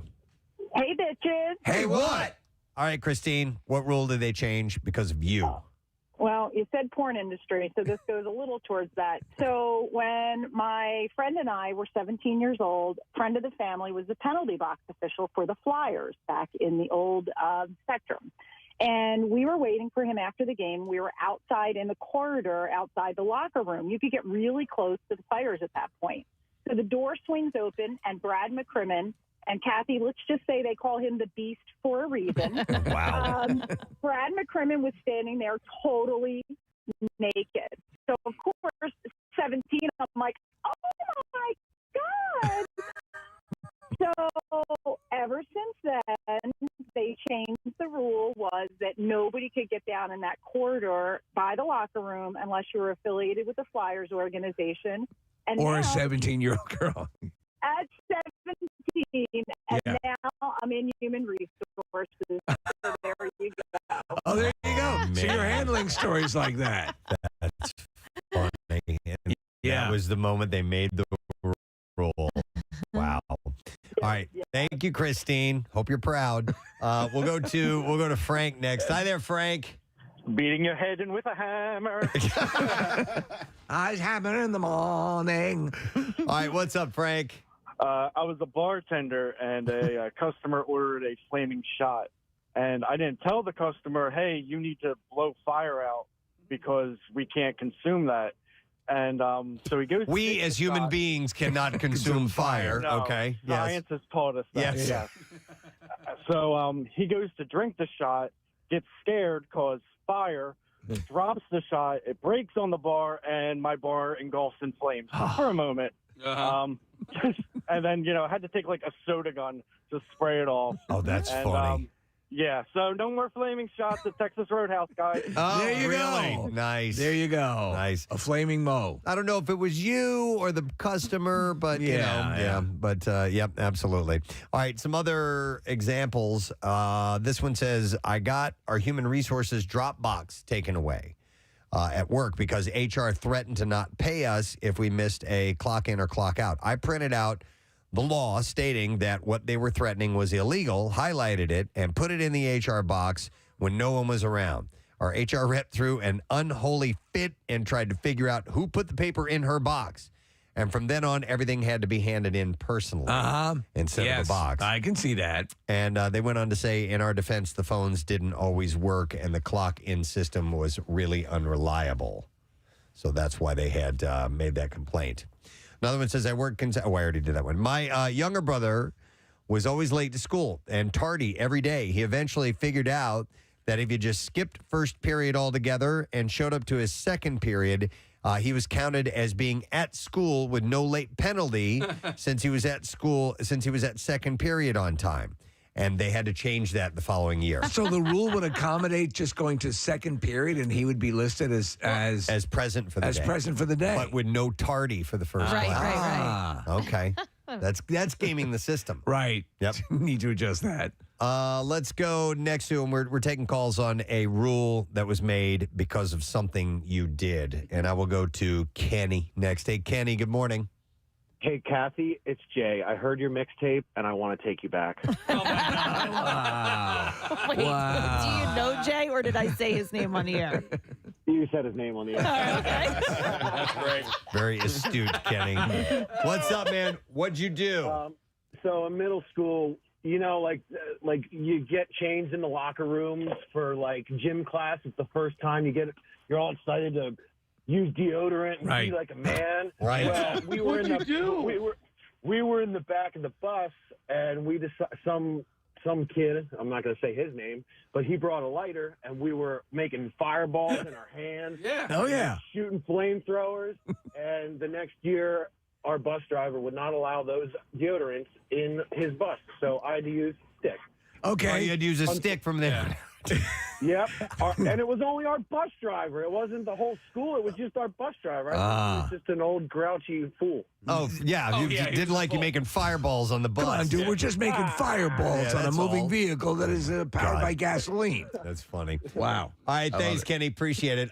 Here's a follow-up to our call earlier from Christine, who saw the Flyers players naked. This text says, I was dating Christine, And I was with her when that happened. I saw Brad McCrimmon's jump. So hilarious. they were a part of the whole thing. So, legitimizing. So that was a well-known legend with him? I don't know. I just said his name the beast. Now it is, So. yeah. All right, here's another text that says, I made a fake penis out of clay in middle school, and I waved it around on the back of the bus and got caught. They had no more clay in art class because of my wiener. Well, we are in the broadcast industry, and we have tons of fake penises around here. So we got loads. Yeah. Let's go next to Justin. Hey, Justin, good morning. Hey, good morning. You guys rock. Thank you, sir. What's going on, Justin? So back in high school, one summer, me and a buddy, hot day, went to a 7-Eleven. And they have the big 100-ounce mugs for soda. Well, the little deal was buy the mug, get a free soda. Well, we decided to fill it full of the slushie instead. So we fill it full of Slurpee, go to the register. She can't charge us because she doesn't have it because it's not listed as an actual drink as for the soda because we weren't supposed to fill it up. So we got the free 100-ounce Slurpee, went back the next day with the same mugs, and they plastered paper all over saying we couldn't fill it up with Slurpee anymore. Oh, there you go. Yep. You gamed the system for one day, though. One day. Yeah, I remember that. There was a big thing where remember the one where you could bring in your own receptacle? They do that like once a year. Right. Yeah, where you can bring in your own. Whatever you want. But they sold him that one. Yeah. But it was just made for sodas. Here's another one that says, when I used to walk home from school, I had to walk next to the road to get to my house. And one day, I decided to see if I could walk with my eyes closed. Oh, my God. Oh, that's... And as I walked, I didn't feel the transition from gravel to road, so unknowingly was walking on the road, and I heard a noise and looked behind me. A line of cars had formed, but none of the cars had honked, and I immediately ran off into an orchard, but later learned why nobody honked, because 2 weeks later, they put up signs that said deaf child area on both sides of the road. They thought I was deaf, so they didn't honk. Oh, my God. And so they put those. So wait, that's another thing though. Do you ever try? I try to get around my house sometimes with my eyes closed. Do you really? Yeah, like I've tried it to see if I know how many steps never do to that. the door. I've done it a few times just to see because I wake up in relative darkness and I try not to turn the lights on to wake anybody else up, and I'm like, I wonder if I could do that. walk from here to there without bumping into something. Yeah. I'm usually not that successful. I'm good with the light switches. I know where they are. It seems kind of goofy for you to do that. I know. Let me go to next to Carl. Hey, Carl, good morning. Yoo-hoo! Yoo-hoo! All right, Carl, so they made a rule because of what? So in high school, we were allowed to leave for lunch and get in our vehicles, go uptown, get whatever we wanted. My health teacher was betting that I couldn't make it to Delaware because that's where Taco Bell was. To Taco Bell and back before the period ended. So I jumped in my Mustang, hauled ass across the Delaware Bridge. It's like Smokey and the Bandit. That's basically Steve. it. Yeah. You're encouraging excessive driving, excessive speed. That's where it comes into play because when I got back into town, I was worried about time, so I'm going 75 down Broadway, and the cops pull into the high school behind me as I'm carrying Taco Bell in. Okay. So, yeah, I was the last to be able to leave. Oh, so they made a rule you couldn't leave campus anymore. Yes, sir. Oh, you ruined it for everybody. I blame the teacher. So do I. I blame the teacher, Carl. What's that? I said I blame the teacher on that one. Oh, he was awesome. I can't, I'm not going to... All right. That's I bet you can't get there and back. I wonder when because when I was in high school, they allowed us to leave campus at lunch as well. If you had a car, right? At some point that stopped, but we took advantage of that every day. It was huge in my high school. I think, and then there was one part where of the year where a kid got hurt. And I think that's where I put the kibosh on it. All right. Well, awesome examples. Thanks for your call. Think about that today. Talk amongst your friends. They made a rule because I did this. We got to take a break because we're going live on Fox Good Day Yes, today. that's right. Let's break and come back with that as well. The Bizarre File coming up too. Stay with us. We'll return shortly.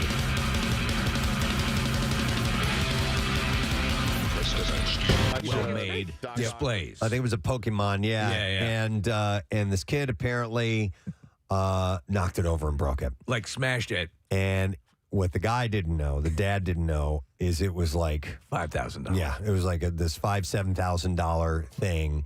And sorry, you got to pay for it. Yeah. Now they went back and they ended up watching video, and the kid wasn't. He wasn't like playing around with it or something like that. He had just knocked it he had over. leaned on it or something along those lines, and so he knocked it over and it But broke. I would imagine like bigger stores, I don't know where they are, they have some sort of insurance that if something like that happens, you're not going to make the parent pay for $1,000 ceramic Pikachu. I've heard stories of again, I've seen the old adage is you break it, you bought it. Right, you break, you buy it. And I've seen that at like smaller stores, like especially if they sell glass items, like, especially down the shore, like some of those, little shops down there. If you take the kids in, like you could see everybody tense up and like there's a little sign that says you break it, you buy it. Mm-hmm. You can see the owners, like if you Call friends, 93.3 WMMR. You got an SOS? We're right here. WMMR. We will be your audio savior should you need to call one in. It's 10:27, and we're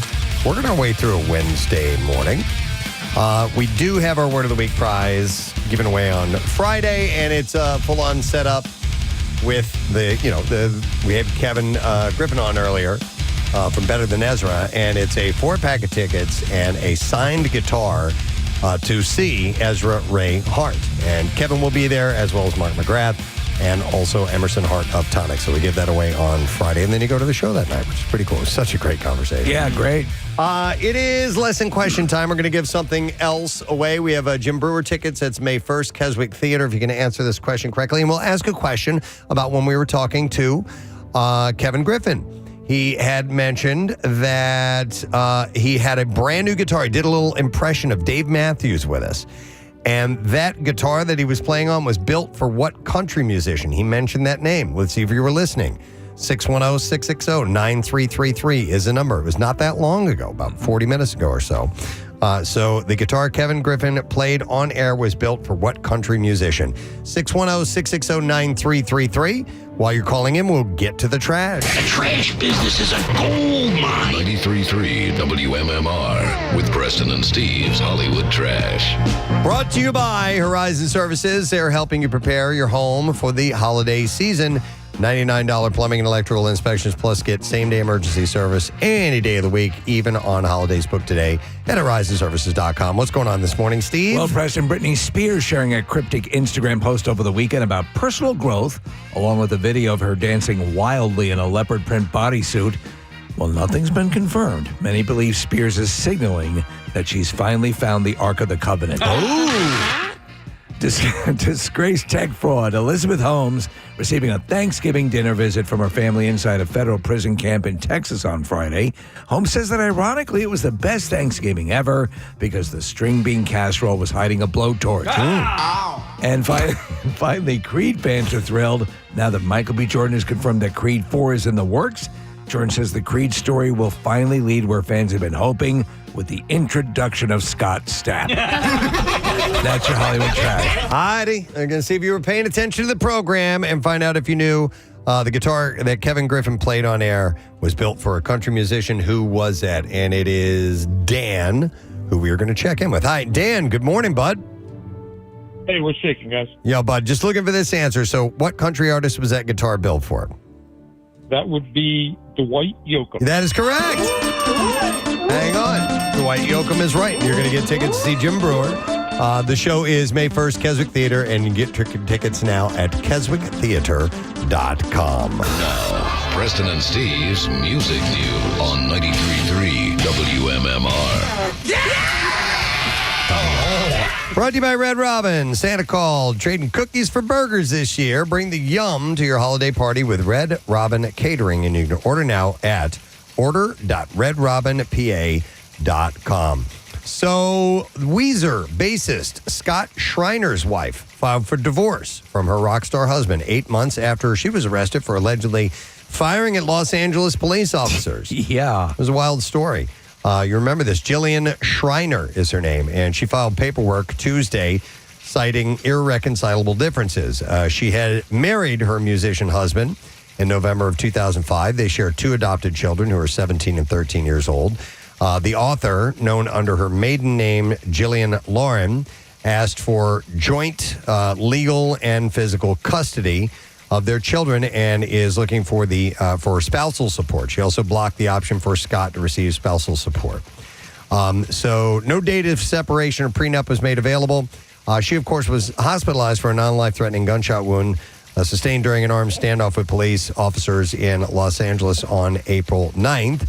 Officers were searching the area around the home for 3 suspects who fled from them after a hit and run. Schreiner allegedly stepped out of her home armed with a gun and fired at the officers. She failed to comply with several orders to drop the firearm. She was shot in the shoulder before she fled back into the residence.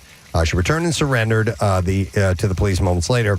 Was initially charged with attempted murder, but later faced charges of willful discharge of a firearm in a grossly negligent manner and assault with a semi-automatic firearm. That's a massive reduction. Yeah, she pleaded not guilty to 2 felony gun charges, and the judge ruled Schreiner eligible and suitable for a 2-year mental health diversion program, which allows defendants with a qualified mental health or substance abuse disorder to undergo community-based treatment instead of serving time in prison. So while the cops were in pursuit of 3 other people, they sort of kind of locked down the area. Yeah.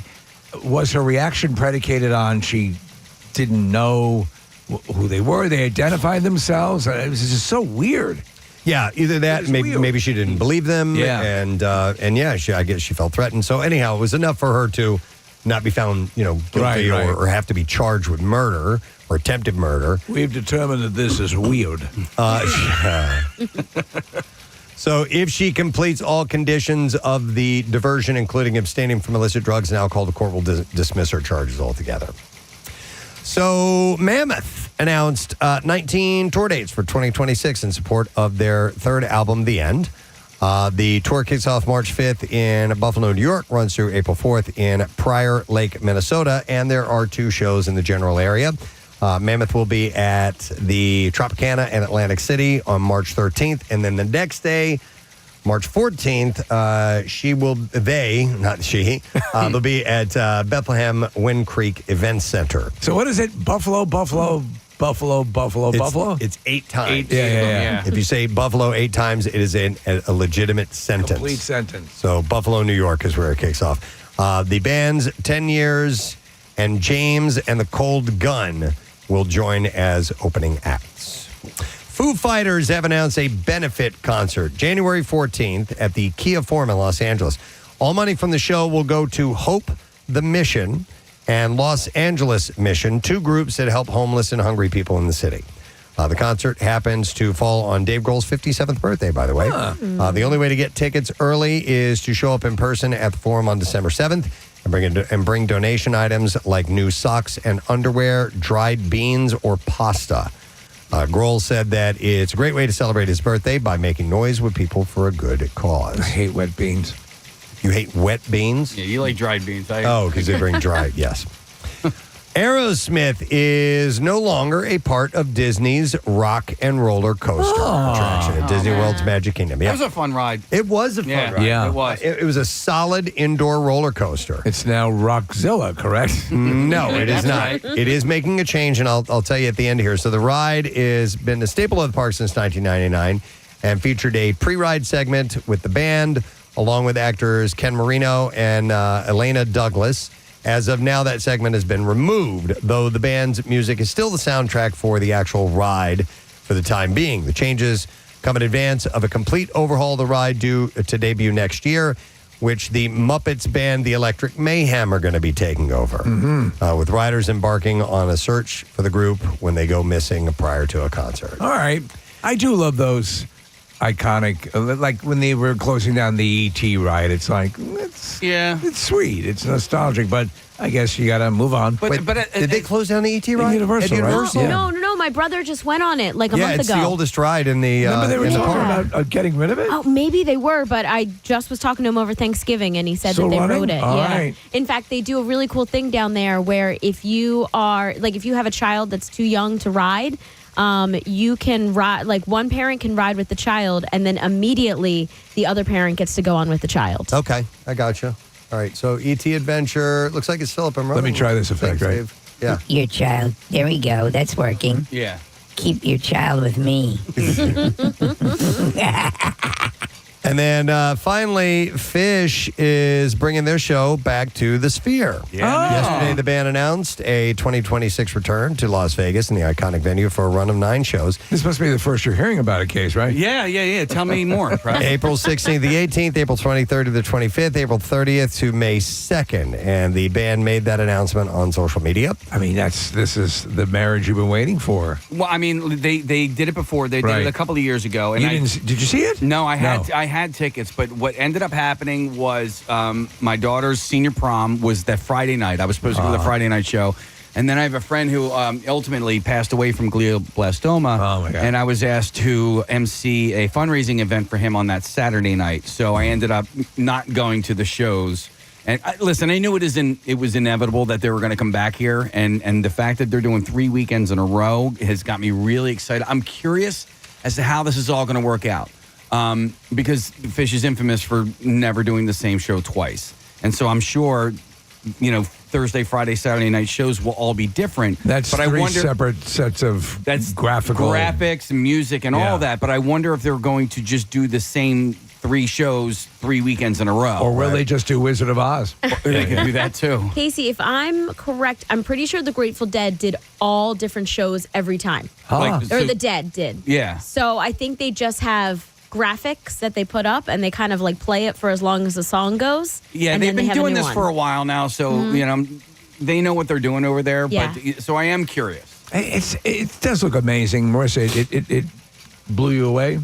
Unbelievable. Yeah, I mean, yeah. remember the feeling of going into the IMAX at the Franklin? Right. Like when To that first fly? came? Yeah. And they had that cool thing. Like that's what I walked into, but it was just that times 100. Yeah. It was so unbelievable. And the seats shake and they pump smells in during the movie when you're showing it. It was really special. I would love to see. I think for me, the dream would be to see in the Sphere Rita Rudner. Oh my I God! think. Yes, yeah. Right, Preston? That Of makes the course. most sense. She's one of the great female stand-up comedians. So tickets go on sale to the general public Friday, December 12th at 12 p.m. Eastern Time. And you can visit the band's website for tickets and more information. Wow. There you go. It's music news for you this morning. We're going to take a break, come back in a second, wrap it up. Matt Cord will be in with us to get the letter of the day for the word of the week. So hang out for a second. Have kids, but when people come in with like small kids into places like that, like in New Hope, Oh, yeah. I'm like, My words before I go in are don't touch anything. Yeah. No, and I get nervous around stuff like that. If there's shelves with like hundreds of plates or just fragile things. Yeah. Like I purposely bring my arms in closer to my body as I walk along. Likewise. I try to shrink myself up as much as possible because I know I'm just going to knock something over. help, please? Yeah. Because you're terrible. Because you could walk. If you were to go, the way you normally go through, you knock over one thing, you're looking at $300 or $400. You know. I see Jace's eyes though, like I watch him and he's like, "Oh, mom," and what's this? And like he wants to touch it, So that's his way of being like, "Oh, what? I was just asking what it was. I wanted to see what it was. Put it Don't touch it. down. Don't touch it. Kill you. It's $10,000." So I definitely want to hear the you broke it, you bought it stories, 215-263-WMMR, whether it was you or your kid or whatever, because we've all had that happen. So I don't know if she ever had to buy it. She might actually be listening right now. But I had a friend who was at a store, and there was in the middle of the store was a nail polish set up. And I think she tripped and fell, and she fell into the nail polish, and all of the nail polish shattered on the floor, broke. Wait, she pretended like she was passed out because she didn't want to get up. Shut up. She pretended like she was like knocked out. Oh, that's great. And so when they got her up, that's she was great. like, "Oh my God." I'm pretending I passed out. Yeah. She said it's the whole store smelled like nail polish. She didn't know what to do, and so like her friends like escorted her out, and she pretended like she was like super hurt. Meanwhile, they got into the car and they were like hysterical laughing. Did she just say things like, "I hope the baby survives"? Oh my God. What I was going to ask, and I've never done this myself, is if you've ever broken something and then try to like hide it on a shelf, underneath other things or shove it way in the back. Oh, right. But that's a much better story. Yep. You Oh, my pretend you're God. just pretend. That's good advice, though. If you break something, pretend you passed out. By the way, a side subject from this, but whenever you see a movie or a TV show and somebody's walking through the store and there's an elaborate display of some kind of a pyramided... You know what's going to happen. You know what's happening, right? It's like the guys in the movies who have large panes of glass that they're walking across the street with those suction things. You know it's going to happen. All right, let me get some calls here. I'm going to go with Kyle. Hey, Kyle, good morning. Hey, Mom, turn the radio down. What's up, Kyle? Hey, what's going on? So what if a guy threw a shoe at me? Good morning, guys. When I was a little kid, the local grocery store had like this big, huge display of tomato sauce. They had this like huge family-sized jar. And like any other kid, I'd get lost in the grocery store and wander around. And it was back in the day when your parents didn't care. They kind of hoped that one or two of you wandered off. Right. And I knocked over this. It had to have been gallons of pasta sauce into the aisle of the grocery store. Man. And these are glass containers? Oh, yeah. And I'm 5, so I think I could just brush it aside and clean it up. Nobody will know. So I come back to find my mom holding broken pieces of glass with pasta sauce all over my hands. Oh, man. Oh. She must have thought you were bleeding out. That's what she thought. She said, "Oh my God, what's blood? What's pasta sauce?" Like it was horrifying. Hey, Kyle, did they make your folks pay for it, or was there any sort of did they kick your ass out of the store? What happened? I think they looked at our family funny after that because they knew we were the pasta people. But I'm not sure if they made her pay for it. But if they did, it was probably a couple $100 worth of stuff. So that would be something where they made this, like, Kathy, you talk about having insurance. And I think you're right. For the most part, insurance will cover a lot of this stuff. But also, what if it's something that, that the store is made, or it's a one of a kind, or, a display? All right, I do have this story. It's a little bit off topic, but it does involve breaking something, and I had already paid for it. And this is me as a full-grown adult. I had gone to a liquor store, and I had bought a bottle of gin, okay? Yeah. And I was, why did I go back?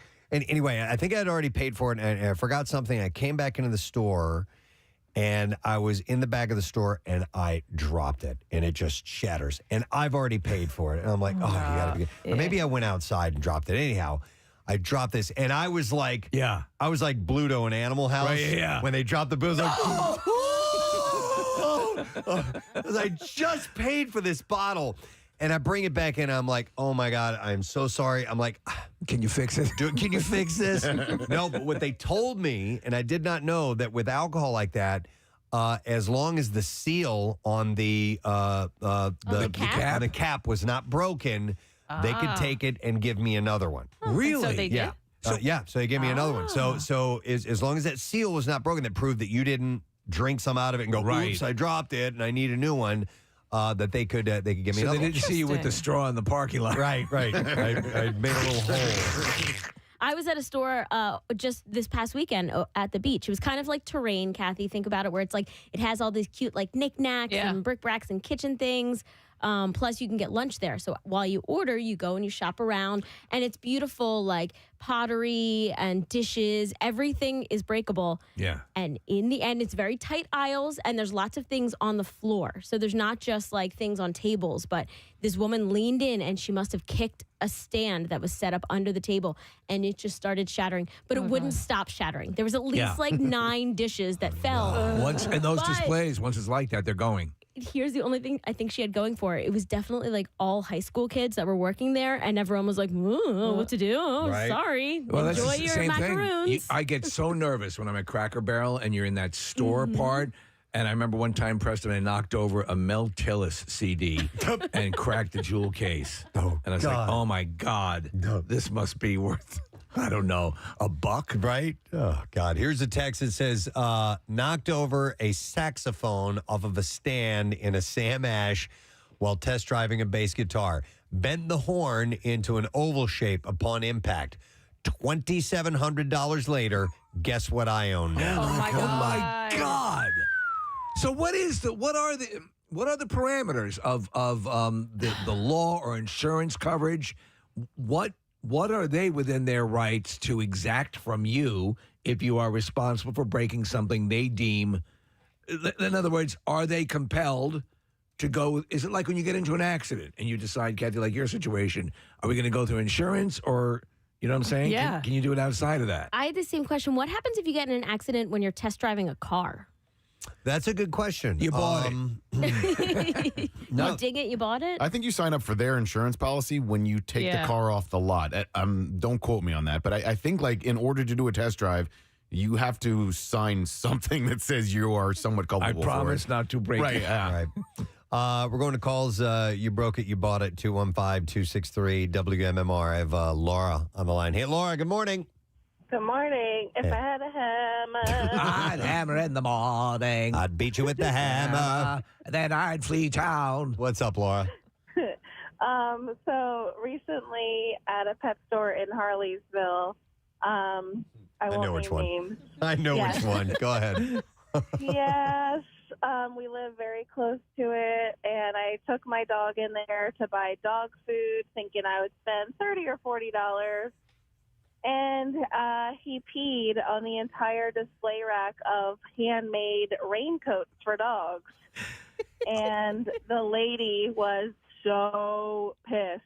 Now, mind you, if it was like a bigger box store like PetSmart or something, like they probably would have been like, oh, you know, they have Right. cleanup stations, have a great day.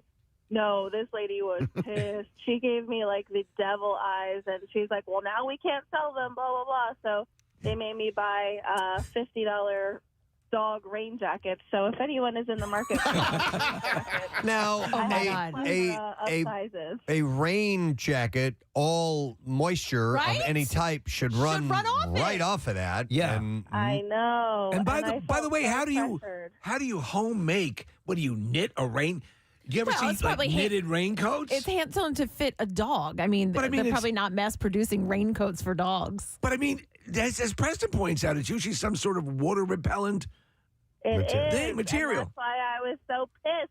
Because I was like, just wipe it off. Just Clorox wipe the damn thing. How many did But you have to no. buy, Laura? 3. So you spent $150 on raincoats. And also, you're bringing an animal into a store, and they know that from time to time, They're an gonna animal pee. might do something like that. You, as a human being, have very little control over that. That's why Petco has the Fabergé eggs up on a higher shelf. Right. Exactly. Yeah, that So sucks, Laura. They have since moved that display rack, by the way. I Yeah. have been in there since. I thought I would never show my face there again, but I have. You have to. And they moved the display rack to a more higher up, which they should have been in the first. In the first place, yes, absolutely. All right, thank Enjoy you, the Laura. raincoats. Yeah, yeah. Hope for rain. Anyone's in the market for raincoats. Get to use them. Let's go to Keith next. Hey, Keith, good morning. Hey, what's up? Yeah, Bob, what's going on? So it was like 1999 when those Dell computers came out that were all different colors. Yes. So, all right. And they were probably like $1,000 when they came out, right? Maybe. Yeah. I put that about that price. Yeah, I think you're on the right path. So we ride our bikes up to the Best Buy, look at video games, not even really looking at them. And they're all on these shelves. My buddy is a moron and goes, wait, does the shelf pull out? So he tries to pull it out, and all these computers fall behind like 2 shelves and smash. Foo Fighters on MMR. It's everything that rocks, Preston and Steve show. It is time to wrap things up. Asking for a Friend. That was the name of the song. I couldn't remember. It's terrible. Thinking about other things while I'm over here, how we're going to end this program. But today has been a lot of fun. And I would like to thank our friends from Fox Good Day doing a little check-in with Mike and Alex. And then we had Kevin Griffin of Better Than Ezra on. Yeah. And he was excellent. What a great conversation. He's always been great. Yep, super fun guy. And he and the gang are performing on Friday night, Rivers Casino. So it's Ezra Ray Hart. And you have Mark McGrath from Sugar Ray and Emmett Hart from Tonic. And they are they're going to be playing each other's music. And they're also going to be playing some Christmas songs and stuff like that. And apparently there's a lot of, obviously we got a taste of it, funny banter between the principals. Yeah, absolutely. And did I say that right? Yeah, Emerson Hart. Yeah, not I You said Emmett. Emmett Hart. Emmett Otter's Jug Band will be there as well. Oh my God, I would go. And thank you to Red Robin for bringing by the goodies. Yeah. Some yummies this morning. We appreciate those guys stopping in here and cooking it early for us. And if you need to order anything from them, you can check out redrobinpa.com. But you can cater through December 31st. You can get 15% off during that time, and you can make your holiday party some extra yum. Yes. Matt Cord is indeed here. Hello, sir. Good morning. Did you grab you a burger yet? I did not. Okay. I'm looking at it. Yeah. It's funny. When you guys did that whole segment on fasting, my wife, Pollyanna, is in day number 2 of a 72-hour fast. Why? And she's like, well, you're on dinner, you're on your own tonight for dinner. Yeah. And that means go to a place that she hates, that I can go. Like, exactly. So I go to like Barnaby's, I can go to Miller's. Like she hates all those chains. Yeah. I'm like excited. So does she do the bone broth and all that stuff, or is it just she's hardcore. Hardcore. I mean, she's hardcore. I met her like on a 65-mile bike ride. Yeah. That's how we met. Yeah. Wow. I knew right away. This girl's like, she's into what she's gonna do something. She's gonna do it right. Yeah. You going to do the 72-hour fast? Hell no. I know. Thank you. No. Yeah. Because we got I couldn't do it with work. I don't think it. You're wearing a Federal Donuts jersey. That's right. Yeah. I think I could do it if I was off for like 3 days in some remote location and like no distraction. Right. I told you you'd have to pay me. You'd have to pay me handsomely. That too. You know? And you couldn't watch TV because every time you watch TV, there's a food commercial Something on. good to eat? Yeah. Yeah, I know what you mean. But God bless her. All right, well. And by the way, Kevin Griffin's Dave Matthews was great. That was great, wasn't it? Yeah. He was I awesome. wonder what Dave thinks. He's got to love it. Yeah. I think Dave's got a great sense of humor. All right, Chief, we need a letter. You ready? Yes. All right, here we go. Preston and Steve on 93.3 WMMR. Now, the Daily Letter. And the Preston and Steve show is brought to you today by The Letter. W, as in Waterboys. All right, and we now have 3 letters. 2 more to go. We got a 4-pack of tickets for the show we just talked about a moment ago, and a signed guitar as well for the Never Ending 90s presents Ezra Ray Hart, and that's on Friday, December 5th. Event Center, Rivers Casino. Kevin Griffin of Better Than Ezra, Mark McGrath, Sugar Ray, and Emerson Hart of Tonic, and they're together on stage. And they're going to do not only their hits, but the Christmas riffs as well. You got to be 21 or older to attend. Tickets available at riverscasino.com/Philadelphia.